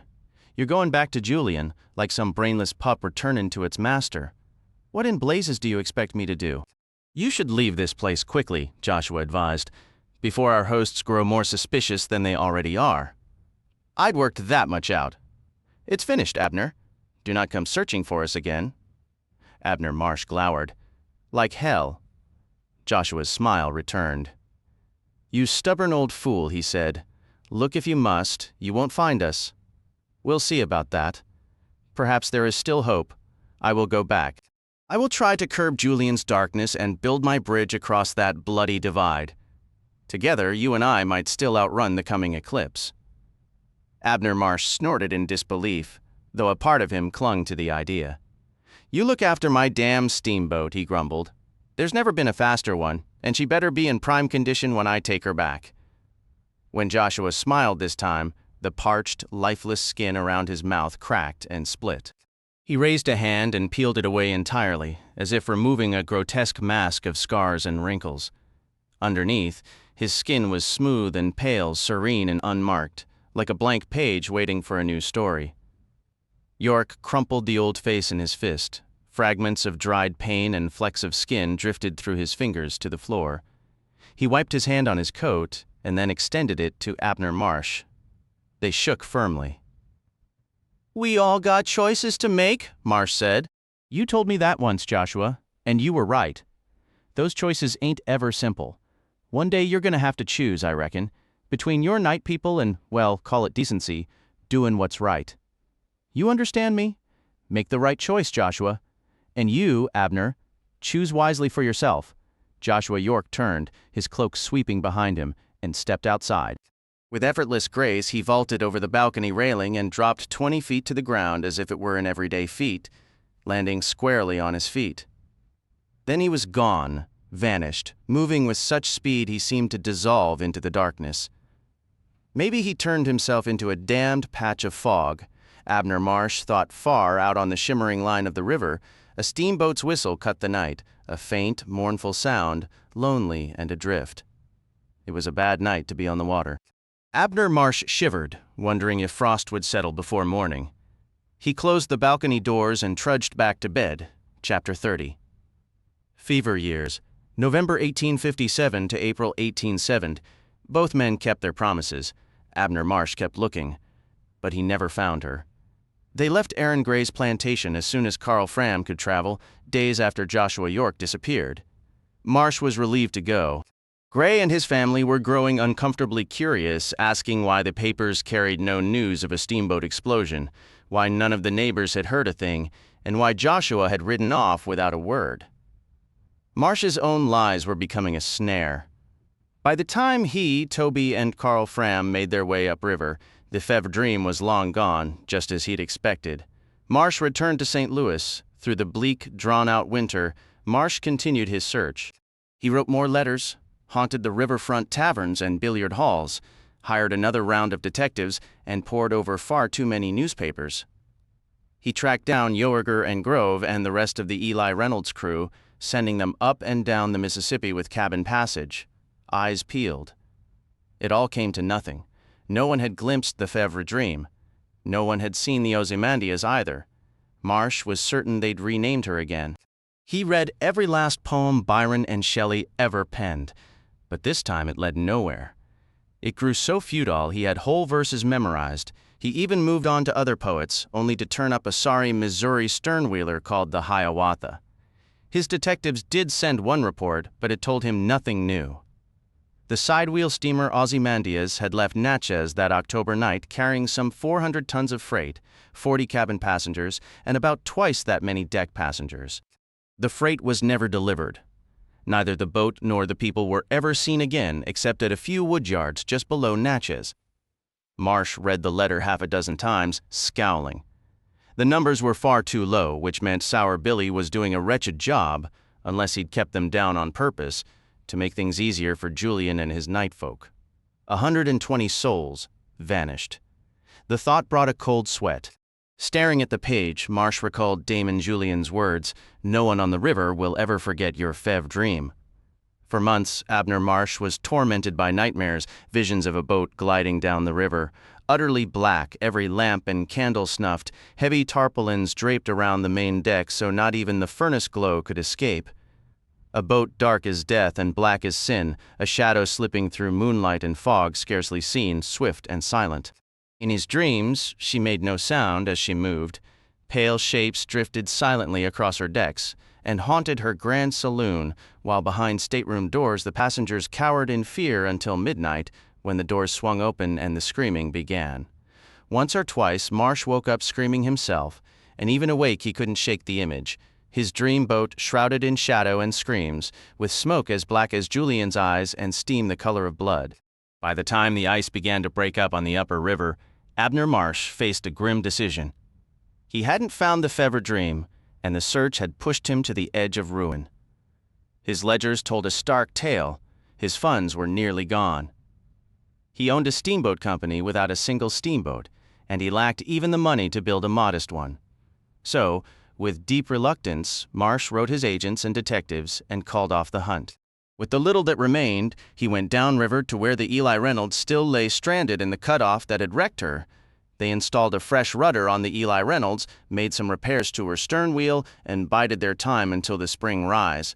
When the high water arrived, the cutoff channel opened again, and Yorger with his men carefully guided the steamboat back up to St. Louis. There, she received a completely new paddle wheel, a more powerful engine, and an additional boiler. She was given a fresh coat of paint and even had a cheerful yellow carpet laid in her main cabin. Marsh then put her into the New Orleans trade route, a run for which the Reynolds was frankly too modest, too worn, and ill-suited in every way, but it allowed him to personally continue his pursuit. Abner Marsh understood from the outset that it was a nearly impossible task. Just between Cairo and New Orleans stretched over 1,000 miles of river. Then there was the upper Mississippi above Cairo, the wild Missouri, the Ohio, the Yazoo, the Red River, and countless other navigable tributaries and secondary streams, many with their own smaller branches, not to mention the seasonal creeks and cutoffs a skilled pilot could use. She could be concealed up any one of them, and if the Eli Reynolds passed by without spotting her, the entire search would have to begin anew. The Mississippi River system teemed with thousands of steamboats, and new ones entered the trade each month, which meant a constant flood of names to track in the newspapers. But Marsh was stubborn to his core. He searched, and the Reynolds became his entire world. She attracted very little business. The premier run between St. Louis and New Orleans was dominated by the largest, swiftest, and most opulent sidewheelers on the river. The Reynolds, being old and sluggish, couldn't compete for passengers. It ain't just that she's slow as molasses and homely to boot. Marsh's agent in New Orleans confessed to him in the fall of 1858 while resigning to take another position. It's you two, and I'll be damned if I'm not speaking plain truth. Me? Marsh bellowed. What in blazes are you talking about? People talk on the river, you know. They say you're the unluckiest man ever to captain a steamboat. They claim you've got a curse hanging over you, worse than the one on the Drennan White. They say one of your boats blew her boilers and killed everyone aboard. Another got crushed in an ice jam. One burned after her whole crew died of yellow fever. And the last one, they say you wrecked her yourself after you lost your mind and clubbed your pilot senseless. Damn that gossip, Marsh swore. He glared at the man. Now I ask you, who in hell would ride with a man carrying that kind of luck, or work for him either? Certainly not me, I can tell you that for sure, not me. The clerk he'd hired to replace Jonathan Jeffers pleaded with Marsh more than once to pull the Reynolds from the New Orleans trade. He urged him to put her on the upper Mississippi or the Illinois, where her size was better matched, or even try the treacherous but lucrative Missouri, provided your boat didn't get smashed to kindling. Abner Marsh refused each time and finally dismissed the man for his persistence.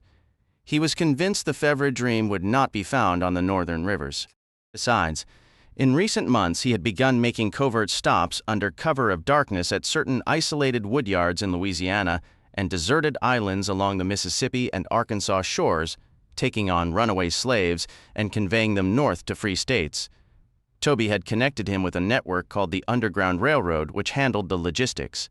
Marsh, having no love for railroads, insisted on calling it the Underground River, but aiding these escapes made him feel a grim satisfaction, as if he were somehow striking a blow against Damon Julian. Sometimes he would sit with the runaways on the main deck, asking quietly about night folks and the Fevre Dream, thinking perhaps black folks knew secrets white society ignored, but none ever gave him any useful information. For nearly 3 years, Abner Marsh kept up his lonely hunt. They were long, difficult years. By 1860, the financial strain from operating the Eli Reynolds had left Abner Marsh deeply in debt. He had been compelled to shutter the offices he once maintained in St. Louis, New Orleans, and other river towns. The nightmares that once plagued him had faded, but in their place grew a profound isolation that deepened with each passing year. Sometimes Marsh felt as though the time he spent with Joshua York aboard the Fevre Dream was the last true living he had ever done, and that all the months and years since had slipped past him like a vague, unremembered dream. At other moments, the harsh reality was undeniable. The crimson entries in his ledger books, the feel of the Reynolds deck beneath his boots, the scent of her steam, the stubborn stains marring her new yellow carpet. The memories of Joshua, the grandeur of the steamboat they built, the icy fear Julian had instilled in him, those, Marsh decided, were the dream. No wonder they had evaporated. No wonder folks along the riverbanks whispered that he'd lost his mind. The strange events of that 1857 summer grew even more distant and unreal as, one by one, the people who had shared those experiences drifted out of his life. Old Toby Lanyard headed east just a month after their return to St. Louis. One taste of being forced back into bondage had been enough for him. He was determined to put as much distance as possible between himself and the slave states. Marsh received a short letter from him early in 1858, stating he'd found work as a cook in a Boston hotel. After that, Toby was never heard from again. Dan Albright secured a position on a gleaming new sidewheeler out of New Orleans. Tragically, during the fierce yellow fever outbreak that swept the city in the summer of 1858, claiming thousands, Albright was among the dead.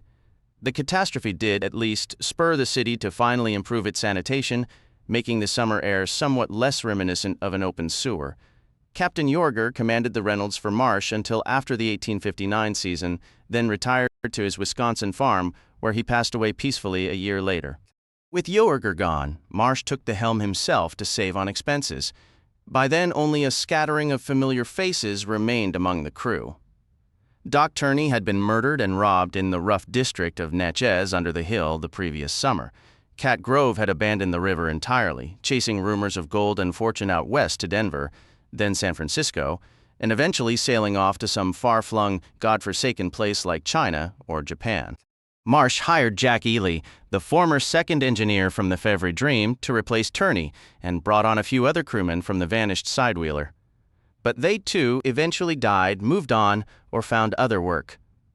By 1860, of all those who had endured the triumph and terror of 1857, only Marsh himself and Carl Fram remained. Fram still piloted the Reynolds, though his skills deserved a far larger and more prestigious vessel. He remembered a great many things he refused to discuss, even with Marsh. The pilot remained good-natured on the surface, but he told far fewer tales than he used to, and Marsh could see a new, grim hardness in his eyes.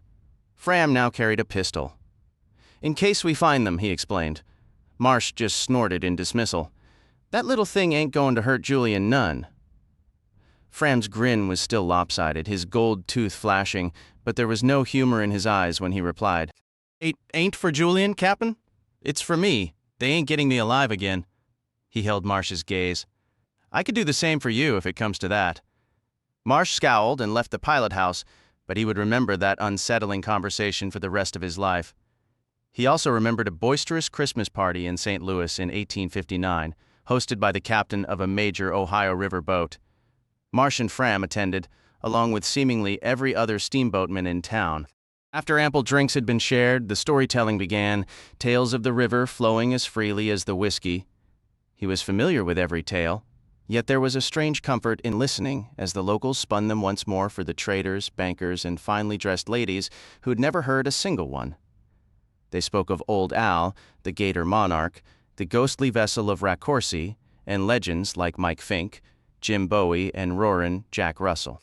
They recounted the epic race between the Eclipse and the A.L. Shotwell, and the pilot who'd navigated a treacherous foggy stretch despite having passed away hours before. Then came the grim story of the cursed steamboat that carried smallpox upstream decades prior, wiping out nearly 20,000 native people.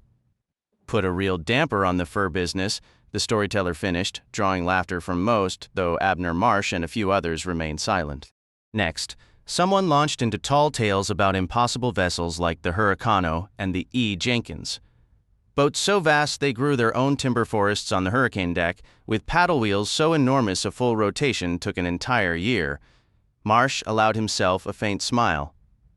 Just then, Carl Fram shouldered through the gathering, a glass of brandy clutched in his hand. He sounded pleasantly drunk. "I know a story," he announced, "and this one's true. Ever heard of a steamer called the Ozymandias?" "Can't say I have," a man replied. Fram's smile was razor thin. "You'd best pray you never lay eyes on her," he said, "because those who do are finished. She only travels by night, this boat, and she's dark painted black as coal from stem to stern, stacks and all. The only color is inside her main cabin, where the carpet is the shade of fresh blood, and silver mirrors line the walls, reflecting nothing at all. Those mirrors are always empty, even though she carries a crowd of passengers, pale folks wearing the finest clothes. They smile constantly, but they cast no reflection. A quiet fell over the group and someone shuddered. "Why not?" asked an engineer Marsh vaguely recognized. "Because they're dead," Fram stated flatly. "Every last one of them dead, but they refused to stay down. They're sinners, condemned to ride that boat for eternity, that black boat with the blood-red carpets and the hollow mirrors, traveling up and down the river, never making port. Not ever." "Phantoms," someone muttered. "Apparitions," a woman added, "like that Racorsi ghost ship." "Hell no," Fram shot back. "You can pass right through a specter, but not the Ozymandias. She's solid as you or me, and you'll learn that fact to your everlasting regret if you meet her on a dark night. Those dead folks are hungry. They thirst for blood, you understand? Hot, red blood.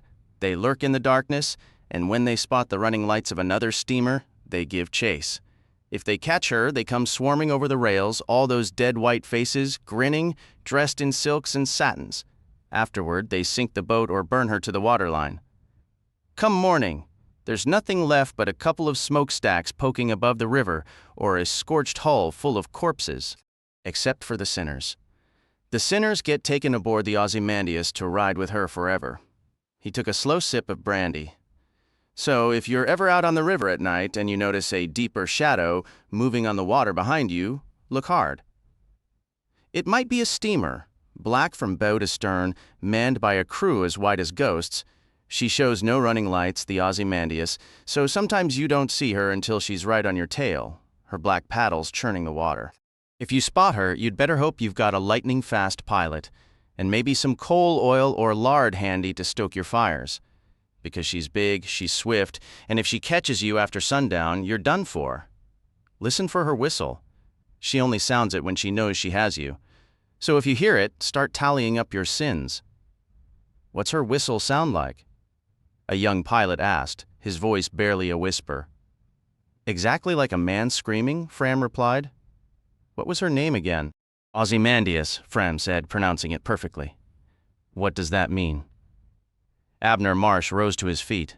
"It's from a poem," he said, his voice cutting through the tense silence. "Look on my works, ye mighty, and despair." The partygoers stared at him with blank expressions. One plump woman let out a nervous, twittering laugh that died quickly in the heavy air. "That old river's got curses and worse things crawling on it," a clerk began, his voice low. As he spoke, Marsh took Carl Fram by the elbow and steered him out into the street. "What in God's name possessed you to tell that tale?" Marsh demanded, his voice a harsh whisper against the bustling sounds of the levee. "To put the fear in them," Fram replied calmly. "So if they ever lay eyes on her on some dark night, they'll have the good sense to turn tail and run." Abner Marsh mulled that over, the muscles in his jaw working, before he finally offered a slow, grudging nod. "I suppose it'll do. You used Sour Billy's name for her. But if you'd ever breathed the words Fevre Dream, Mr. Fram, I'd have torn your damn head clean off your shoulders right there in that room. You understand me?" Fram understood well enough, but the damage was done. The story was loose on the river, for better or worse. Marsh caught a twisted version of it from another man's mouth a month later over supper at the planter's house, and twice more that winter. The tale got reshaped with each telling. Naturally, even the name of that black steamboat shifting, Ozymandias, proved too odd and cumbersome for most tongues. But whatever they called the vessel, it was the same cursed story. A little more than half a year on, Marsh would hear a different story altogether, one that would upend his world. He had just settled into his chair at a modest St. Louis hotel, a place cheaper than the planter's house or the Southern but known for decent cooking. It was less frequented by rivermen too, which suited Marsh just fine. His old associates and competitors had been giving him strange looks in recent years, either steering clear as if he were bad luck or wanting to sit and pick over his misfortunes like vultures, and Marsh had no tolerance for any of it. He wanted to be left in peace. That day in 1860, he was sitting quietly, sipping a glass of claret and waiting for the waiter to bring out the roasted duck, yams, green beans, and hot bread he'd ordered when his solitude was broken. "Ain't laid eyes on you in a year," a man said. Marsh recognized him dimly, He'd been a striker on the AL Shotwell a few seasons back. With reluctance, Marsh gestured for him to sit. "Don't mind if I do," the former striker said, promptly pulling out a chair and launching into a stream of chatter. He was a second engineer on some New Orleans packet Marsh had never heard of, and he was brimming with gossip and river news. Marsh listened with polite detachment, his mind more on his long-awaited meal. He hadn't eaten all day. The duck had just been set before him, and Marsh was smoothing butter over a piece of steaming bread when the engineer said, "Say, you hear about that big windstorm down in New Orleans?" Marsh chewed his bread, swallowed, and took another bite. "No," he said without much interest. Keeping to himself as he had been, he seldom heard talk of floods, windstorms, and other such disasters. The man let out a low whistle through a gap in his yellowed teeth. "Hell, it was a bad one. A whole mess of boats tore loose and got busted up good. The Eclipse was one of 'em. Smashed her up pretty bad, from what I hear." Marsh stopped chewing. He set down the knife and fork he'd lifted to carve into the duck. "The Eclipse," he said, the words flat. "Yes, sir." "How bad?" Marsh asked, a cold knot forming in his gut. "Captain Sturgeon will patch her up, won't he?" "Hell, she's too far gone for that," the engineer said with a dismissive wave. "I heard they're going to use what's left as a wharf boat up in Memphis." "A wharf boat?" Marsh repeated, the word tasting like ash. His mind filled with the image of those weary gray hulls lining the landings in St. Louis and New Orleans boats, stripped of their engines and boilers, hollow shells used only for storing freight. "She can't be, she's me. I figure that's about what she deserves," the man said, a note of smug satisfaction creeping into his voice. "Hell, we would have beaten her with the Shotwell, if only." A raw, guttural sound erupted from Marsh's throat. "Get out!" he roared, his fist slamming down on the table, making the china jump. "If you weren't a Shotwell man, I'd throw your goddamned carcass into the street for saying that. Now, get out of my sight." The engineer scrambled to his feet, his chair scraping loudly. "You're as crazy as they say," he spat out before hurrying away.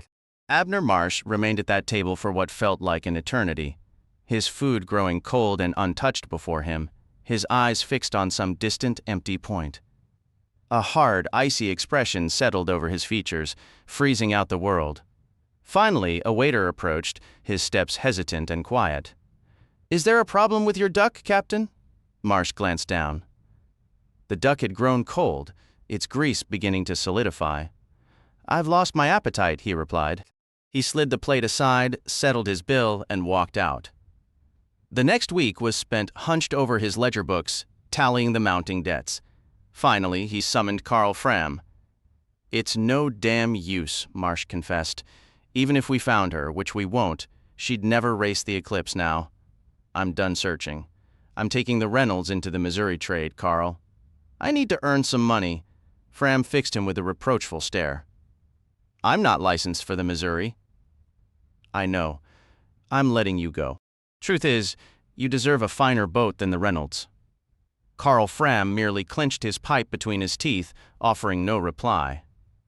Marsh found he couldn't meet the man's gaze, busying himself instead with shuffling papers on his desk. "I'll see you get every cent of the wages I owe you," he muttered. Fram gave a curt nod and turned to leave. His hand was on the door when he paused. "If I find another berth," he said, "I'll keep looking. If I find her, you'll hear from me." "You won't find her," Marsh stated flatly. Then Fram was gone, the door closing softly behind him as he walked off the steamer and out of Marsh's life for good. Abner Marsh was utterly alone. He was the last one left, the sole keeper of the memories, the Fevre Dream, Joshua's immaculate white suit, the chilling hellfire that smoldered in Damon Julian's eyes. The dream lived on only in his mind, and Marsh was determined to bury it. The years rolled by. The Eli Reynolds found profit on the Missouri. For nearly a year she plied that trade, with Marsh at her helm, sweating alongside his crew, tending to freight, passengers, and his relentless ledgers. His first 2 voyages earned enough to wipe out 3/4 of his substantial debt. He might have grown wealthy had the wider world not intervened with its own brutal plans. Lincoln's election, Marsh voted for him, Republican or not, the secession, the attack on Fort Sumter. As the shadow of carnage loomed, Joshua York's words echoed in his mind, "The red thirst is on this nation, and only blood will sate it." A bitter truth, Marsh later reflected, it took oceans of blood. He rarely spoke of the war or his part in it, and had little tolerance for those who refought its battles in tavern tales. "There was a war," he'd boom. "We won, now it's over, and I don't see why we have to jaw about it forever like it's some grand achievement." The only good to come of it was ending slavery. The rest was a waste. Shooting a man isn't something to boast about, damn it all. Marsh and the Eli Reynolds returned to the upper Mississippi in the early war years, ferrying troops from St. Paul, Wisconsin, and Iowa. Later, he served on a Union gunboat, seeing action in a couple of chaotic river fights.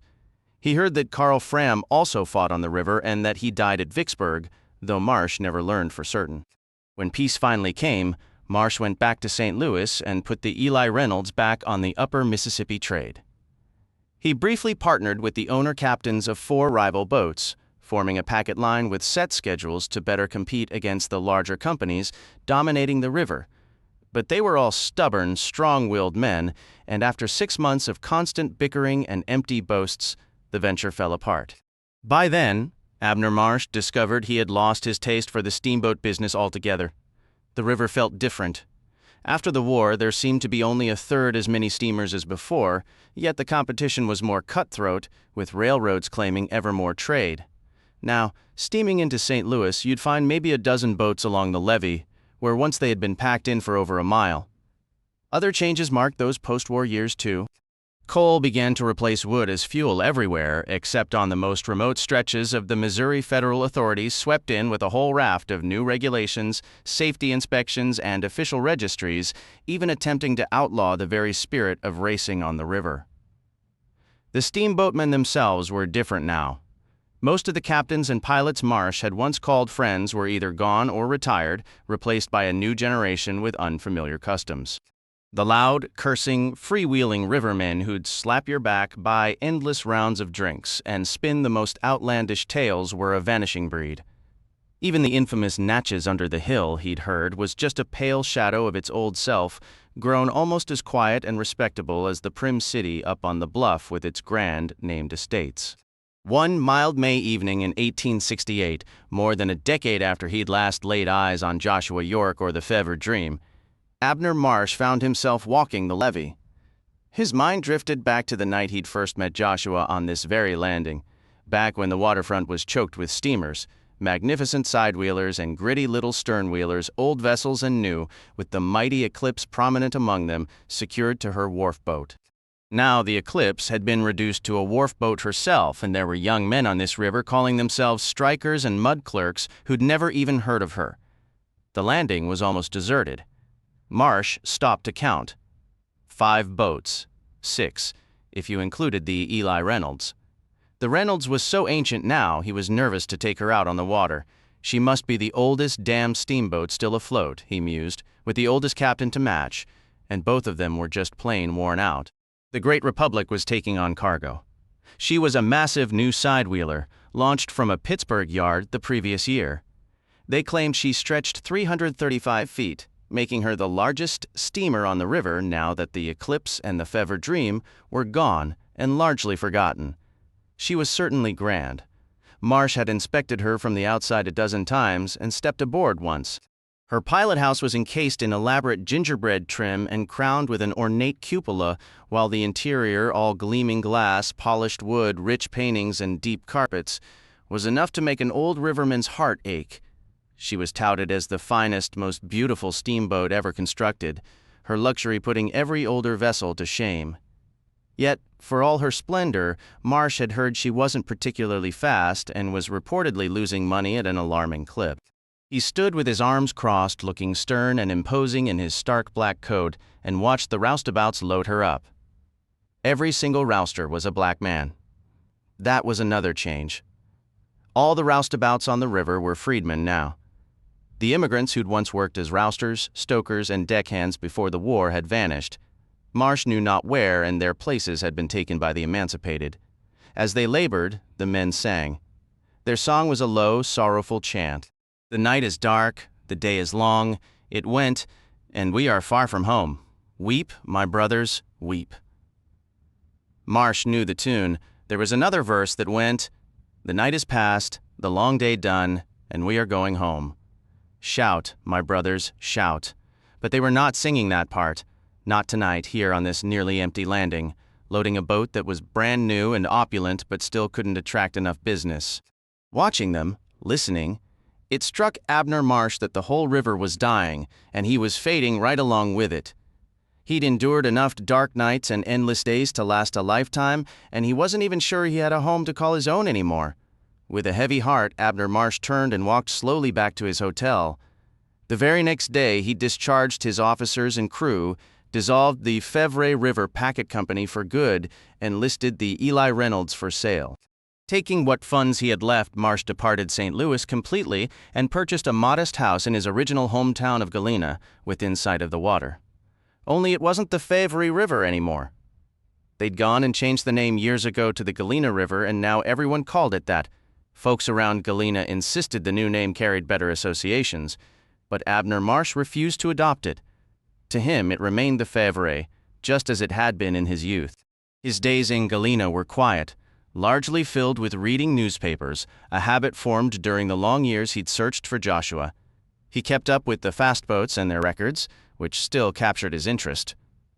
The Robert E. Lee, launched from New Albany in 1866, was known as a real heller, earning nicknames like the Wild Bob Lee or simply the Bad Bob.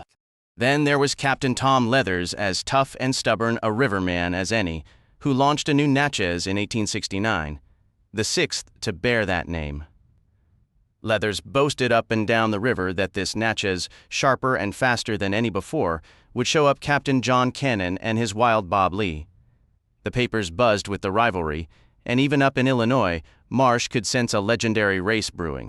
"I'd give anything to see that goddamned race," he remarked one day, to the woman he'd hired to clean his house. "But neither of those boats would stand a chance against the Eclipse. You have my word on that." She enjoyed sassing him and fired back. "Both of 'em have posted better times than your old Eclipse ever did." Marsh just snorted in reply. "That don't mean a thing. The river's shorter now. Gets shorter every damn year. Pretty soon a person could just about walk from St. Louis to New Orleans." His reading extended beyond the newspapers. Surprisingly, Joshua had sparked in him a taste for poetry, of all things, and he even picked up an occasional novel. To pass the time, he took up wood carving, crafting detailed models of his steamboats as he remembered them.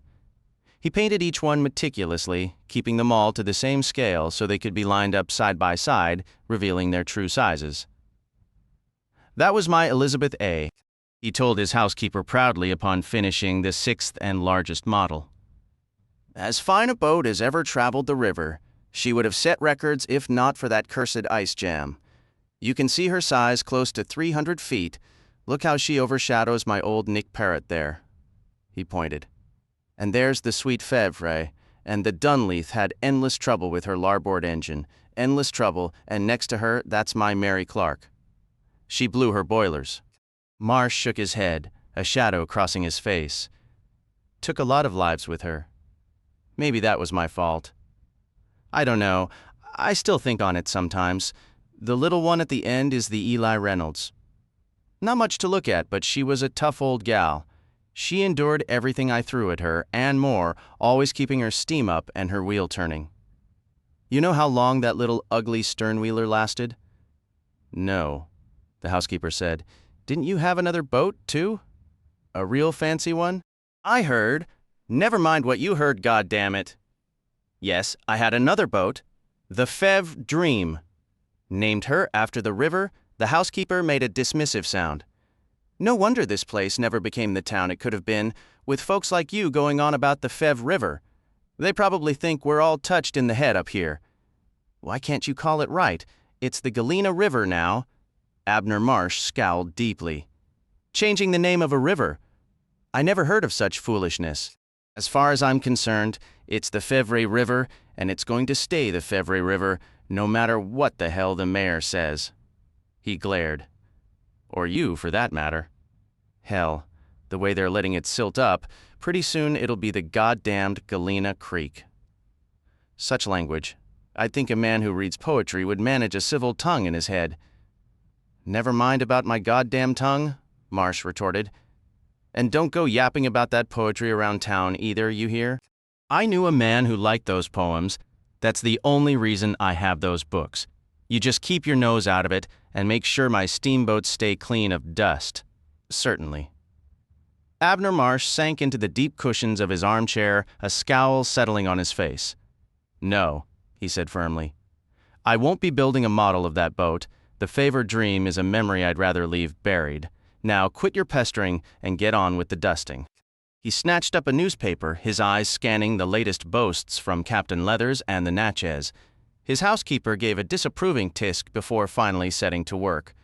His home featured a tall, rounded turret with a southern view. Most evenings found Marsh climbing those stairs, a cup of coffee or a slice of pie in hand, though food had lost its savor since the war. He remained a large man, but the frame that had once been so formidable now seemed draped in skin that hung loosely, as if tailored for a version of himself he no longer inhabited. He'd shed well over 100 pounds since his days with Joshua. His jowls sagged heavily. Just makes a homely man downright frightful. He'd grumble whenever he caught his reflection. From his turret window, the river was a constant companion. He spent countless nights there, reading, sipping whiskey, and watching the water.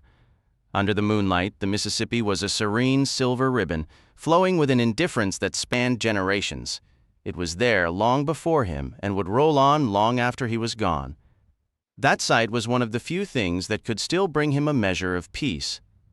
More often, he was wrapped in a deep, weary melancholy. He recalled a line from some poet about nothing being sadder than a beautiful thing fading away, and it struck him that the whole damned world seemed to be doing just that. Loneliness was his most persistent guest. His years on the river had left him with no real friends left in Galena. Visitors were a rarity. His only regular conversation was with that vexing housekeeper. Her nagging irritated him profoundly, but in a strange way, he welcomed it. It was one of the few things left that could stir a little heat in his blood. Sometimes the thought that his life was effectively over would surge through him, sparking a flush of hot, futile anger. There was so much left undone, so many plans that had drifted away like river mist, yet the evidence of time was undeniable. The fancy hickory walking stick he once carried for style had been replaced by a gold-topped cane he actually needed. Wrinkles now creased the skin around his eyes and even between his old warts, and a peculiar brown spot had appeared on the back of his left hand. He'd stare at it sometimes, baffled by its sudden presence. He was in his parlor one afternoon, immersed in a travelogue by Mr. Dickens about his American journey, when the housekeeper entered with a letter. Marsh grunted in surprise, slamming the book shut. "Damned Englishman," he muttered. "Ought to toss him in the river and see how he likes it." He took the envelope, tore it open, and let the casing fall to the floor. Receiving post was unusual enough, but this was stranger still. It had been sent first to the Fevre River Packet Office in St. Louis before being forwarded to Galena. Unfolding the crisp, faintly yellowed paper, Marsh drew a sharp, sudden breath. He knew that stationery. He'd had it printed himself, 13 years prior, for the stateroom desks aboard his steamer. At the top was an elegant pen and ink illustration of a majestic sidewheeler, with the name Fevre Dream arched in ornate script, and he knew the handwriting too, that graceful, flowing script. The message was brief. Dear Abner, I have made my choice. If you are well and willing, meet me in New Orleans as soon as possible. You will find me at the Green Tree on Gallatin Street. "Joshua, of all the infernal nerve," Marsh exploded, his voice filling the quiet room. "After all these silent years, does that fool believe a single scrap of paper can summon me halfway across the country? And not a word of explanation? Not a single damned word? Who does he think he is?" his housekeeper exclaimed. Abner Marsh heaved himself upright. "Woman, where in blazes is my white coat?" he bellowed. Chapter 31. New Orleans, May 1870. Gallatin Street at night resembled the fiery path to damnation. Abner Marsh decided as he quickened his pace. Dance halls, saloons, and brothels packed the thoroughfare, each one overflowing with filth and deafening noise.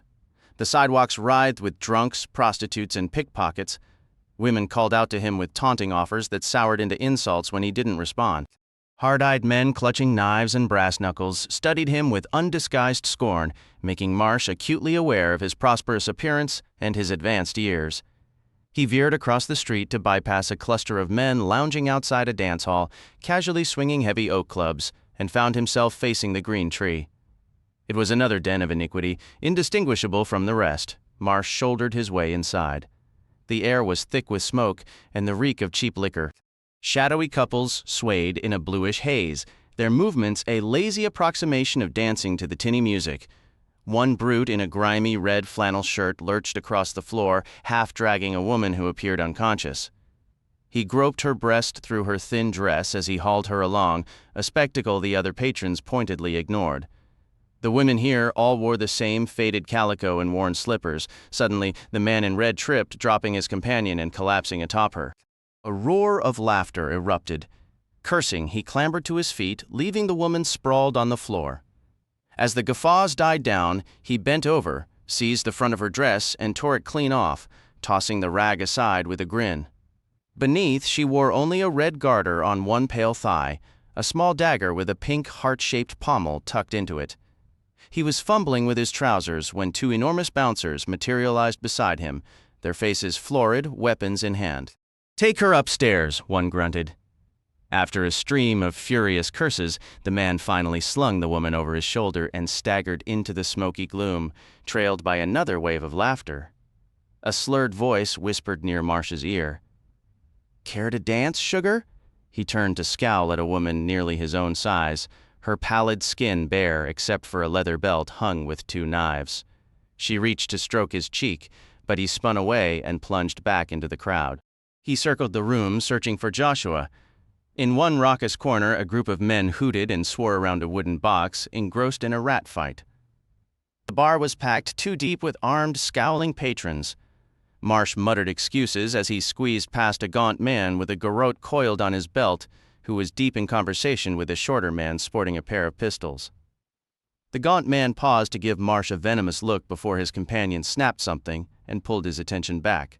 Marsh leaned against the bar. "Whiskey," he demanded. "That whiskey will eat through your gut, Abner," the barkeeper said softly, his voice cutting cleanly through the racket. Abner Marsh gaped.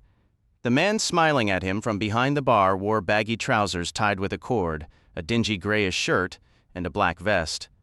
But the face was unchanged from 13 years prior, pale, unlined, and framed by that straight white hair, now slightly disheveled.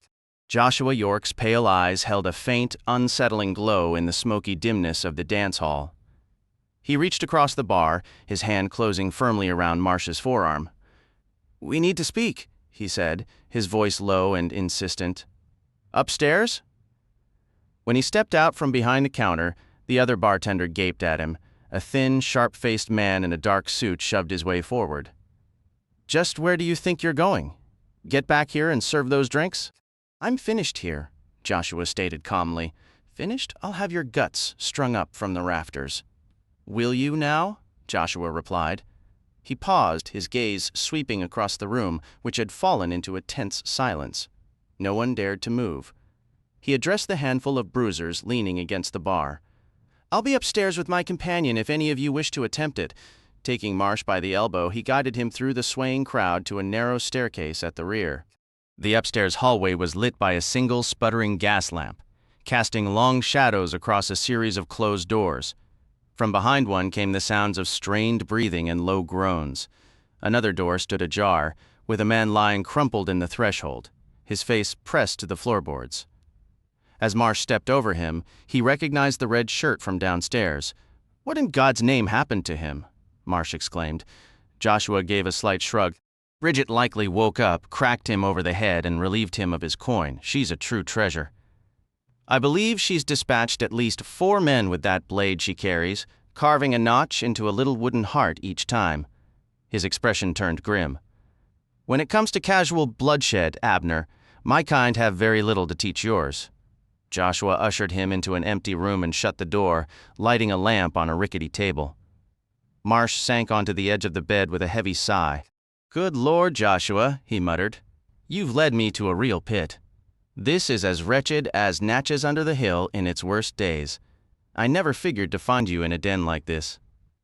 A faint smile touched Joshua's lips as he settled into a worn armchair. Julian and Sour Billy won't expect it either, which is precisely the point. They are hunting for me, I am certain, but even if it occurs to them to search Gallatin Street, it will prove difficult. Julian's obvious affluence would make him a target, and Sour Billy is known by sight here. He has a habit of leaving with women who are never seen again. Tonight there were at least 2 men in the Green Tree who would have shot him on principle. The streets outside belong to the Live Oak boys who might beat him to death for sport or decide to assist him depending on their mood. He shrugged. Even the police avoid Gallatin Street. I am as safe here as anywhere, and on this street my preference for the night draws no unusual attention. It is utterly commonplace. Never mind all that, Marsh said impatiently. You wrote me a letter. Said you'd made your decision. I know why I'm here, but I'm not clear on why you called for me. You'd better explain. I scarcely know where to begin. It has been a very long time, Abner. For both of us, Marsh replied, his voice rough. Then it softened slightly. I looked for you, Joshua. For more damned years than I care to count, I tried to find you and my steamboat, but there was just too much river and not enough time or money. Abner, said York, you could have possessed all the time and wealth in the world, and you still would not have found us on the river. For the past 13 years, the Fevre Dream has rested on dry land. She is concealed near the old indigo vats on the plantation. Julian owns, a good 500 yards from the bayou, and thoroughly hidden from view. Marsh stared. How in hell? It was my doing. Let me start from the beginning and tell you everything. He sighed, a sound full of old weariness. I must go back 13 years to the night I left you. I remember.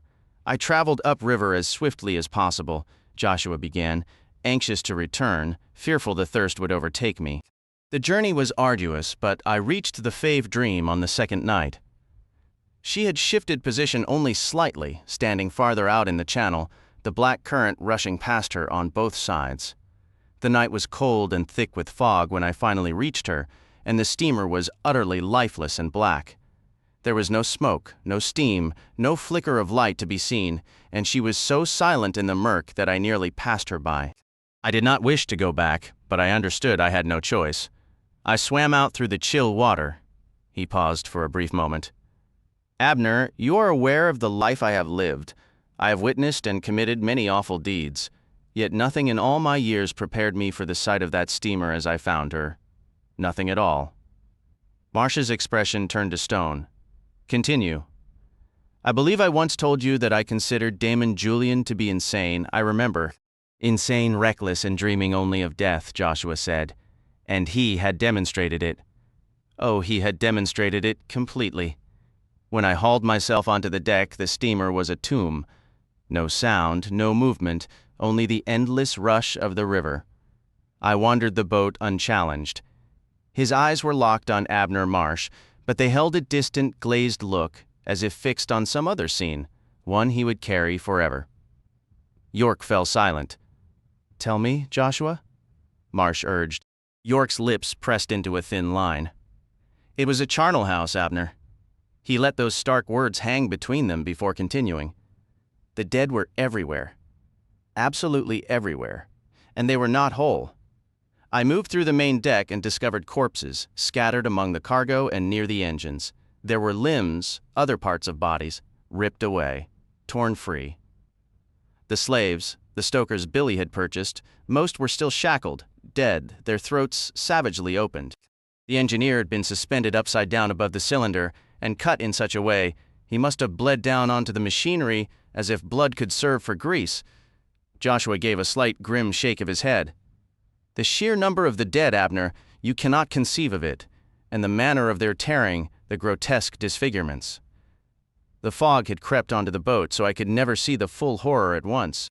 I walked, I drifted, and these atrocities would materialize before me where, a moment earlier, there had been only shapeless shadows and a drifting veil of mist. I would stare at whatever fresh terror the fog had surrendered, then turn away, taking only a few steps before the vapors parted once more to unveil something even more abominable. At last, heartsick and filled with a wrath that burned in me like a fever, I ascended the grand staircase to the boiler deck. The saloons. It was more of the same. Bodies and fragments of bodies. So much blood had been shed that the carpet was still damp with it, even then. Everywhere I saw evidence of violent struggle. Dozens of mirrors were smashed, several stateroom doors had been broken in, tables were overturned. Upon one table that remained upright rested a human head on a silver platter. I have never known greater horror than I did walking the length of that saloon, those terrible 300 feet. Nothing stirred in the darkness, in the fog. Nothing living. I moved back and forth aimlessly, uncertain what to do. I stopped before the water cooler, that large silver ornamental cooler you had placed at the forward end of the cabin.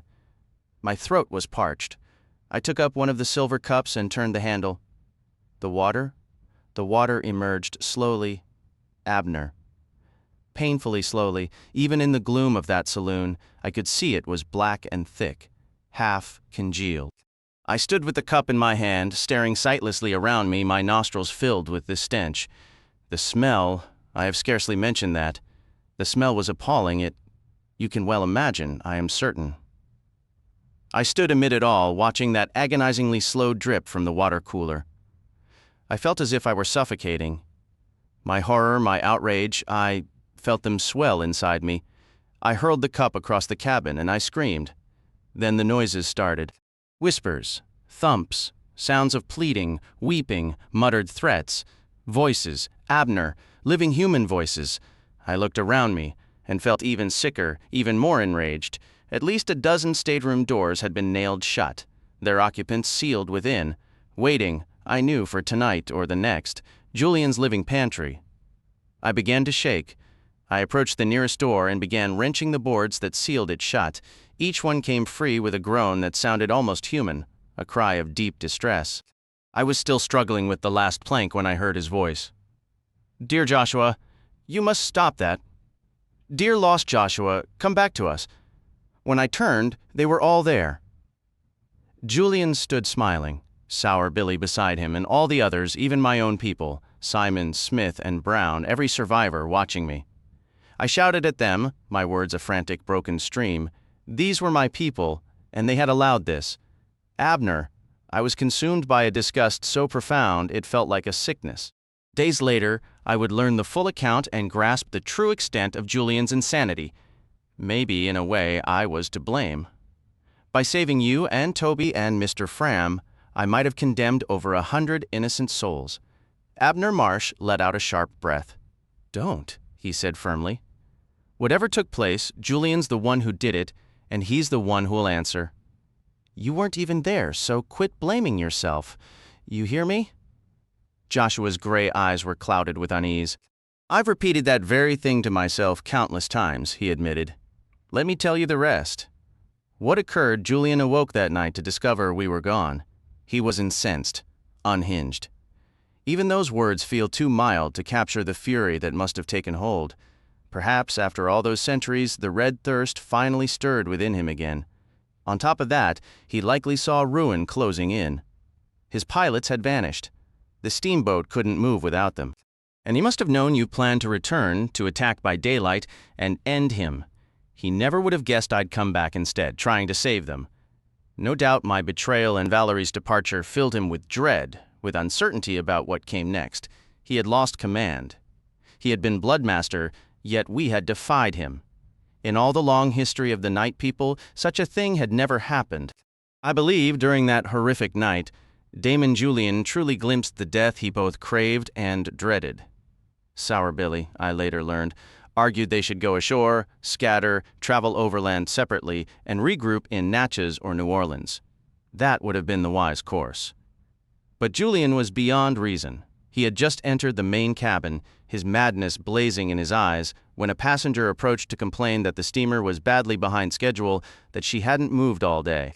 "Ah," Julian said, "then we must set her in motion at once." He had the boat moved a little farther out, so no one could reach the shore. When it was done, he returned to the main cabin, where the passengers were dining, approached the man who had complained, and killed him right there, in front of everyone. Then the massacre began. People screamed, ran, hid, locked themselves in their rooms. But there was nowhere to go. And Julian used his power, his voice and his gaze, and sent his followers out to kill. The Fevre Dream carried about 130 passengers that night, against roughly 20 of my people, some driven by thirst, some by Julian's will. But the thirst can be terrifying in such moments. Like a contagion, it can jump from one to the next until all of them are burning. And Sour Billy had the men he'd hired in Natchez under the hill join the fight. He told them it was all part of a scheme to rob and murder the passengers, and that they would share in the plunder. By the time my people turned on their human helpers, it was far too late. All of this was unfolding even as you and I spoke that final night, Abner. The screams, the bloodshed, Julian's wild death throes. He did not have it all his own way. The passengers fought back. I heard that nearly all my people were injured, though of course they healed. Vincent Thibault was shot through the eye and died. Catherine was seized by 2 firemen and thrown into one of the furnaces. They burned her to death before Kurt and Alain could reach her. So 2 of my people met their end. There were 2 of us and more than 100 of your kind. The survivors were trapped inside their own cabins. When the violence ended, Julian simply waited. The others were terrified and wanted to run, but Julian forbade it. I think he wanted to be found. They say he spoke of you, Abner, me. Marsh was stunned. He said he had promised you the river would never forget your Fevre Dream. He laughed and claimed he had kept that promise. A wave of anger rose within Abner Marsh and escaped in a furious, quiet snort. "Damn him to hell," he whispered. "That," Joshua York continued, "is the story I was later told, but I knew none of it the night I returned to the Fevre Dream. I only had what my eyes showed me, what the air carried, and what my mind could piece together. And I was wild, Abner, completely wild. I was tearing those boards free, and then Julian was there. Suddenly I was screaming at him, a raw, wordless cry. I wanted vengeance. I wanted to kill him more than I have ever wanted to kill anyone, to tear open that pale throat and taste his cursed blood. My rage, words are so pitifully inadequate." Julian waited until my screaming stopped. Then he said quietly, "2 boards remain, Joshua. Pull them off and let him out. You must be terribly thirsty." Sour Billy gave a nasty little laugh. I said nothing. "Go on, dear Joshua," Julian pressed. "Tonight you will truly become one of us, so you can never run again. Go on, free him, kill him." And his eyes held mine. I felt their power pulling me in, trying to seize control of my will and force me to obey. If I tasted blood again, I would be his body and soul forever. He had beaten me down before, forced me to my knees, made me let him drink from my own veins. But he had never been able to make me kill. That refusal was my last defense, the final protection of who I was and what I believed. Now his eyes were stripping that away, and behind it lay only death and blood and terror and the endless hollow nights that would soon become my existence. Joshua York stopped speaking and turned his face away. His eyes had grown cloudy and distant. To Abner Marsh's surprise, he saw Joshua's hand trembling. "Joshua," Marsh said, "whatever happened, it was 13 years back. It's over and done, gone like all those folks from England, and you didn't have a choice. Not any choice at all. You told me yourself there's no good or evil without a choice. You ain't what Julian is, no matter if you did kill that man." York looked at him directly and offered a faint, peculiar smile. "Abner, I did not kill that man." "No? Then what?" "I fought back," Joshua said. "I was a storm inside Abner. I met his gaze and I defied him. I fought him, and this time I won. We stood locked like that for a good 10 minutes, until finally Julian broke away with a snarl and retreated up the stairs to his cabin, Sour Billy scrambling after him. The rest of my people stood staring at me, astonished. Raymond Ortega stepped forward to challenge me. In less than a minute, he was on his knees. "Bloodmaster," he said, bowing his head. Then, one by one, the others began to kneel. Armand and Cara, Cynthia, Jorge, and Michel Lequer, even Kurt. Simon wore a look of triumph, so did several others. Julian's rule had been a bitter one for many of them. Now they were free. I had defeated Damon Julian for all his strength and age. I was the leader of my people once more, and I realized immediately that I faced a choice. Unless I acted, and quickly, the Fevre Dream would be discovered, and I and Julian and all our kind would perish. What did you do? I found Sour Billy. He had been the mate, after all. He was outside Julian's cabin, confused and cowering. I put him in charge of the main deck and ordered the others to follow his commands. They worked. They became stokers, strikers, engineers. With Billy half scared out of his wits and barking orders, they got our steam up. We fueled her with wood, with lard, and with the dead. It was a grim business, I won't deny it, but we had no choice but to dispose of the dead. Stopping to take on wood was a risk we couldn't afford. I climbed to the pilot house and took the wheel. Up there, the air was still clean, untouched by what had happened below. We ran without lights, invisible in that thick, swallowing fog. Sometimes we had to creep forward, taking soundings with a lead line, and other times, when the mist thinned just enough, we flew down that river so fast it would have made your heart sing, Abner. We passed a couple of other boats in the blackness, exchanging whistles in the night, but none came near enough to make out our name. The river was mostly deserted, everyone else having had the sense to tie up. I was piloting like a madman, but the only other choice was being found out, and that meant a sure death for all of us. By first light, we were still running. I refused to let anyone rest. Billy had the crew rig tarps around the main deck, a poor shield against the coming sun. I stayed at the wheel. We slid past New Orleans as the sky pinkened, continued downriver, and finally turned off into a narrow bayou. That was the trickiest stretch, shallow and tight, forcing us to sound our way forward inch by inch. But at last, we reached the overgrown lands of Julian's old plantation. Only then did I allow myself to stagger to my cabin. I was burned, and badly, again. He offered a tired, pained smile. It appears I've developed a rather unfortunate talent for it. The following evening, I scouted the property. We'd moored the steamer at a crumbling wharf on the bayou, but she stuck out like a sore thumb. Anyone coming to Cypress Landing would spot her in a heartbeat. I hated the thought of destroying her. Her speed was our best hope, but she needed to vanish. The solution presented itself south of the main house. The plantation had once been dedicated to indigo, before sugarcane took over decades prior, and Julian had let everything go to seed. I found the old abandoned indigo vats on a stagnant, foul-smelling channel that branched off the bayou. The place reeked of decay. Indigo processing is a filthy business. The waterway was far too narrow and shallow for the Fevre Dream. So we got to work. We unloaded the boat and spent nearly a month of backbreaking nights, clearing brush, cutting back trees, dredging the muck from that foul backwater. Then I took her down the bayou, nosed her into that narrow channel with a great deal of scraping and effort, and squeezed her through. When she finally settled, her hull was grinding on the bottom, but she was completely hidden, shrouded on all sides by dense live oak and cypress. In the weeks that followed, we dammed the channel's mouth, packed back the mud and sand we'd removed, and worked to drain the water away. Within a month or so, the Fevre Dream sat on damp, muddy earth, veiled by a wall of green. You'd never know there had ever been water there at all.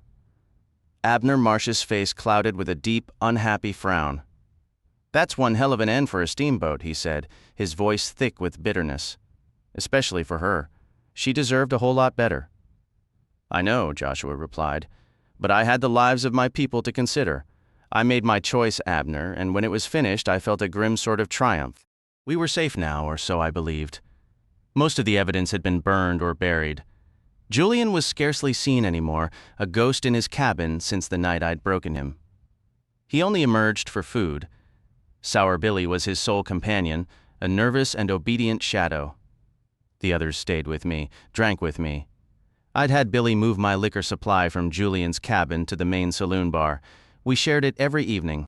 Only one significant problem remained before I could turn my mind to the future of my kind, our prisoners, the passengers who had lived through that night.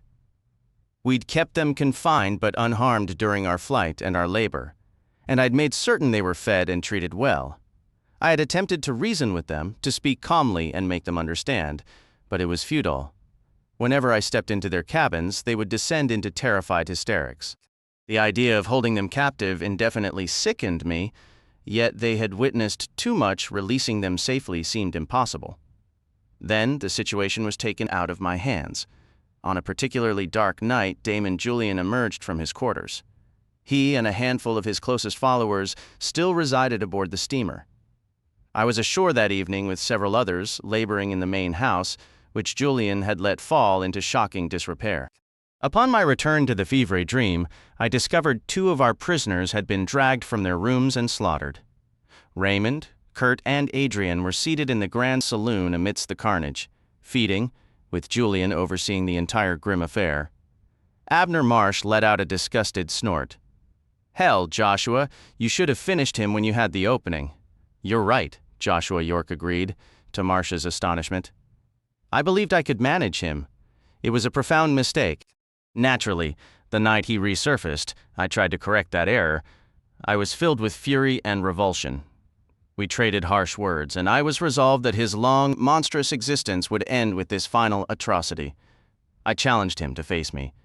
My intention was to force him to his knees, to make him surrender his own blood repeatedly if necessary, until he was drained, subdued, and powerless.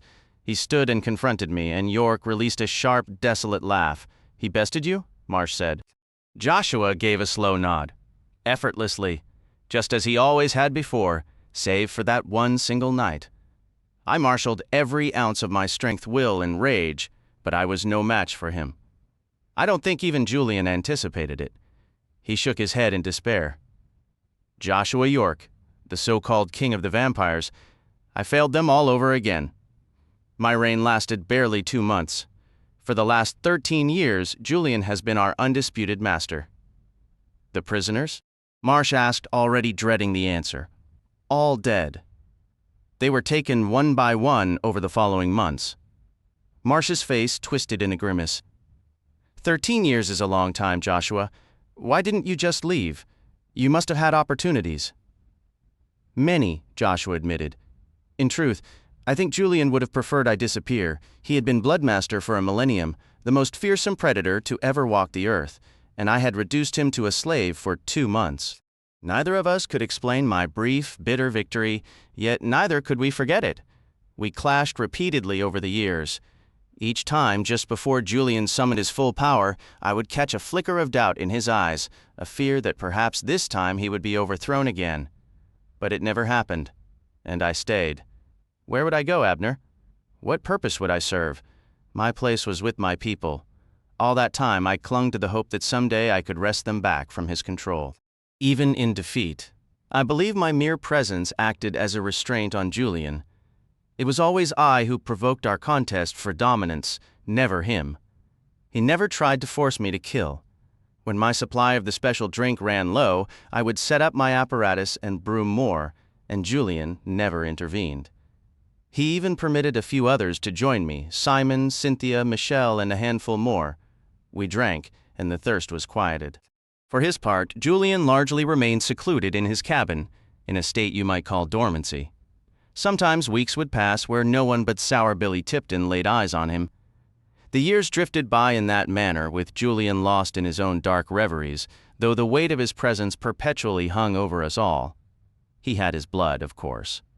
At least once a month, Sour Billy would ride into New Orleans and return with a victim. Before the war, it was often slaves. Afterward, it was dance hall girls, prostitutes, drunks, vagrants, anyone he could lure out to our remote location. The war years were difficult.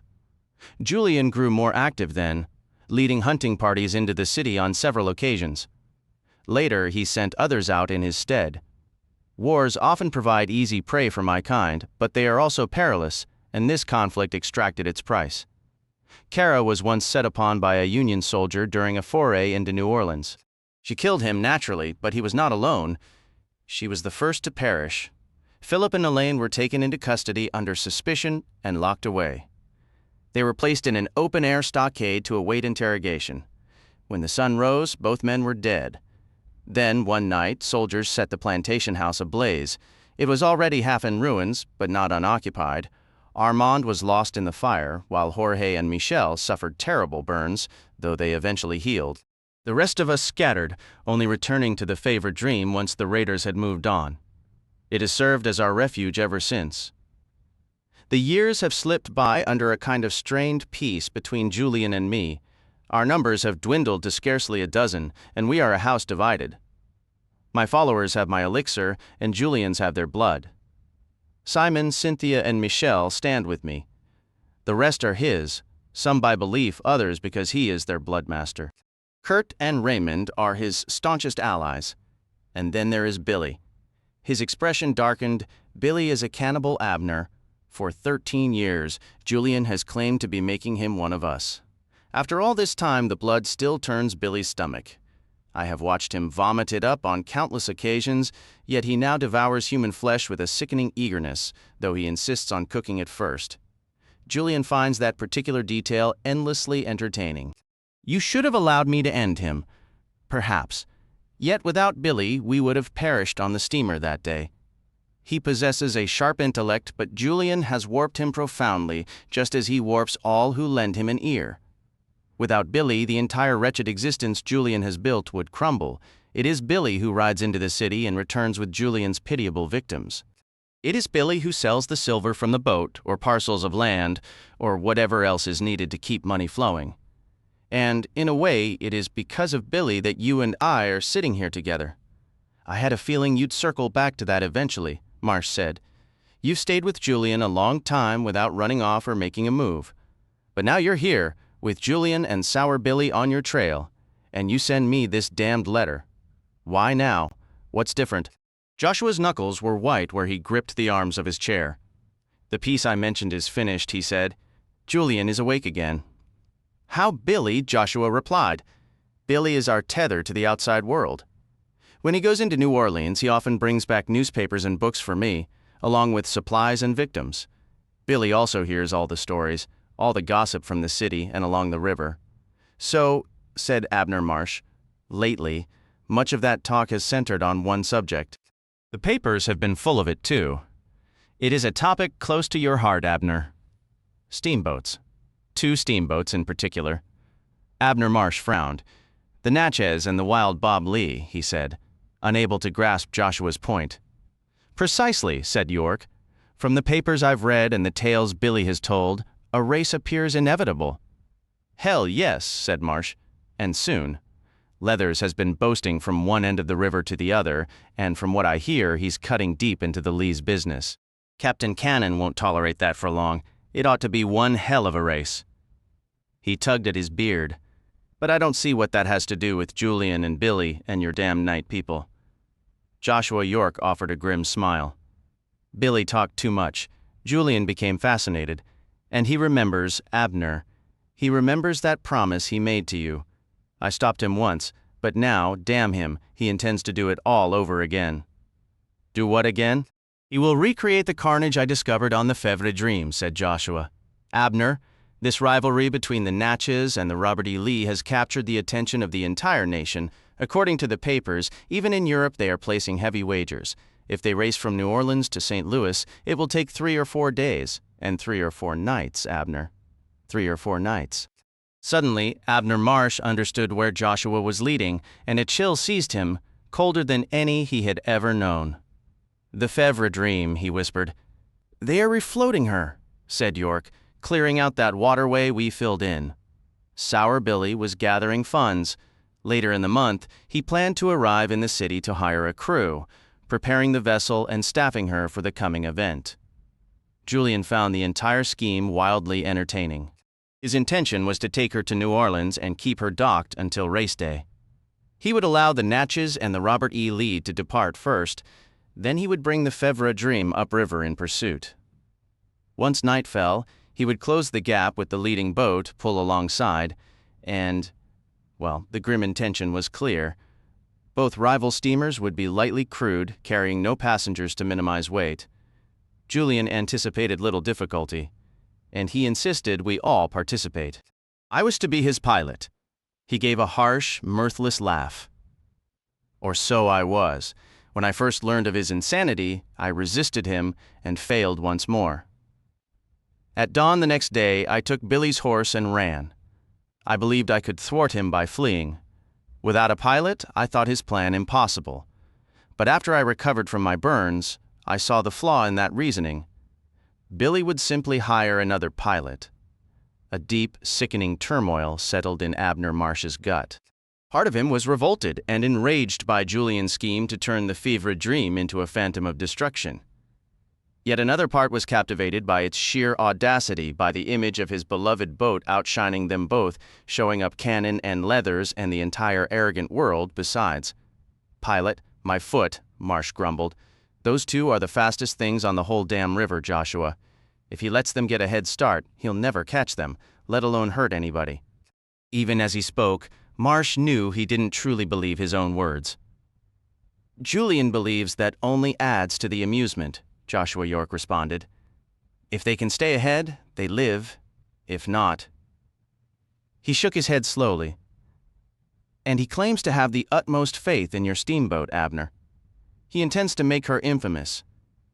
Afterward, both vessels are to be destroyed, and Julian says we will all escape to shore and travel east, to Philadelphia, or maybe New York. He says he's tired of the river. I think that's just empty talk. Julian is tired of living. If he follows through, it will mean the end of my kind." Abner Marsh heaved himself off the bed and slammed his cane against the floor in a burst of fury. "God damn it all to hell," he bellowed.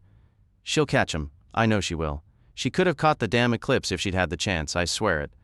She won't have any trouble outrunning the likes of the Natchez or the Bad Bob. Hell, neither one of those tubs ever beat the eclipse. God damn it, Joshua, he is not doing this with my steamboat, I swear he is not." Joshua York offered a thin, perilous smile, and when Abner Marsh met his gaze, he saw the same fierce resolve he'd witnessed years ago at the planter's house, and the icy wrath from when he'd once disturbed York by daylight. "No," York stated firmly. "He isn't. That is why I wrote to you, Abner, and hoped you still lived. I have pondered this a great while. My mind is made up. We will kill him. There is no alternative." "Hell," Marsh snorted. "Took you long enough to figure that out. I could have told you that 13 damn years ago. Well, I'm with you." But he jabbed his cane toward York's chest. "We don't harm the steamer, you hear me? The only thing wrong with that damn plan of Julian's is the part where everybody dies. The rest of it suits me just fine." A grin spread across his face. "Cannon and leathers are going to get such a goddamn surprise they won't believe their eyes." Joshua stood, his own smile returning. "Abner, we will do everything in our power, I promise you, to ensure the Fevre Dream comes to no harm. You must caution your men." Marsh's brow furrowed. "What men?" The smile vanished from Joshua's face. "Your crew," he said. "I assumed you came down here on one of your packets with a party of men." It suddenly dawned on Marsh that Joshua had sent his letter to the Fevre River Packets office in St. Louis. "Hell," he admitted, "Joshua, I don't have any steamers anymore, nor any crew to speak of. I came down by steamboat, sure enough, but I came alone, cabin passage." "Carl Fram," Joshua said. "Toby. The men who were with you on the Eli Reynolds. Dead or scattered, I was nearly gone myself." Joshua's expression darkened. "I had envisioned a daylight assault with numbers. This alters the situation, Abner." Abner Marsh's face gathered like a storm. "The hell it does," he growled. "Not one damn thing changes, far as I'm concerned. Maybe you dreamed of marching in with an army, but I never harbored that fantasy. I'm a tired old man, Joshua, likely on my last legs, and Damon Julian's shadow don't chill me like it used to. He's held my steamboat captive for too many years, and I don't care for what he's made of her. I aim to take her back or leave my bones trying. You wrote about making a choice? Well, here it is. Are you with me or not?" Joshua York listened to the torrent of Marsh's anger, and slowly a resigned smile touched his pale features. "Very well," he said finally. "We go alone." They departed New Orleans under the cover of deepest night. The wagon Joshua had acquired jolting and groaning along the dark, uneven roads. Clad in dark brown with a hooded cloak flowing behind him, Joshua handled the reins with a familiar, commanding grace, urging the horses forward. Abner Marsh sat rigid beside him, jostled with every bump and hole, his grip firm on the double-barreled shotgun resting across his legs.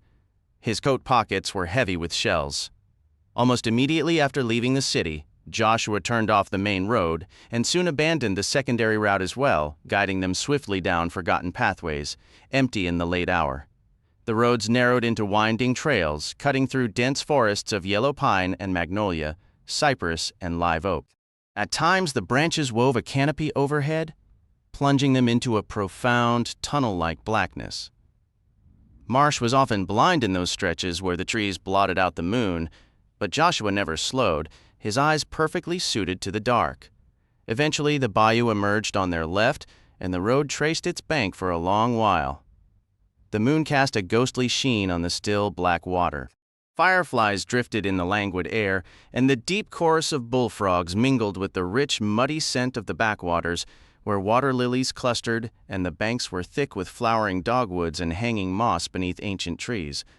Abner Marsh breathed it all in, the sweet and the earthy, thinking this might be the final night he'd ever know.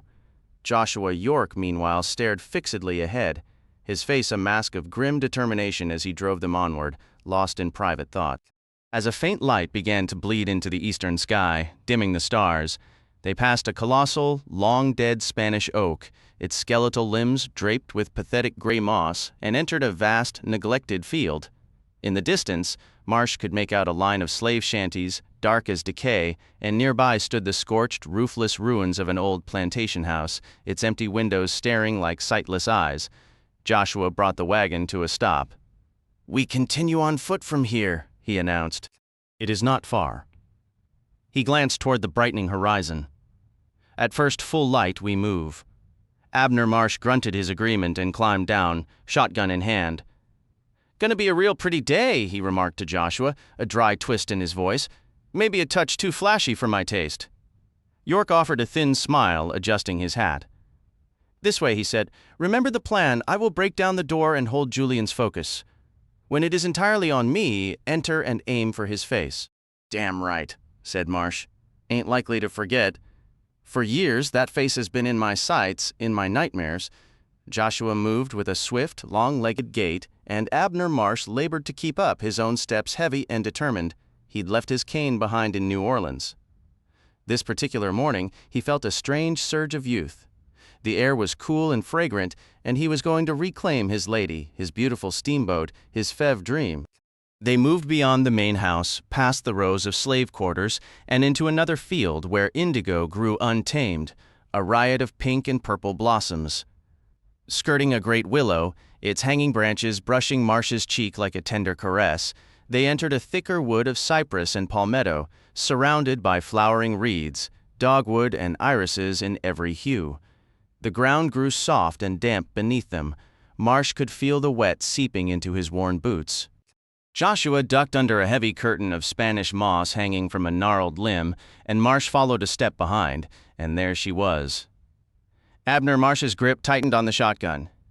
"Hell," he muttered, the word hanging in the humid air.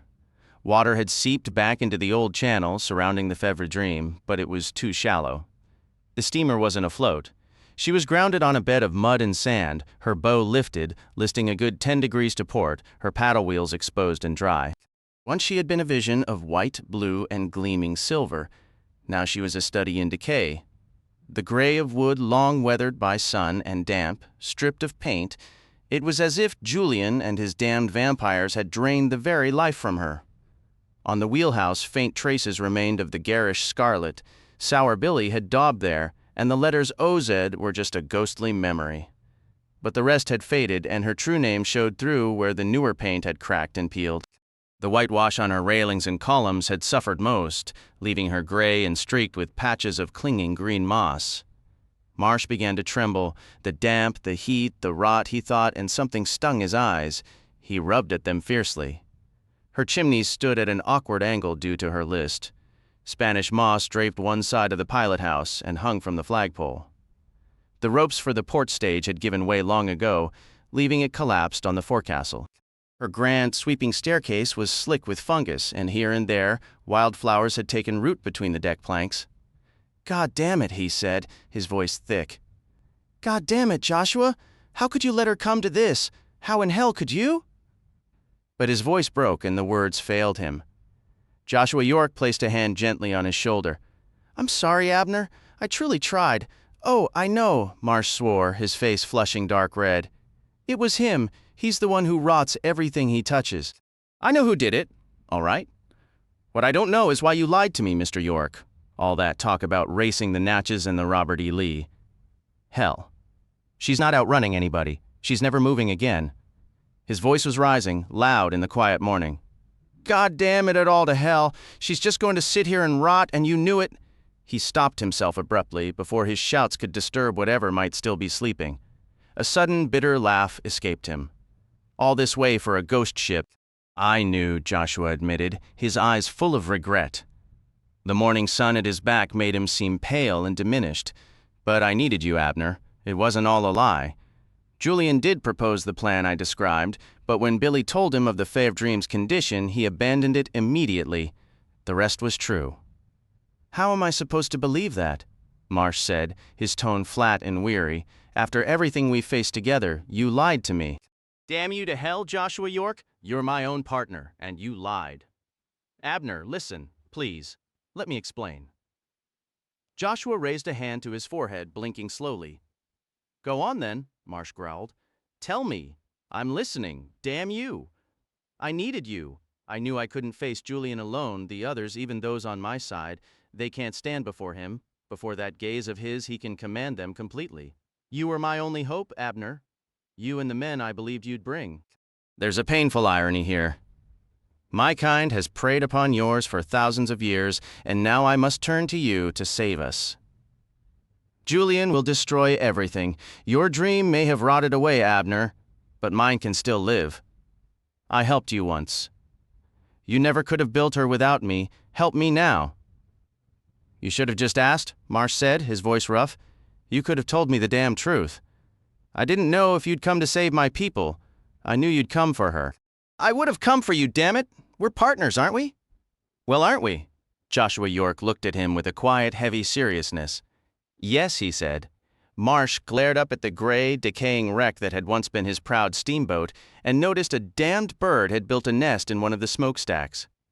Other birds flitted between the trees, their chirping sounds grating on Abner Marsh's nerves. Morning light cut through the woods in bright yellow shafts, illuminating swirls of dust in the air. The last shadows of night were retreating into the underbrush. Why now? Marsh asked, frowning back at York. If it wasn't about the Natchez and the Robert E. Lee, what was it? What makes today different from the last 13 years that you're suddenly running off and writing me letters? Cynthia is with child? Joshua said. My child? Abner Marsh recalled what York had told him long ago. You killed someone together? No. For the first time in our history, conception happened free of the red thirst. Cynthia has been using my serum for years. She became receptive even without the blood, the fever, I responded. It was powerful, Abner, as strong as the thirst, but different, cleaner. A thirst for life, not death. She will die in childbirth unless your people can help. Julian would never allow it. And there's the child to consider. I don't want it corrupted, enslaved by Damon Julian. I want this birth to be a new beginning for my kind. I had to act. A damned vampire baby, Abner Marsh thought. He was about to go in and face Damon Julian for a child that might grow up just like Julian. Or maybe it would grow into someone like Joshua. If you want to do something, Marsh said, then why the hell aren't we in there, instead of talking out here? He jerked his shotgun toward the massive ruined steamer. Joshua York offered a faint smile. I'm sorry for the lie, he said. Abner, there is no one like you. You have my thanks. Never mind that now, Marsh said gruffly, uncomfortable with the gratitude. He stepped out from under the trees toward the Fevre Dream and the rotted, purple-stained indigo tanks looming behind her. Near the water, thick mud clutched at his boots, making wet, sucking noises with every step. Marsh checked his shotgun once more to ensure it was loaded. Then he found an old weathered plank half submerged in the shallow water, propped it against the hull, and hauled himself up onto the main deck. Joshua York followed, swift and silent. Before them rose the grand staircase, leading up into the darkness of the boiler deck to the curtained staterooms where their enemies slept, and into the long, dim silence of the saloon. For a moment Marsh did not move. He finally spoke, his voice low. I need to see my steamer. He moved past the stair and into the heart of the engine room. Two of the boilers had split open at the seams. The steam pipes were riddled with rust holes. The massive engines were discolored, patches of brown where metal had flaked away. Marsh watched his step, each footfall a cautious test against the spongy, decaying floorboards. He approached a furnace door and pulled it open. Inside lay a mound of cold gray ash, and nestled within it something else, a jumble of brown and yellow, charred in places. He reached in, and his fingers closed around a long, brittle bone. He held it up, his voice a grim mutter. Bones in her furnace, her decks rotted clean through, damned slave shackles still lying there. Nothing but rust, a damn shame, a damn shame. He turned away, his jaw tight. I've seen enough. I warned you, Joshua York replied quietly. I had to see for myself, Marsh said. They emerged onto the forecastle, the sudden sunlight harsh after the interior gloom. Marsh looked back at the doorway, at the dark, rust-eaten silhouette of what had been his grandest dream. 18 boilers, he said, his voice rough with emotion. Whitey, he loved those engines like they were his children. Abner, we have a purpose here. We must focus. They began their careful ascent up the grand staircase. A foul-smelling slime coated the steps, making the climb treacherous. Marsh put his weight on a carved wooden ornament, and it crumbled to pieces in his grasp. The promenade deck stretched before them, a gray, desolate expanse that seemed to sag under its own neglect. They entered the main cabin, and Marsh felt a deep frown settle on his face as he took in 300 feet of utter decay, a heartbreaking ruin of what was once magnificent beauty. The carpet was a torn, stained tapestry of fungus and mold, green blotches spreading across it like a sickness consuming the vessel's very spirit. Someone had slathered black paint over the grand skylight, obliterating the stained glass and plunging the room into gloom. The long marble bar was thick with dust. Stateroom doors hung from broken hinges. One of the chandeliers had crashed to the floor. They stepped around the glittering wreckage of glass. A third of the wall mirrors were shattered or gone. The survivors' blind, their silver backing flaked away or tarnished black. Climbing to the hurricane deck was a relief. The open air and sun a welcome reprieve.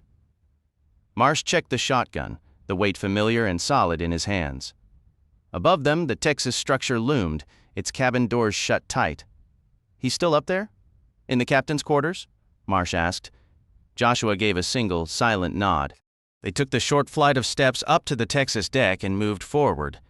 In the deep shadows of the Texas porch, Sour Billy Tipton was waiting. Had it not been for those eyes, Abner Marsh might have passed him by without a second glance. Sour Billy was as broken down as the steamboat itself. He had always been a lean man, but now he was a walking skeleton, sharp bones threatening to pierce his sallow, sickly skin. His complexion was that of a man who hadn't seen daylight in a decade. His face was a death's head, yellowed and pitted. Most of his hair was gone, the scalp beneath a landscape of scabs and angry red sores. He was draped in tattered black cloth, and his fingernails had grown into long, filthy talons. Only the eyes were unchanged, pale, ice-chip eyes burning with a feverish intensity, trying to mimic the predatory stare of his master, Julian. Sour Billy had been expecting them. He must have heard their approach. As they rounded the corner, he was already there. A knife held in his hand with lethal familiarity, he opened his mouth. Well? Abner Marsh didn't let him finish. He brought the shotgun up in one smooth motion and fired both barrels directly into Sour Billy's chest. Marsh had no interest in hearing whatever came after that. Well, not today. The report was thunderous, the kick slamming the stock back into his shoulder. Sour Billy's chest erupted in 100 crimson blossoms, the force hurling him backward. The rotten railing behind him gave way with a splintering crack, and he crashed down onto the hurricane deck below. Somehow, still clutching his knife, he tried to push himself up. He swayed, stumbling forward in a drunken, disoriented stagger. Marsh leaped down after him, his boots hitting the deck hard, and swiftly reloaded the shotgun. Sour Billy's hand fumbled for a pistol tucked into his belt. Marsh didn't hesitate. He fired both barrels again, the blast lifting Sour Billy off his feet and throwing him clear over the edge of the hurricane deck. The pistol spun away into the air. Marsh heard a brief, cut-off scream, followed by the heavy, wet sound of a body striking wood and metal far below.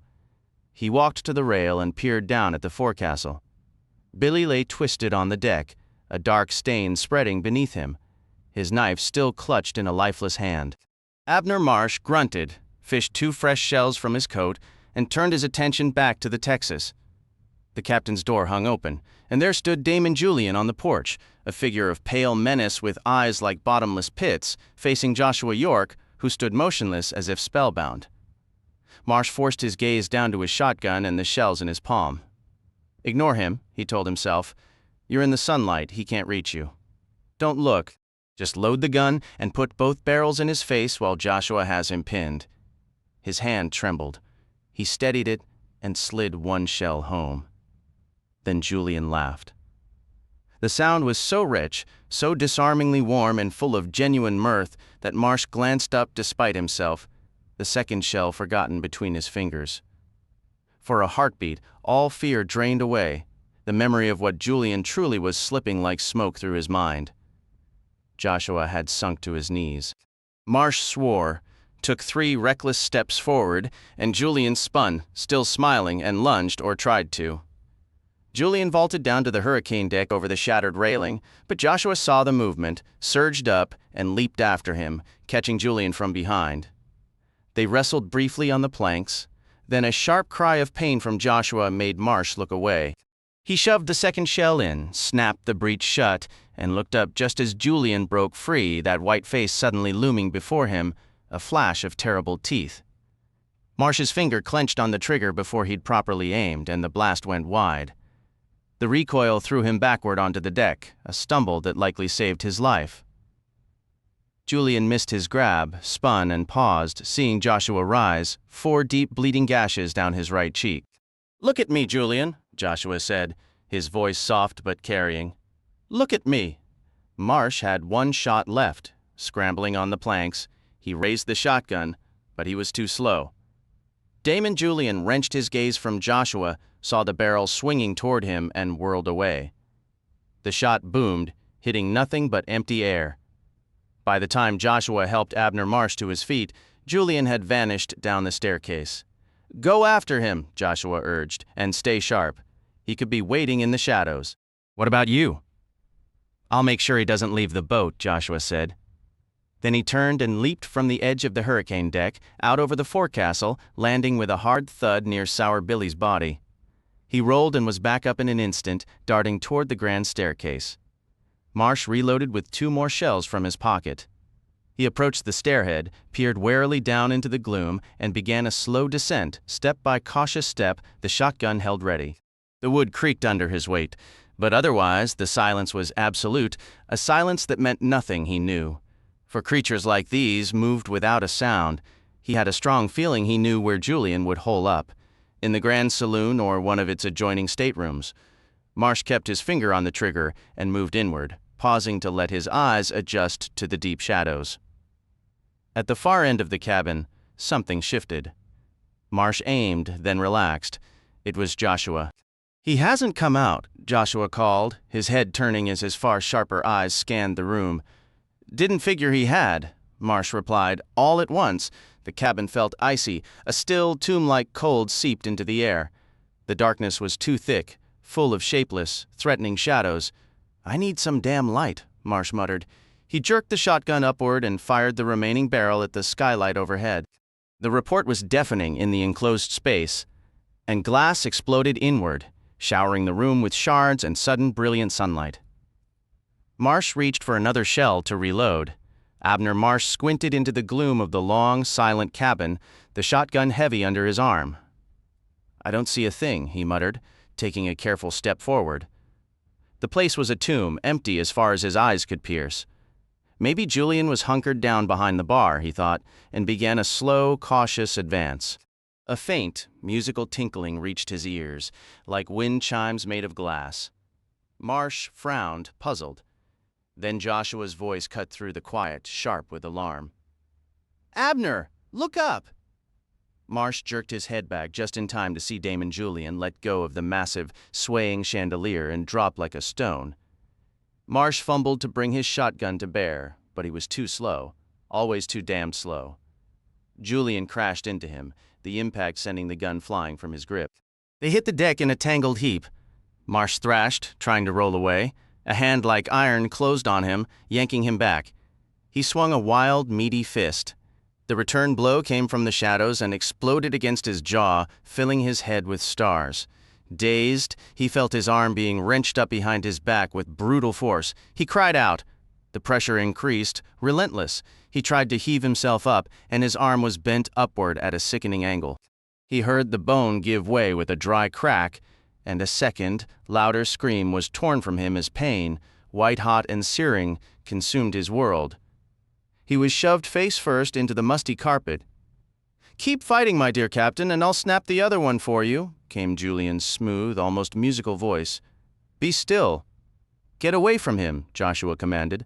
Marsh, through a haze of agony, lifted his head and saw Joshua standing rigid 20 feet off. "I think not," Julian replied with chilling calm. "Don't move a muscle, dear Joshua. If you rush me, I will rip out the good captain's throat before you've covered half the distance. Stay put and he lives. Do we understand each other?" Marsh tried to shift his weight, and a fresh wave of torment made him bite his lip until he tasted copper. Joshua held his ground, his hands curled into ready claws. "Yes," he said, the word tight, "I understand." His gray eyes were lethal, but clouded with hesitation. Marsh's gaze swept the deck for his shotgun. It lay just out of reach, a mocking 5 feet away. "Excellent," said Damon Julian. Marsh heard the scrape of a chair being dragged across the floor. Julian settled into it just behind him, a presence in the shadows. "I'll remain here, comfortably out of the light. You, Joshua, will take a seat in that lovely beam of sunshine the captain was so kind as to provide. Go on. Do it, unless you wish to watch him bleed out right here. If you kill him, there is nothing left to stop me," Joshua said, his voice low. "Perhaps I am willing to chance that," Julian replied, a hint of amusement in his tone. "Are you?" Joshua York's gaze traveled slowly around the ruined saloon. His frown deepened, but he fetched a chair and placed it directly beneath the broken skylight. He sat down in the pool of harsh sunlight, a good 15 feet from where Marsh lay broken. "Remove your hat, Joshua. I want to see your eyes." York's face twisted in a grimace. He snatched off his wide-brimmed hat and flung it away into the darkness. "Satisfied?" he spat. "Quite," said Damon Julian.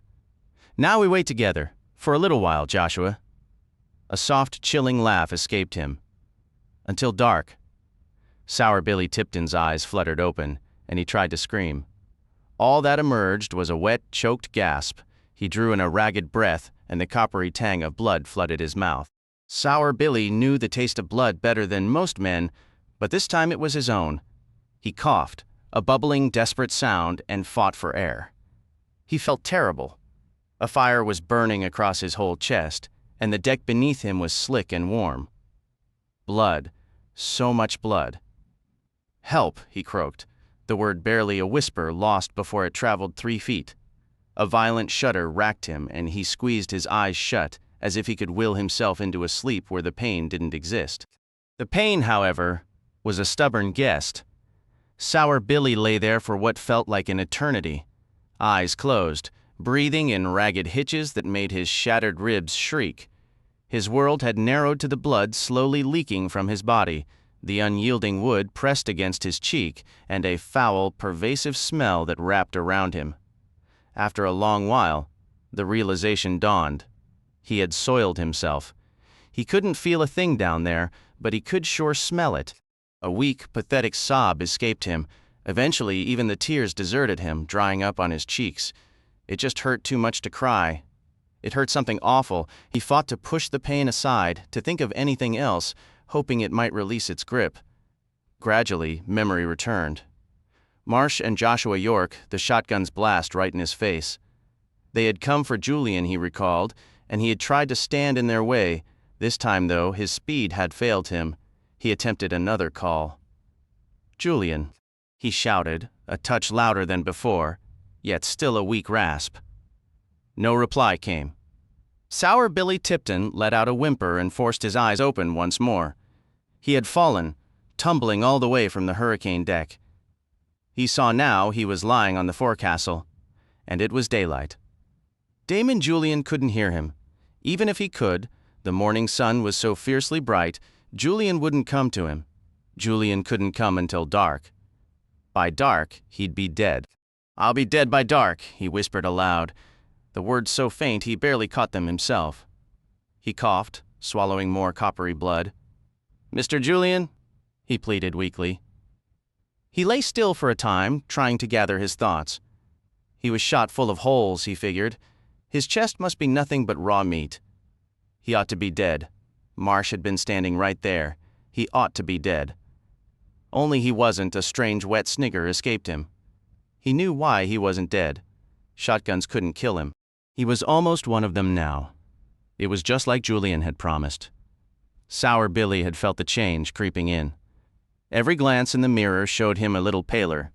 His eyes growing more and more like Damon Julian's own. He could see it himself, and he'd even noticed he could see better in the dark these past couple of years. It was the blood that had done it, he was sure. If only it hadn't made him so sick sometimes, he might be even further along. There were nights it twisted his gut into knots and sent him retching, but he kept drinking it, just as Julian said, and it was making him stronger. He could feel that strength sometimes, and this proved it. They'd shot him and he'd taken that terrible fall, and he wasn't dead. No, sir, not dead at all. He was healing up, just like Damon Julian would. He was nearly one of them now. Sour Billy managed a thin smile, imagining he would just lie there until he was fully mended, and then he would rise and go kill Abner Marsh. He pictured how terrified Marsh would be, seeing Billy walk up after taking a shotgun blast like that. If only the hurting would stop.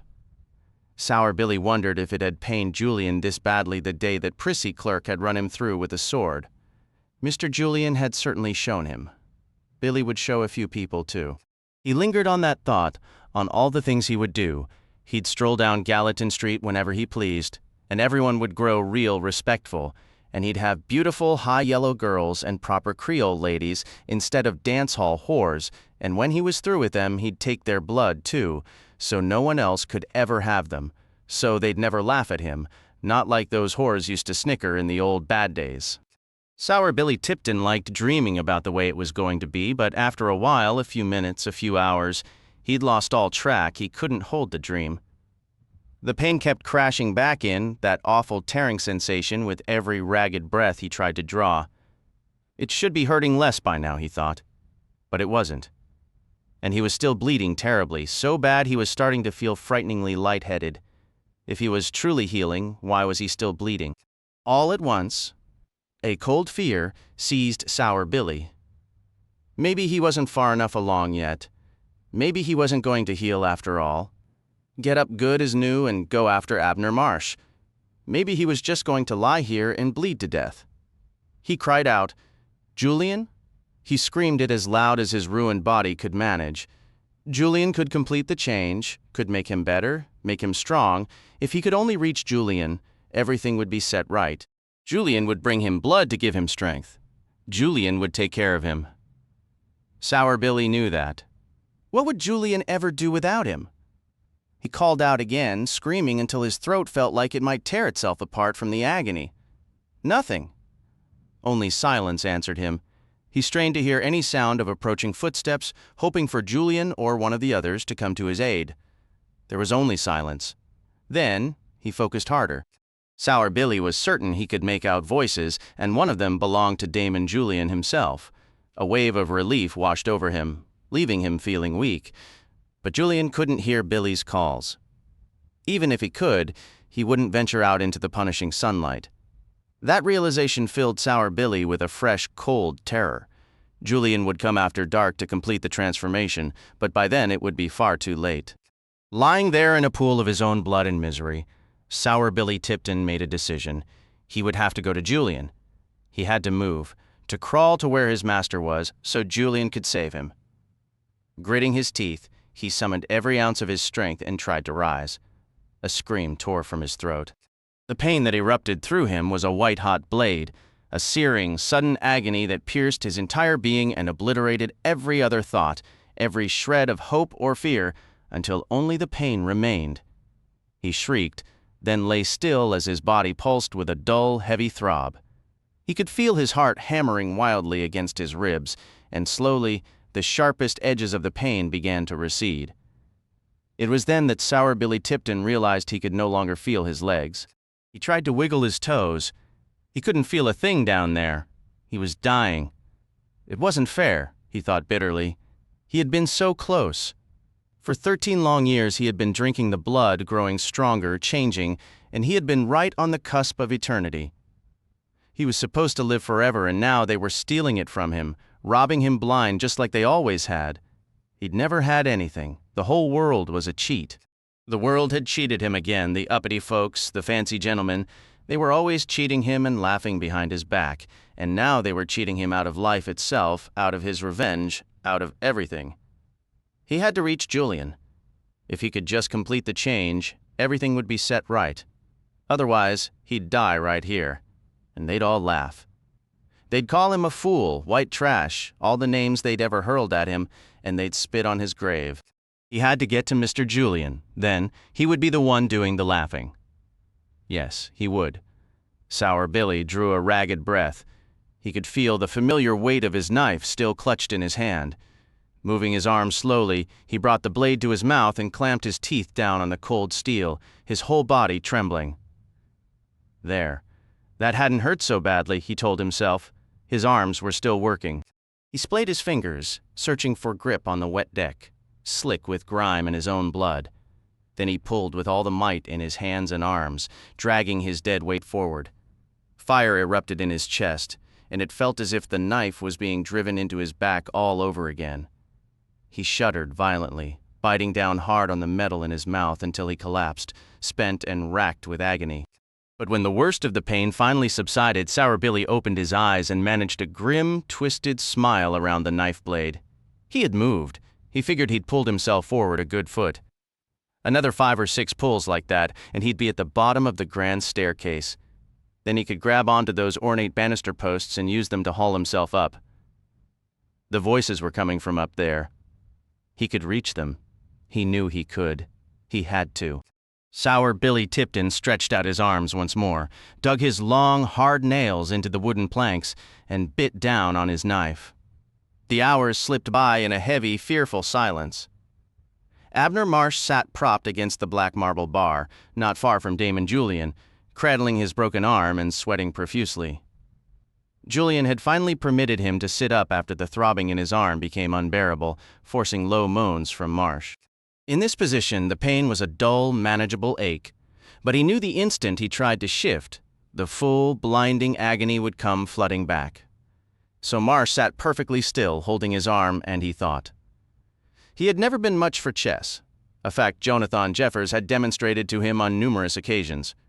Sometimes he'd even forget how the confounding pieces moved from one game to the next.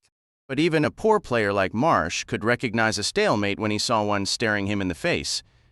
Joshua York sat rigid in his chair, his expression distant and unreadable, every muscle in his body coiled tight. The relentless sun poured over him, draining his vitality as surely as it burned away the morning fog on the river. He remained perfectly still, because of Marsh. Joshua understood that if he lunged forward, Abner Marsh would be dead, his throat torn out long before York could close the distance to Julian. Perhaps he could kill Damon Julian afterward, perhaps not, but either outcome would mean nothing for Marsh. Julian was trapped as well. Killing Marsh would strip away his human shield, freeing Joshua to attack. That fear was plain in Damon Julian now. Abner Marsh recognized the look. Defeat does that to anyone, even to a creature like Julian. Julian had broken Joshua York over and over, using blood to seal each surrender. York had won only a single time, yet that was enough. The old certainty had left Julian. Fear squirmed inside him like a worm in dead flesh. Marsh felt useless and weak. His arm throbbed fiercely, and there was nothing he could do. Whenever his gaze drifted from York and Julian, it returned to the shotgun lying on the floor. Too far, he told himself. Much too far. Slumping against the bar had only put more distance between him and the weapon, at least 7 feet. It was hopeless. Even at his best, Marsh knew he couldn't make it.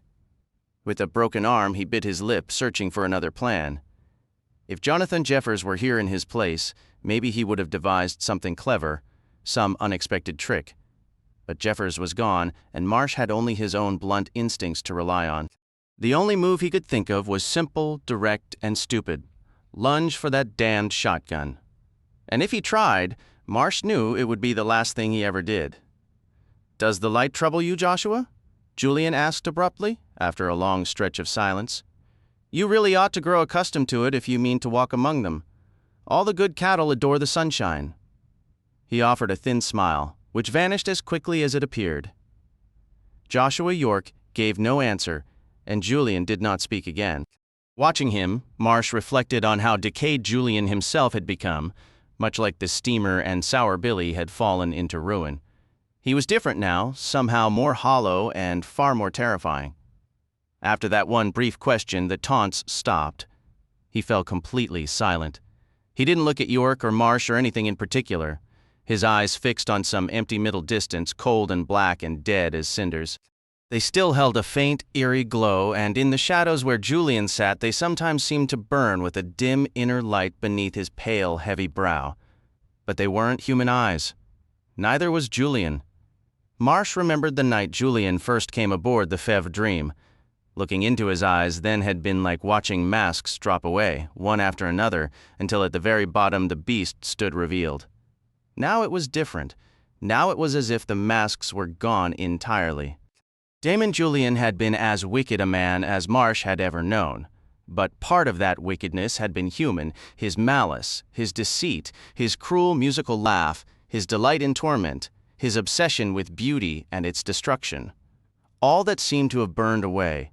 Now only the beast remained, hunched in the shadows with feral eyes, cornered and fearful, operating on pure instinct. Julian no longer mocked Joshua or philosophized about good and evil or filled Marsh with soft, rotten promises.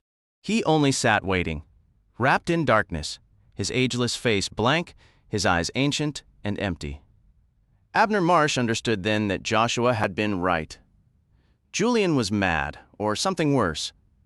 Julian was a ghost now, and the thing wearing his skin was nearly mindless.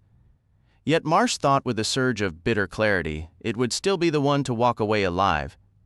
Damon Julian might perish just as every other mask had perished across the long centuries. Yet the beast would endure. Julian dreamed of darkness and slumber, but the beast was eternal. It was cunning, patient, and immensely strong.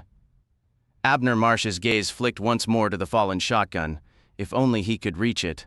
If only he possessed the speed and strength of 40 years past. If only Joshua could hold the creature's focus a moment longer. But it was hopeless. The beast refused to meet Joshua's eyes. Marsh was neither swift nor powerful. His arm was shattered and screaming with pain. He could never heave himself up and grab the weapon in time. To make matters worse, the barrel was aimed in entirely the wrong direction, pointed straight at Joshua. Had it been facing the other way, perhaps the desperate gamble would be worth it. Then it would be a simple matter of lunging, snatching it up, and firing.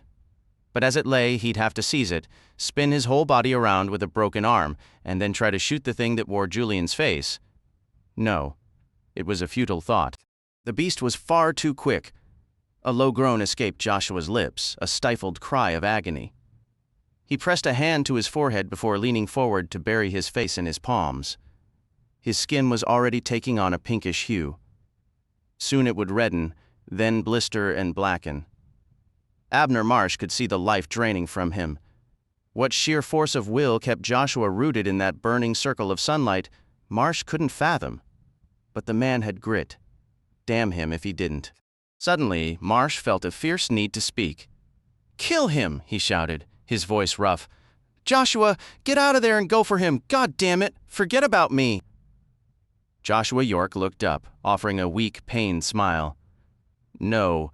Goddamn it all to hell, you stubborn fool. Do as I'm telling you. I'm a worthless old man. My life don't mean a thing. Joshua, listen to me!" Joshua merely shook his head and hid his face once more. The beast was staring at Marsh with a peculiar intensity, as if it could no longer comprehend human speech, as if it had forgotten every word it ever knew. Marsh met its gaze and felt a chill. His arm throbbed, and he fought back the tears gathering behind his eyes. He cursed and swore until his face flushed crimson. It was better than weeping like some helpless soul. Then he called out, "You've been one hell of a partner, Joshua. I won't forget you, not as long as I live." York managed another smile, though even that expression was etched with suffering. Joshua was visibly weakening. The light was going to destroy him, and then Marsh would be utterly alone. They had hours of daylight remaining, but those hours would pass. Night would come. Abner Marsh couldn't halt its arrival any more than he could reach that damned useless shotgun. The sun would set, and darkness would creep over the Fevre Dream, and the beast would smile and rise from its chair. All along the grand saloon, doors would swing open as the others stirred and awoke, all the children of the night, the vampires, the sons and daughters and slaves of the beast. They would emerge from behind broken mirrors and faded oil paintings, silent, with their cold smiles, pale faces, and terrible eyes. Some had been Joshua's friends, one even bore his child, but Marsh knew with a cold, deadly certainty that it wouldn't matter. They belonged to the beast. Joshua had the words, the justice, the dream, but the beast held the power. It would call to the beasts living within all the others, waking their red thirst and bending them to its will. It felt no thirst itself, but it remembered. And when those doors began to open, Abner Marsh would die. Damon Julian had spoken of sparing him, but the beast was not bound by Julian's foolish promises. It understood how dangerous Marsh truly was. Ugly or not, Marsh would feed them tonight. And Joshua would die as well, or worse, become one of them. His child would grow into another beast, and the killing would continue without end, the red thirst flowing down the centuries unquenched, the fever dreams festering into sickness and decay. How could it end any other way? The beast was greater than they were, a relentless force of nature. The creature was as timeless as the river itself, a force without hesitation, reflection, or ambition. While Joshua York might defeat Damon Julian in a contest of wills, beneath Julian's fall waited that primal entity, relentless, enduring, and potent. Joshua had subdued his own inner monster, shackling it to his intellect, leaving only his human frailty to confront the untamed beast within Julian. That humanity alone could never be sufficient for victory. Abner Marsh scowled, a persistent, elusive thought gnawing at the edge of his mind. He tried to grasp it, but it slipped away like water through his fingers. The throbbing in his arm was a constant distraction, and he found himself craving a swallow of Joshua's foul-tasting concoction. The stuff was vile, but Joshua had mentioned it contained laudanum, which would dull the pain, and the alcohol certainly wouldn't hurt either. The light streaming through the shattered skylight had shifted its angle. Afternoon was deepening into evening. They had only a few hours left before the doors would begin to open. Marsh's gaze flickered between Julian and the useless shotgun. He squeezed his wounded arm, a futile attempt to stifle the ache. What was he trying to remember? It wasn't just about the drink for the pain, it was about the beast, and why Joshua could never overcome it. Then Abner Marsh's eyes narrowed as he looked at Joshua. He had beaten him once, beast or no beast. So why couldn't he do it again? Marsh rocked back and forth, clutching his arm, willing the pain to recede so he could think. The answer arrived with the slow, sure certainty he was known for. He might be deliberate, but Abner Marsh never forgot. The drink. He pictured it clearly, pouring the last of the vile liquid down Joshua's throat after he'd collapsed in the sun, the final drop spattering his boot before he hurled the empty bottle into the Mississippi. Joshua had departed hours later, and it had taken him days to return to the Fevre Dream. He'd been running, desperate for his bottles, fleeing the red thirst. Then he found the steamer and the carnage and began tearing at the boards, and Julian appeared. Marsh recalled Joshua's own frantic words. I was screaming at him, screaming incoherently. I wanted vengeance. I wanted to kill him as badly as I have ever wanted to kill anyone. No, Marsh realized, it wasn't merely anger. It was thirst. Joshua had been so enraged he never recognized it, but he was in the grip of the red thirst's first stage. He must have taken his drink immediately after Julian fled, so he never understood why that encounter was different.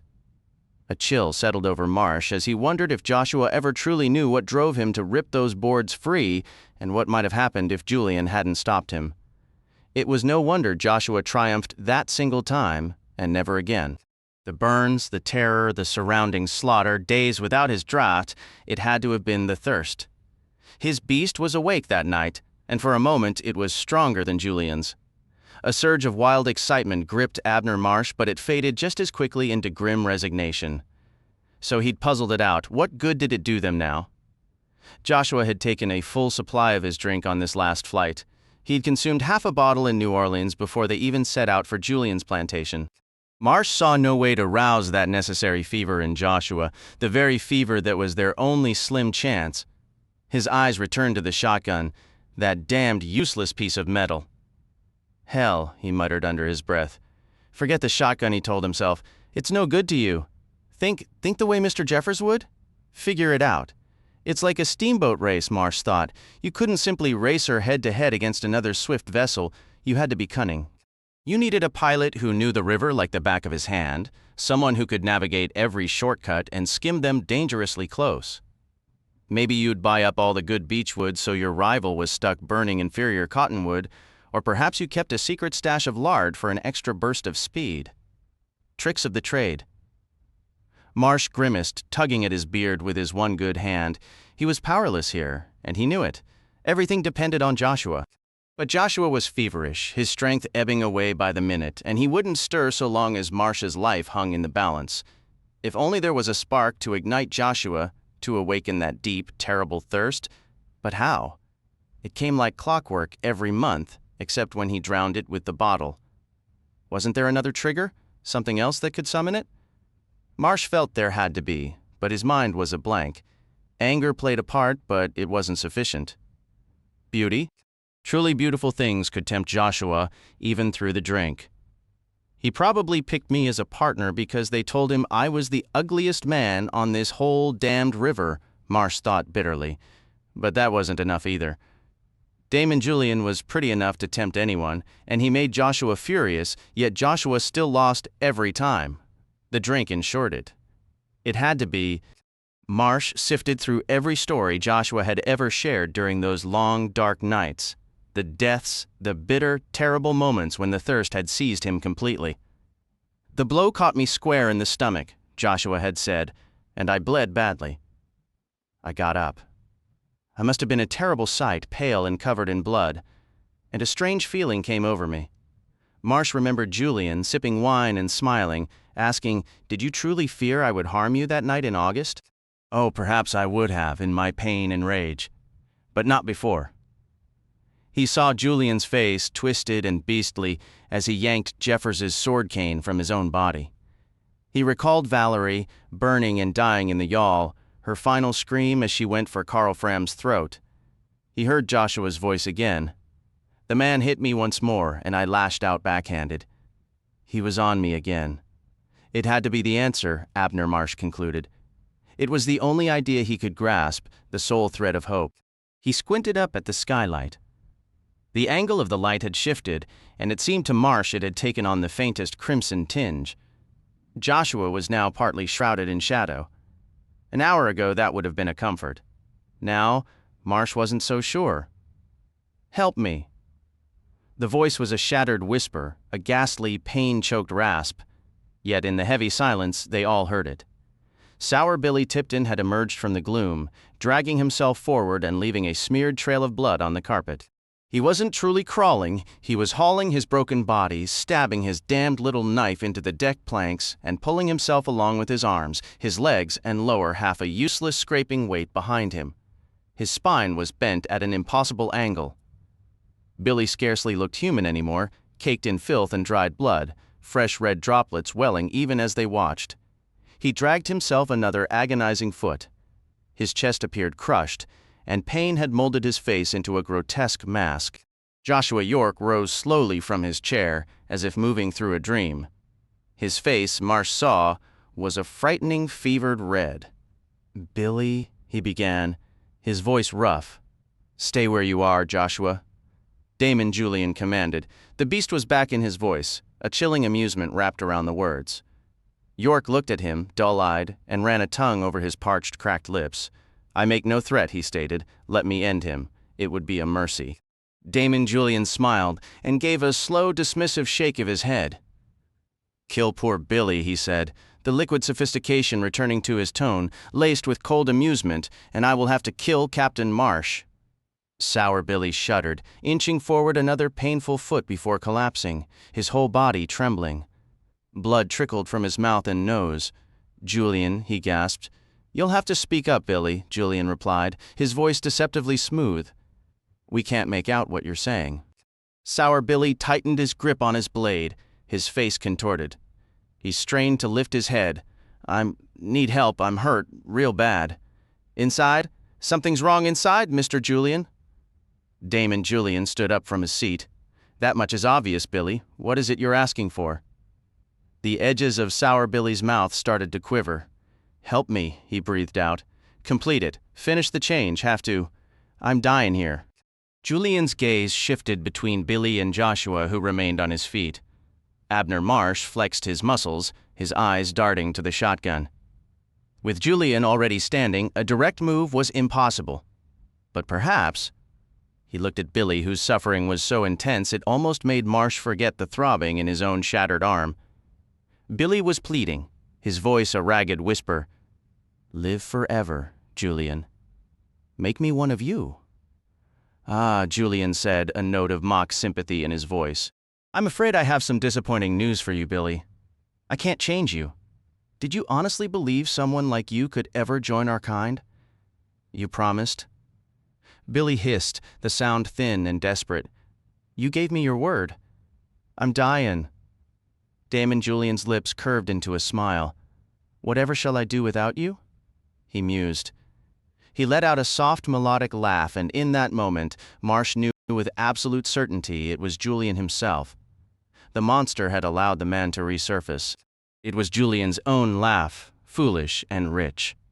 Hearing it, watching the despair twist Sour Billy's features, and seeing Billy's hand tremble as he pulled the knife free from the wooden deck, something in Marsh snapped. To hell with you, Marsh bellowed at Julian, forcing himself upright. Julian turned, a flicker of surprise in his expression. Marsh swallowed a cry of pain and lunged for the shotgun, throwing himself across the room. Julian moved with impossible speed, a blur compared to Marsh's agonized lunge. Marsh landed hard on the weapon, a white-hot agony blinding him momentarily, but even as he felt the cold barrel press into his stomach, he felt Julian's icy, pale hands close around his throat. Then, just as suddenly, they were gone, and Damon Julian was shrieking. Abner Marsh rolled over. Julian was stumbling backward, his hands pressed to his face. Sour Billy's knife was buried in his left eye, dark blood seeping between his pallid fingers. Die, damn you, Marsh shouted, yanking the trigger. The blast lifted Julian off his feet. The recoil smashed the shotgun back into Marsh's broken arm, and he screamed, the world swimming into blackness for a heartbeat. When the pain receded enough for his vision to clear, he struggled to stand. He managed it, just in time to hear a sickening wet crack, like a heavy branch snapping. Joshua York rose from Billy Tipton's motionless form, his hands stained. There was nothing more to be done for him, York stated quietly. Marsh drew in huge gulping breaths, his heart hammering against his ribs. We did it, Joshua, he gasped. We finished the damned. A low laugh cut him off. Marsh turned and stumbled back. Julian was smiling. He wasn't dead. The knife hadn't penetrated deeply enough to reach his brain. He had lost an eye, but not his life. Half blind, yet very much alive, Marsh realized his error too late. He'd aimed for the chest, the fool's target. He should have gone for the head, but he'd taken the simpler shot. Julian's dressing gown hung in bloody ribbons, but he stood firm. I am not so simple to dispatch as poor Billy, he remarked. Blood pooled in his empty socket and trailed down his cheek, already beginning to darken and clot. Nor will you be. He advanced toward Marsh with a terrible, languid certainty. Marsh tried to brace the shotgun with his broken arm while fumbling 2 shells from his pocket.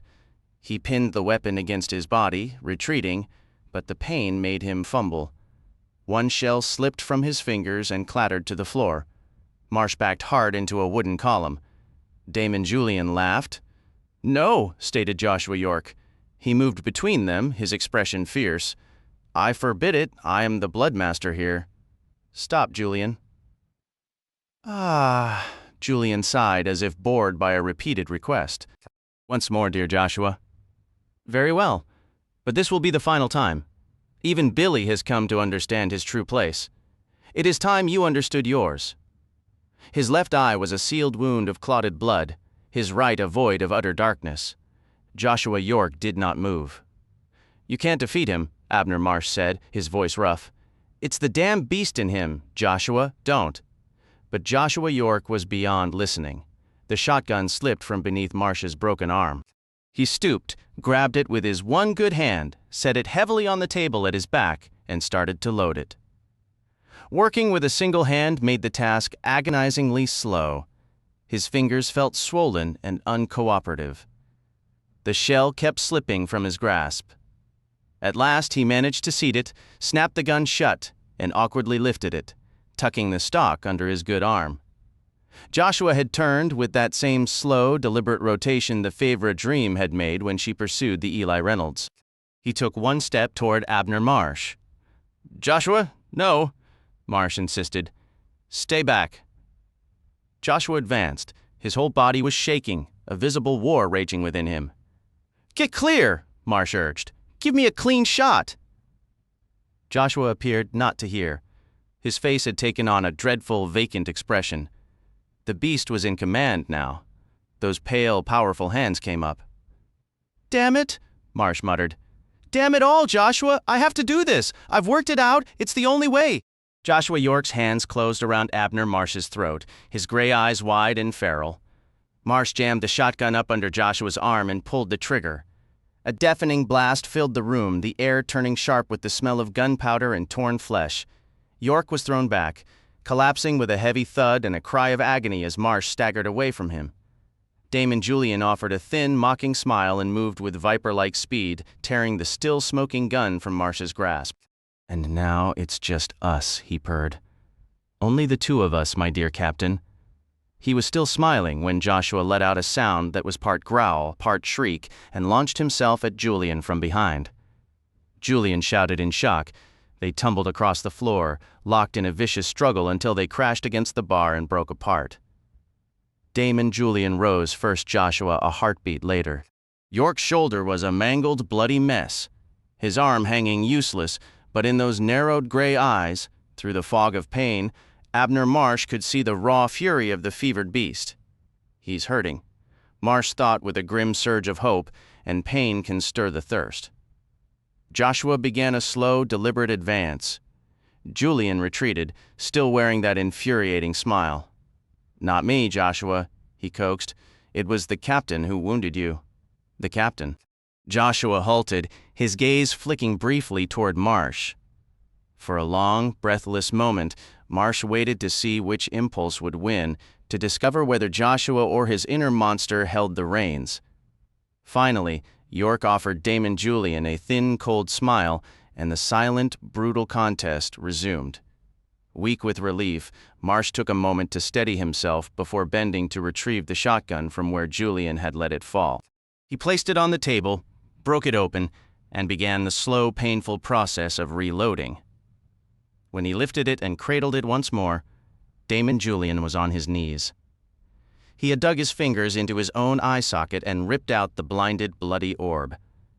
He held it up in a cupped palm as Joshua York leaned toward the grisly offering. Abner Marsh moved quickly, pressing the shotgun's twin barrels against Julian's temple, right into the sleek black hair, and fired both rounds. Joshua looked up, stunned, as if violently pulled from a deep trance. Marsh grunted and dropped the empty gun. "You didn't want that," he told Joshua. "Just hold on. I've got what you need." He moved wearily behind the bar and found the dark, unmarked wine bottles. Marsh selected one and blew the dust from its neck. It was then he glanced up and saw all the open doors, all the pale faces staring in from the night. The gunshots, he realized. The noise brought them out. One-handed, he struggled with the cork, finally resorting to using his teeth to pull it free. Joshua York drifted toward the bar as if sleepwalking. The internal battle still flickered in his eyes. Marsh extended the bottle, and Joshua's hand shot out, seizing Marsh's wrist in an iron grip. Marsh went perfectly still. For an eternity, he didn't know which way it would go, whether Joshua would accept the bottle or rip open the veins in his arm. "We all have to make our own damn choices, Joshua," he said quietly, feeling the strength in those encircling fingers. Joshua York stared at him for what felt like half a lifetime. Then he wrenched the bottle from Marsh's hand, tilted his head back, and drank it down. The dark whiskey poured out, splashing messily down his chin. Marsh grabbed another bottle of the vile liquid, cracked its neck clean off against the marble bar, and lifted it high. "To the damned Fevre Dream!" he shouted. They drank as one. Epilogue. The cemetery is ancient and tangled with weeds, the constant murmur of the river its only company. Perched high on a bluff, it overlooks the endless Mississippi, rolling past as it has for millennia. You can sit there on the cliff's edge, legs swinging free, and lose yourself in the river's quiet beauty. Up here, the water shows 1,000 different moods. Sometimes it shimmers gold, alive with the dance of insects and the swirl of current around a sunken log. At dusk, it turns a deep bronze, then a spreading crimson that might remind you of biblical tales from distant lands. On a clear night, it flows like dark satin, its surface holding a reflection of stars and a wavering, impossibly large moon that seems more beautiful than the real one. The seasons change it, too. Spring floods turn it a churning, muddy brown, climbing the trunks of riverside trees. In fall, a confetti of colored leaves floats gently on its blue surface. Winter hardens it to ice, buried under snow, becoming a blinding white road where no one travels, though beneath that frozen shell, the cold, restless water never stops moving. Eventually, the river shrugs off its icy coat with a sound like thunder, cracking apart in great groaning sheets. You can witness all these changes from the graveyard. From this height, the river looks much as it did 1,000 years past. Even now, the far shore is just a wall of trees and stone. The water is quiet, empty, still. Back then, you might have watched for hours and seen only a lone Native American in a canoe. Today, you'd watch just as long and see only a silent line of sealed barges pushed by a single chugging towboat. But in between those times, the river was alive, crowded with smoke and steam, echoing with whistles and alive with fire. Those steamboats are all gone now. The river is at peace. The dead buried here probably wouldn't care for the quiet. Many of them were rivermen. The graveyard itself is silent. Most plots were filled long ago. Even the grandchildren of those lying here have passed on. Visitors are few, and they come for one simple, unadorned stone. Other graves boast large monuments. One is topped by a statue of a tall man dressed as a pilot, holding a wheel and staring toward the horizon. Several tombstones tell vivid tales of life and death on the water, boiler explosions, war, drownings. But the visitors pass these by. The grave they seek is modest. The stone has endured a century of weather but remains legible. A name, some dates, and 2 lines of verse. Captain Marsh, 1805 to 1873. So we'll go no more a-roving so late into the night. Above the name, carved with exquisite skill and patience, is a small raised decoration. It shows 2 great side-wheelers in a furious race. Time is worn at the stone, but you can still see the smoke billowing from their chimneys and almost feel their speed. If you lean in close and trace the carving with your fingers, you can make out their names. The boat behind is the Eclipse, legendary in her time. The one pulling ahead is a mystery to most historians. She appears to be named the Fevre Dream.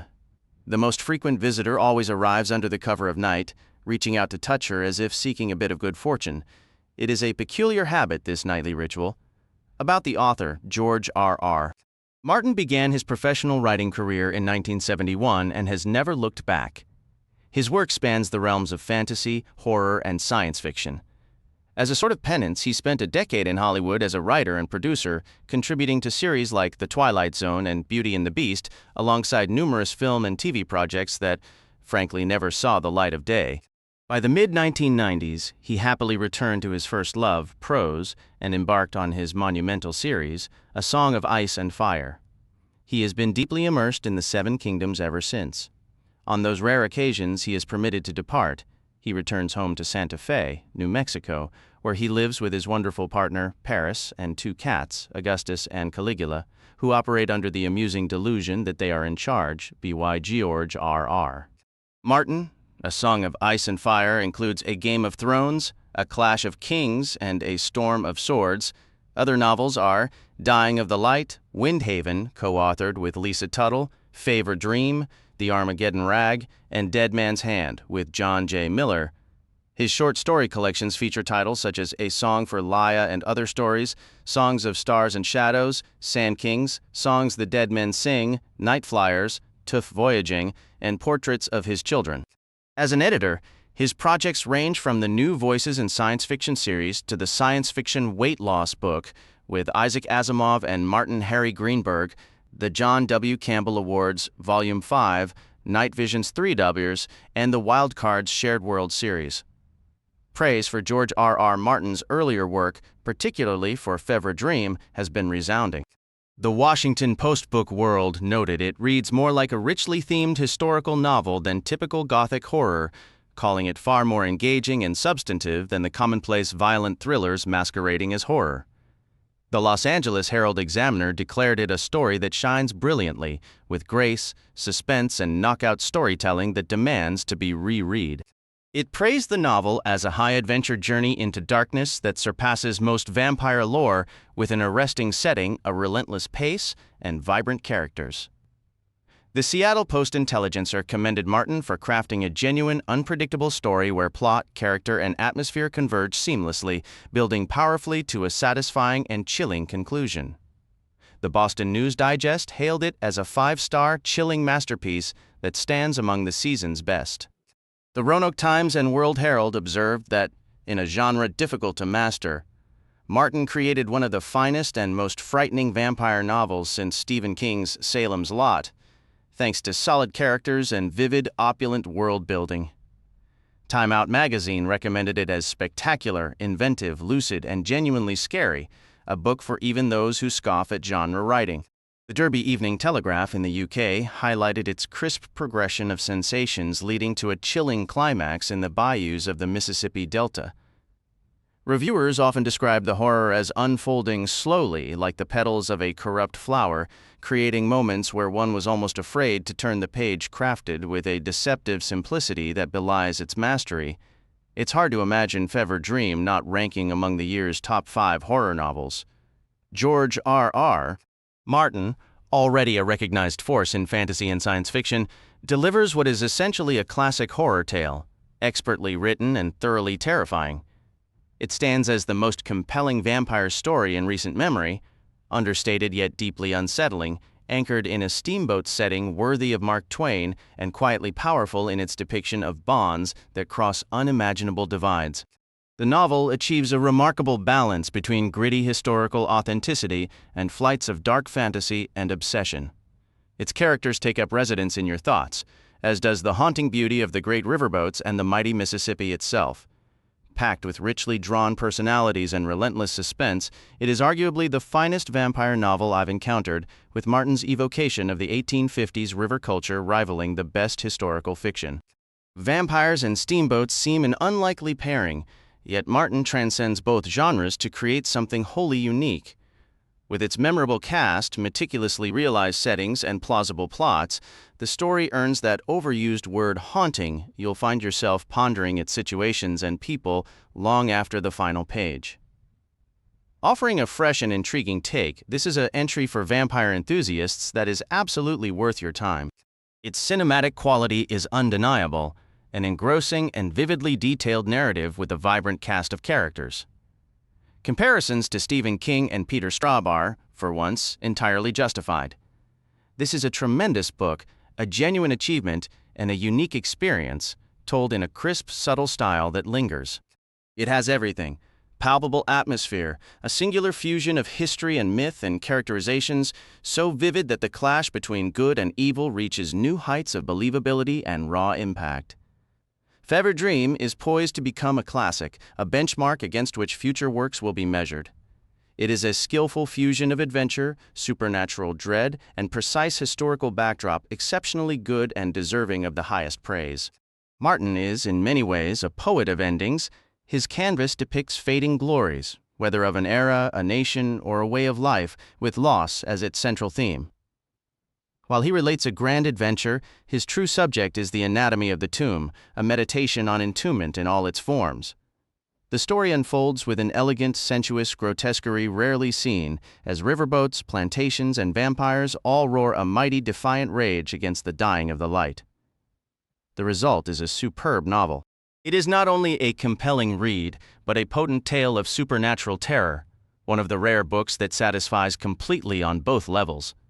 Frightening, moving, and beautiful, with utterly believable characters, human and otherwise, it can stand with the best horror of its generation. This novel firmly establishes Martin as one of the most impressive voices in the field. It will captivate fans of both Stephen King and Mark Twain, darkly romantic, alternately chilling and rousing, consistently moody and unforgettable. Martin's novel is a resounding triumph. What a spectacular concept. A thrilling descent down a river of pure dread, where a subtle, creeping sense of danger builds relentlessly to an almost unbearable climax. Combine that with a startling new take on the vampire mythos, generous helpings of historical intrigue, and the result is a truly exceptional horror novel. Dang of the Light. It's the Wild West transplanted to the stars, featuring a relentless pursuit guaranteed to keep you up past your bedtime. This is polished, top-tier science fiction. The interstellar setting is masterfully crafted. Martin possesses a rare gift for captivating an audience, positioning himself as one of the most promising literary voices of the coming years. This is the sort of visionary creativity that defines the very best of the genre, a poignant and powerfully resonant narrative. Werlorn and its inhabitants possess a haunting quality, lingering in the reader's memory long after the book is closed. George R.R. Martin writes with a poet's grace and thinks with a strategist's precision. It is a rare feat to encounter genuinely alien societies that feel both utterly believable and fully realized. This novel presents several, then pits them against each other in conflicts that reveal the deepest strengths and frailties of the human characters who give this story its pulse, its breath, and its heart. A magnificent, richly woven tapestry. The sense of wonder and the strange beauty persist, echoing well beyond the final line. Every story from George R.R. Martin is a finely cut jewel, crafted with passion and polished with immense skill, each one reflecting a different facet of the human experience, its moods expertly shaded and illuminated by a true master of the craft. Windhaven with Lisa Tuttle. The momentum never falters, moving seamlessly from scenes of nail-biting tension to passages of sheer lyrical beauty and exhilaration. Martin and Tuttle collaborate with the seamless harmony of a professional duet. Decades after its initial publication, this novel's power remains undiminished, proving its timeless appeal. Windhaven is a soaring feat of imagination, a superbly told tale, a completely satisfying reading experience crafted by two authors renowned for their excellence. I fully intended to get a full night's sleep, but Windhaven had other plans. I simply had to finish it in one sitting. Narrated with the clear, compelling voice of a born storyteller, it is wonderfully moving. They have forged a mythic realm and populated it with indelible characters. This is a book for every adult and child who has ever dreamed of soaring on their own wings, and for all who understand that dreams can hold as much truth as reality. A genuinely marvelous book. It's a grand romance. It's brilliant science fantasy. It's utterly beautiful. A poignant and powerful novel. It guides the reader through an enthralling civilization and the life of a remarkably brave and unforgettable woman. This book is destined to be a major contender for awards, and rightly so, and for A Song of Ice and Fire, A Game of Thrones, echoing the grandeur of T.H. White's The Once and Future King, this is an utterly absorbing blend of mythic scope, sweeping history, and deeply personal drama. George R.R. Martin consistently meets the highest expectations, and he delivers yet again. A Game of Thrones seizes you from the start and refuses to relinquish its grip. It is a masterpiece. What a magnificent story and an incredible fantastical history. I was utterly captivated. Martin marks a triumphant resurgence in epic fantasy. His awards cabinet is already overflowing with top honors including Hugos, Nebulous, Locus Awards, and a Bram Stoker. He'll likely need to install extra shelving. A monumental, richly layered saga, boasting superb characters and a meticulously woven plot, all set against a backdrop of remarkable depth and texture. The sharp, multifaceted humanity of the characters and the utterly convincing weight of their world work a kind of magic solidifying George R.R. Martin's place as a modern master of fantasy literature. Martin's debut in epic fantasy soared far beyond the usual genre conventions, earning praise from Locus for its exceptional quality. Marion Zimmer Bradley celebrated it as perhaps the finest in epic fantasy, noting its compelling realism and readability. The Denver Post hailed it as the defining fantasy of the decade, a story that grips you and refuses to let go. Raymond E. Feist commended George R.R. Martin as one of science fiction's finest, declaring this book among his very best. The Chicago Sun-Times envisioned a grand feast, a vividly realized and romantic yet grounded world, expressing hope that the coming volumes would sustain this wonderful banquet. Impatience for the next installment was palpable in the Science Fiction Chronicle, which predicted it would be the major fantasy event of the year. The Albuquerque Journal described a majestic, colorful tapestry of action and character that blurs the pages as you read, deserving a place on any reader's wall. Catherine Kerr recognized a new master craftsman in heroic fantasy, while Janny Wirtz applauded the rich tapestry. Iron within the silk, grandeur within wonder, and characters torn by deep love and loyalty in one of fantasy's most imaginative worlds.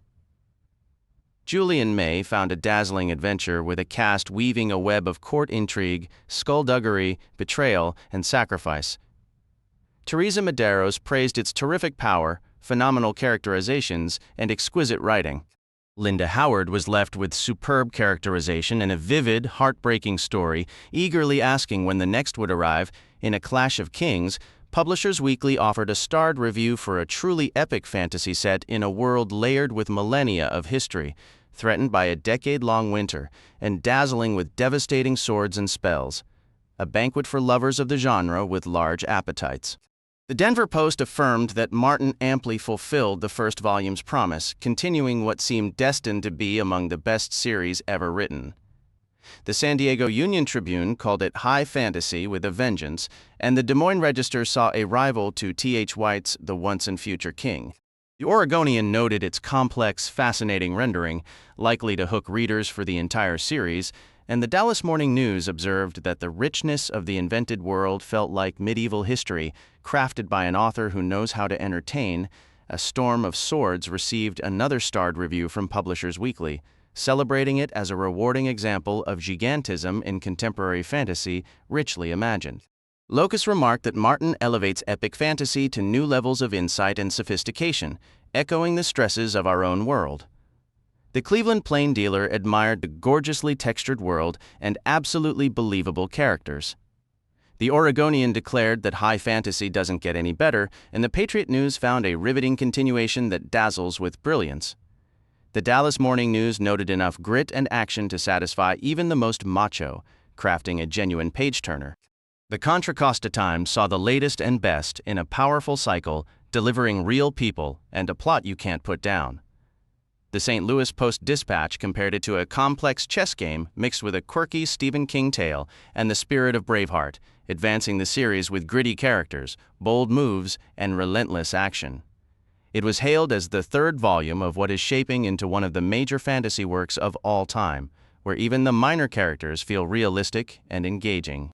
This year's standout fantasy event is here, and the series is poised to join the ranks of legends like Cabal, Tolkien, and Edison. Any fantasy enthusiast skipping Martin's work is missing out on the genre's finest offerings. Science Fiction Chronicle. A powerful and stunning achievement, this magnum opus is not to be overlooked. Sci-Fi.com. Also available now is George R. Martin's celebrated reissue, Dying of the Light. A testament to the imagination that defines great science fiction, a deeply moving and compelling story. Galaxy Magazine. Martin crafts an exceptional galactic backdrop, a writer who captivates his audience and stands as one of the most promising novelists of the coming years. Asimov's Science Fiction Magazine. A rich, wondrous tapestry, the sense of wonder and mystery endures long after the final page. A. E. Van Vogt, Dying of the Light is available now.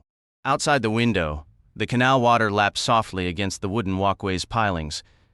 Dirk Tellerian glanced up to see a dark barge gliding silently through the moonlight. A lone figure stood at the stern, leaning on a slender pole. Everything was sharply outlined under Brock's moon, hanging large and brilliant overhead. Beyond it stretched a still, smoky darkness, a fixed veil that obscured the distant stars. The Tempter's Veil, he recalled, a cloud of dust and gas. The beginning arrived long after everything had ended. A whisper jewel. Wrapped in silver foil and dark velvet, just as he had given it to her years ago, he unwrapped it that night in his room overlooking the scum-lined canal where fruit barges traveled their endless routes. The gem was, as he remembered, a deep red teardrop, veined with black. He recalled the Esper cutting it for them back on Avalon. After a long moment, he touched it. Smooth and icy against his fingertip, it whispered inside his mind, stirring memories and promises he had never truly forgotten. He was on Brock for no special reason and never understood how they located him, yet they did, and the jewel was back in his hands. "Gwen," he said softly, just to taste the name again, to feel its familiar warmth. His Jenny, his Guinevere, keeper of forsaken dreams. 7 standard years, he thought, his finger tracing the gem's cold surface. It felt like 7 lifetimes. And it was all over.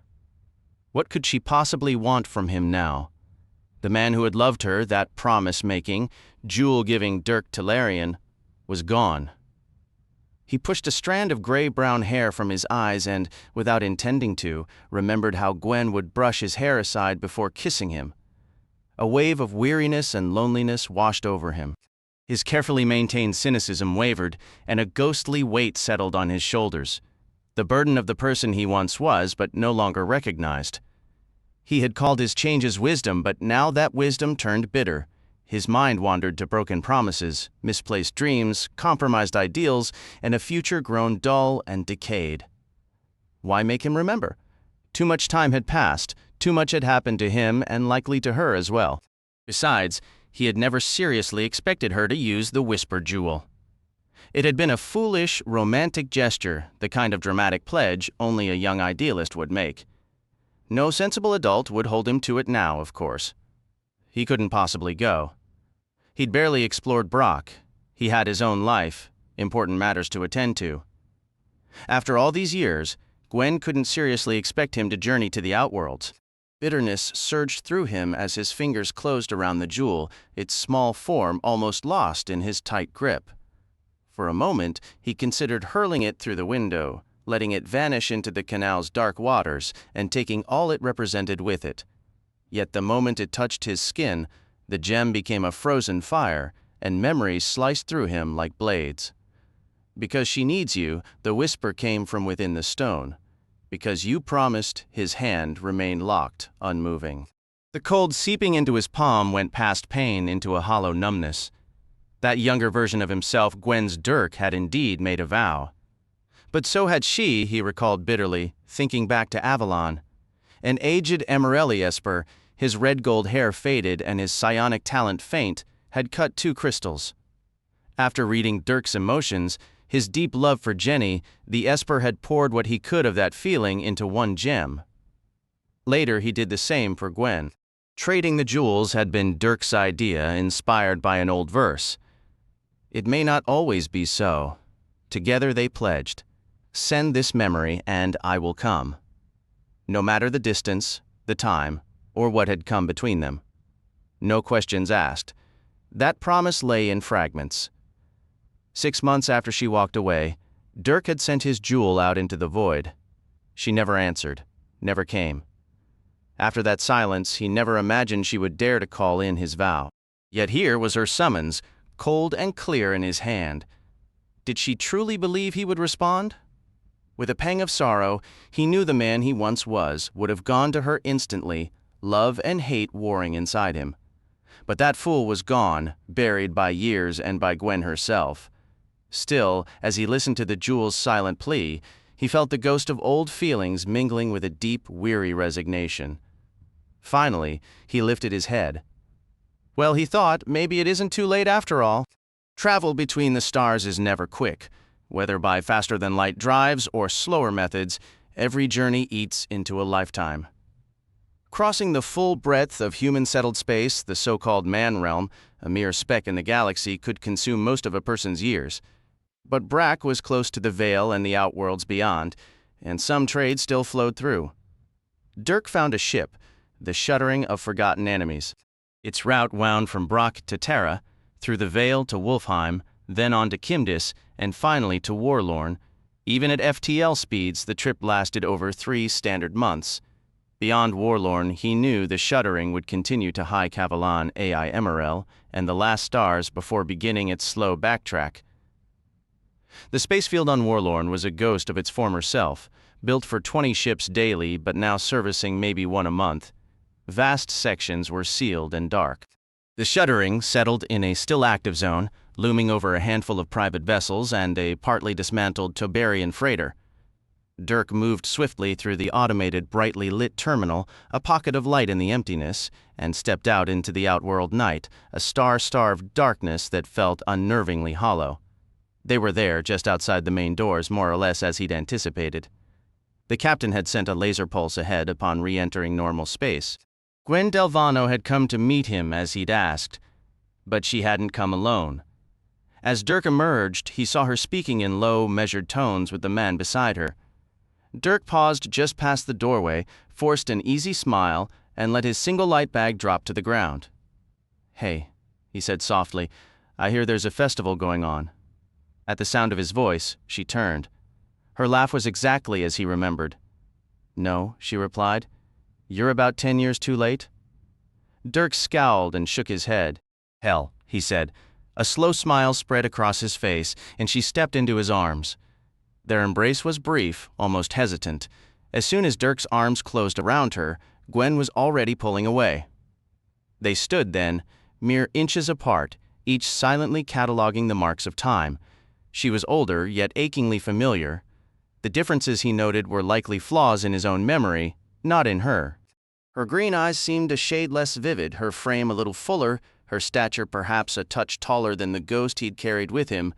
But it was her, the same subtle smile, the same dark hair cascading like spilled ink past her shoulders.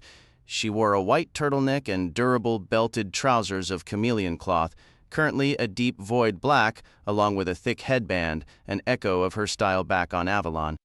A new addition was a heavy silver armlet inlaid with jade, covering much of her left forearm, her sleeve deliberately rolled back to show it off. "You've lost weight, Dirk," she observed. He gave a half shrug, shoving his hands into his jacket pockets. I suppose the years had carved him lean, almost gaunt, and rounded his shoulders from a perpetual slouch. His hair, once more brown than gray, now showed the reverse, hanging in a tangled, curly mess nearly as long as hers. "It's been a while," Gwen said. 7 standard years, he replied with a nod.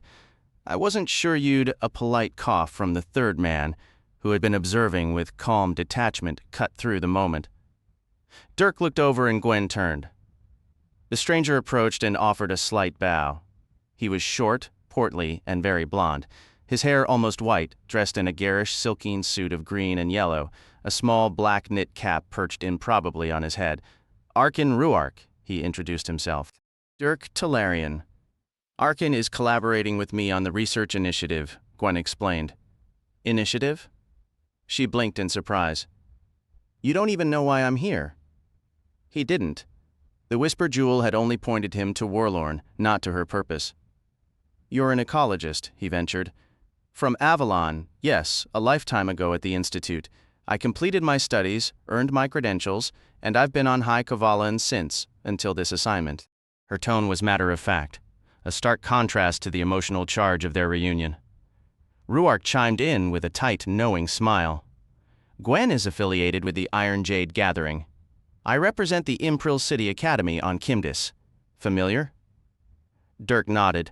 Ruark was a Kimdisi, an academic from one of their outworld universities. Impril and Iron Jade are pursuing similar goals here, researching ecological interactions on Warlorn. It was never properly documented during the festival. The Outworld's not prioritizing such studies, a sadly neglected science, as they say. Gwen and I were acquainted from prior work, so pooling our efforts made practical sense. I see, Dirk said, though his interest in the project was minimal. He kept his eyes on Gwen. You can fill me in on the details later when we talk. I assume we'll be talking. She gave him an unreadable look. Yes, we have much to discuss. He hoisted his travel bag. So where to? I could use a shower and a meal. Gwen and Ruark shared a quick glance. Arkin and I were just discussing that, she said. He can host you.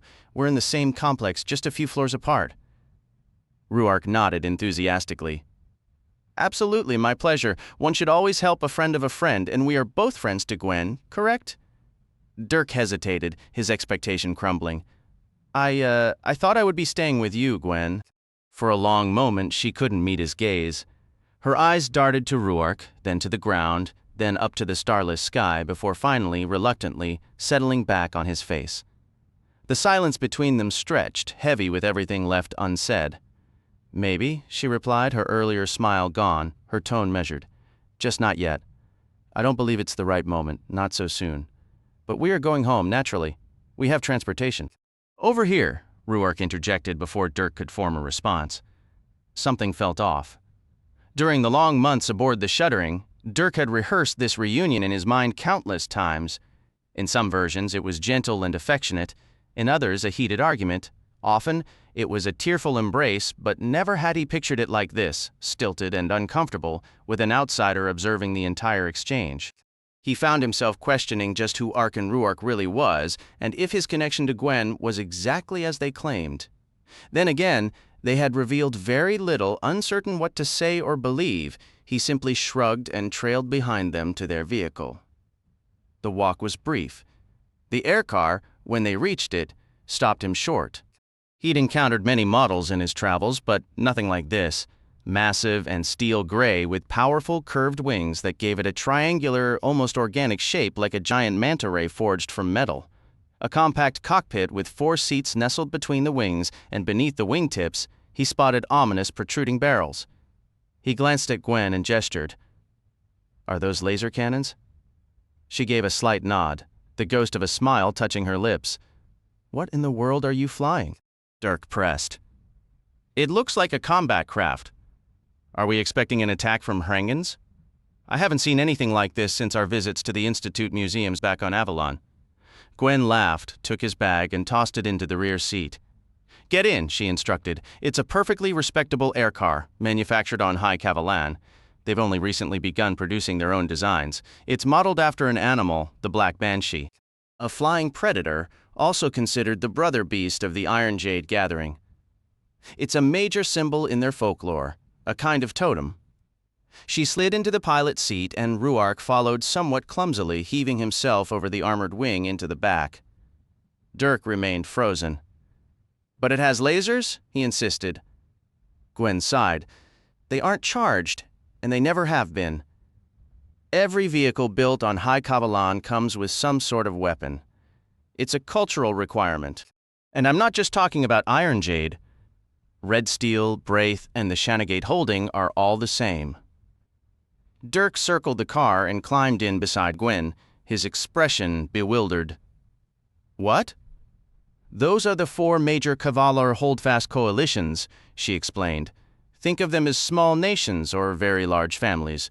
They're a bit of both. But why the weapons? High Cavalan is a violent world, Gwen answered. Ruark let out a sharp laugh. Ah, Gwen, he said. That is completely wrong. Completely. Wrong? She snapped. Yes, Ruark replied. Completely because you are near the truth but only halfway, which is the worst kind of lie. Dirk twisted in his seat to look back at the stocky blond man from Kimdis. What do you mean? High Cavalan was a violent planet, true? But now the truth is the violence is the Kavalars themselves, a hostile people, every one of them often xenophobic, racist, proud and jealous. With their high wars and their dueling codes, yes.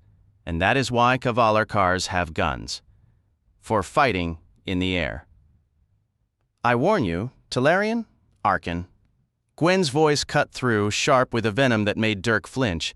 She engaged the gravity grid abruptly, gripped the control stick, and the aircar jerked forward, lifting off with a protesting whine as it climbed swiftly. Below them, the spaceport was a pool of light where the shuddering of forgotten enemies stood among smaller starships, the rest fading into shadow. Beyond lay darkness stretching to an invisible horizon where black land merged with an even blacker sky. Above, only a sparse dusting of stars broke the night. This was the fringe, with the void of intergalactic space overhead and the dim shroud of the Tempter's veil below, a loneliness more profound than Dirk had ever dared to imagine. It was shaping up to be a pretty lousy day for Sandy Blair. Sure, his agent had paid for lunch, but that barely softened the blow of the lecture about his overdue novel. The subway ride back to Brooklyn was a crowded, noisy ordeal that felt endless. The short walk to his brownstone seemed to stretch for miles in the biting cold. By the time he shoved his key in the lock, a cold beer wasn't just a want, it was a necessity. He grabbed one from the refrigerator, popped the cap, and trudged up to his third-floor office to confront the blank pages that were supposed to be a book. Unsurprisingly, the work gremlins had been on strike again. Page 37 was still sitting in his typewriter, untouched. Reliable help was impossible to find these days, he thought, with a grimace. He took a long pull from the bottle, glared at the stagnant words, and let his eyes wander the room for any escape.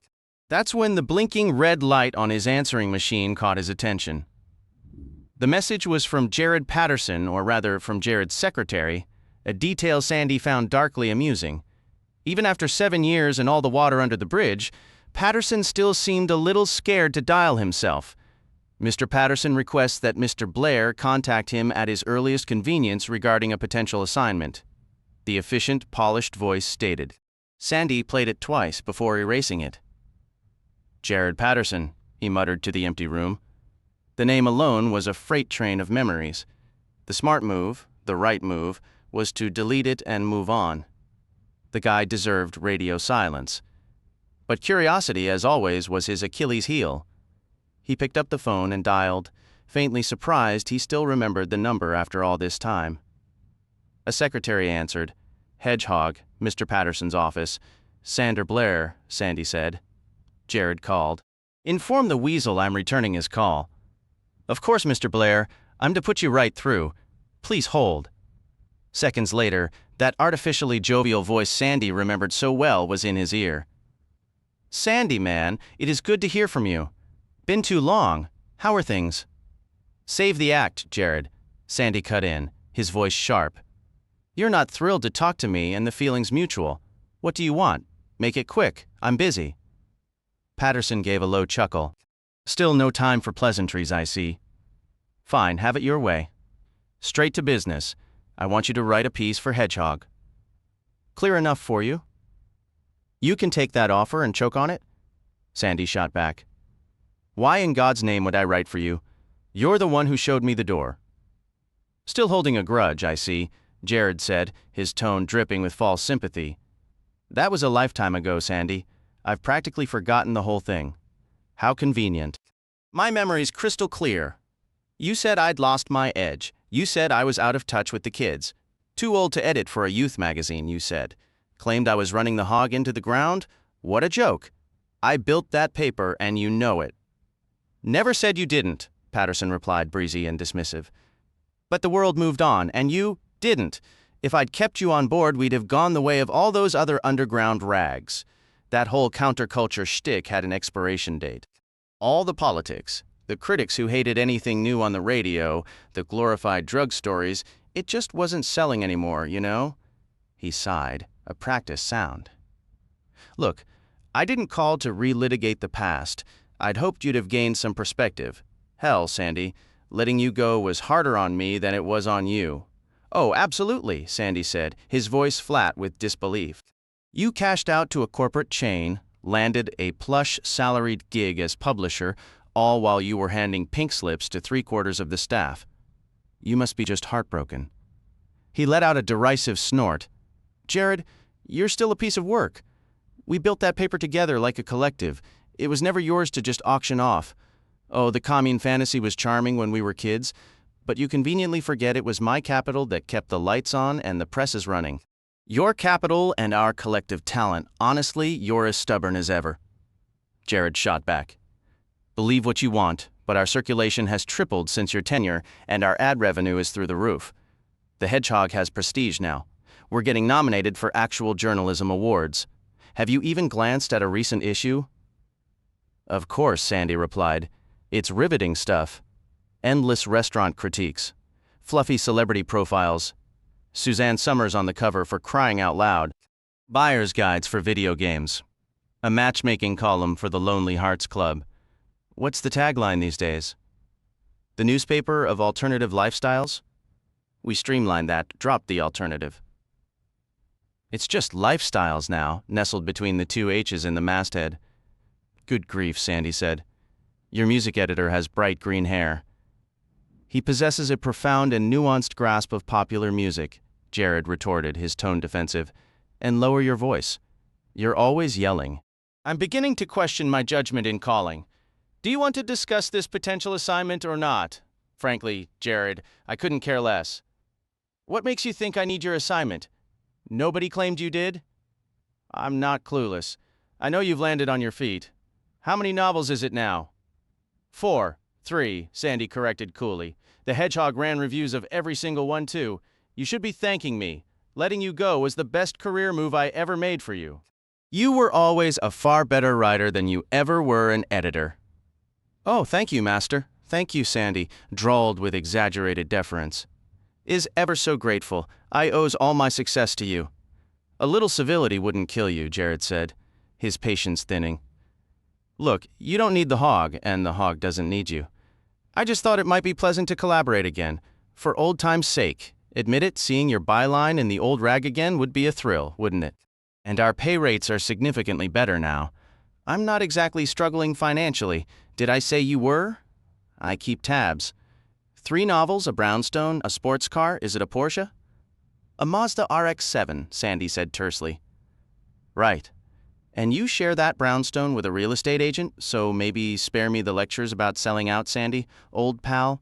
What is it you actually want, Jared? Sandy asked, the barb finding its mark.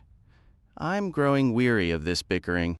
We have a story that's tailor-made for you. We plan to give it major play, and I thought you might find it compelling. It's a murder. What's next, Jared? Trying to rebrand The Hog as True Detective Magazine? Forget it. I don't touch crime stories. Jamie Lynch is the victim. The name stopped Sandy cold, silencing a ready quip. The promoter, the one and only? Sandy leaned back in his chair, took a long pull from his beer, and turned the name over in his mind. Lynch had faded from the headlines years ago, a relic even before Sandy's departure from the paper. But in his prime, he'd been a major force in the rock world. There was a story there, tangled and likely dark. Lynch had always been shrouded in controversy, operating in 2 roles, promoter and manager. He'd engineered some of the era's most massive tours, guaranteeing their success by booking the bands he personally managed and withholding them from competitors. With powerhouse acts like American Taco, the Fevre River Packet Company, and the Nazgul under his control, he was a kingmaker. At least until 1971, when the catastrophe at West Mesa, the Nazgul's implosion, and a series of drug busts sent him into a long, slow decline. So, what happened to him? Sandy finally asked. It's particularly gruesome, Jared said.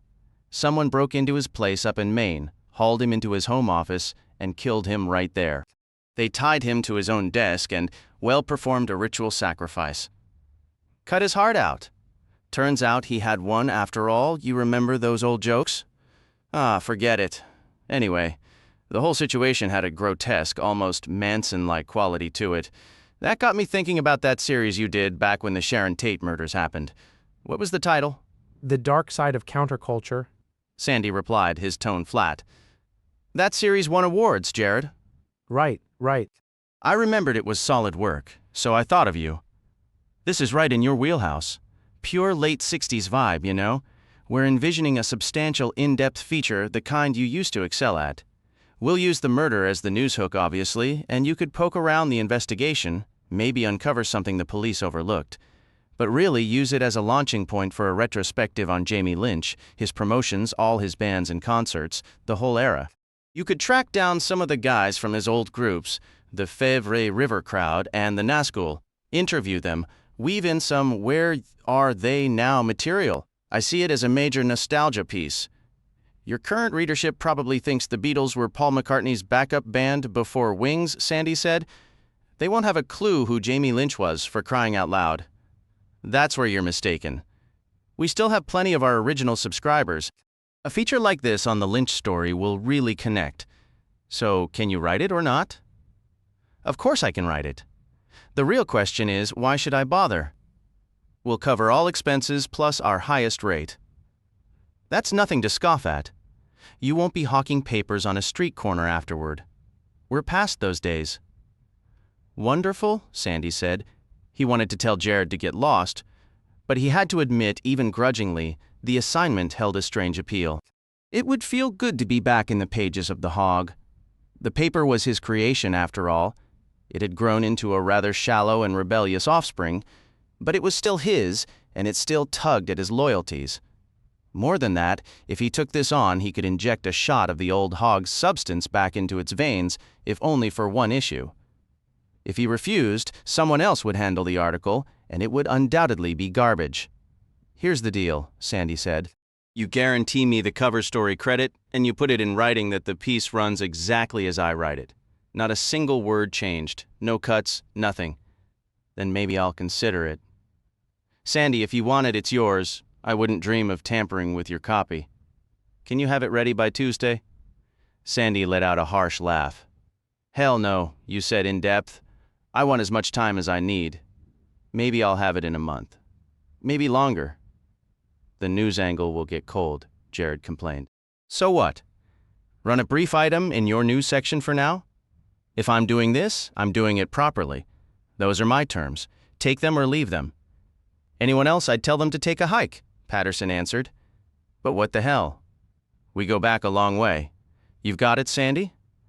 My agent will call to get everything in writing. Hey, come on, Jared said. After everything we've been through, you need it in writing? How many times did I get you out of a jam? How many times did we share a smoke? Plenty, Sandy said. Though if memory serves, they were always my cigarettes. Jared, 7 years ago, you gave me 3 hours' notice and a bus ticket instead of a severance check. So this time, we get a contract. My agent will call. He hung up before Patterson could protest, switched on the answering machine to intercept any callbacks, and leaned back in his chair, hands behind his head, a slightly puzzled smile on his face. He found himself wondering, not for the first time, just what kind of mess he was walking into now. Any similarity to real individuals, whether living or deceased, or to actual events and places, is purely unintentional. All rights are exclusively held by the author. Copyright is held by George R.R. Martin from the year 1982. The cover photograph featuring a porch is copyrighted from 2004 by Joner from Photonica, and the cover image depicting a nude figure is copyrighted from 2004 by Alain Dawson from Getty Images. The Library of Congress has assigned this publication the catalog number 82-7711.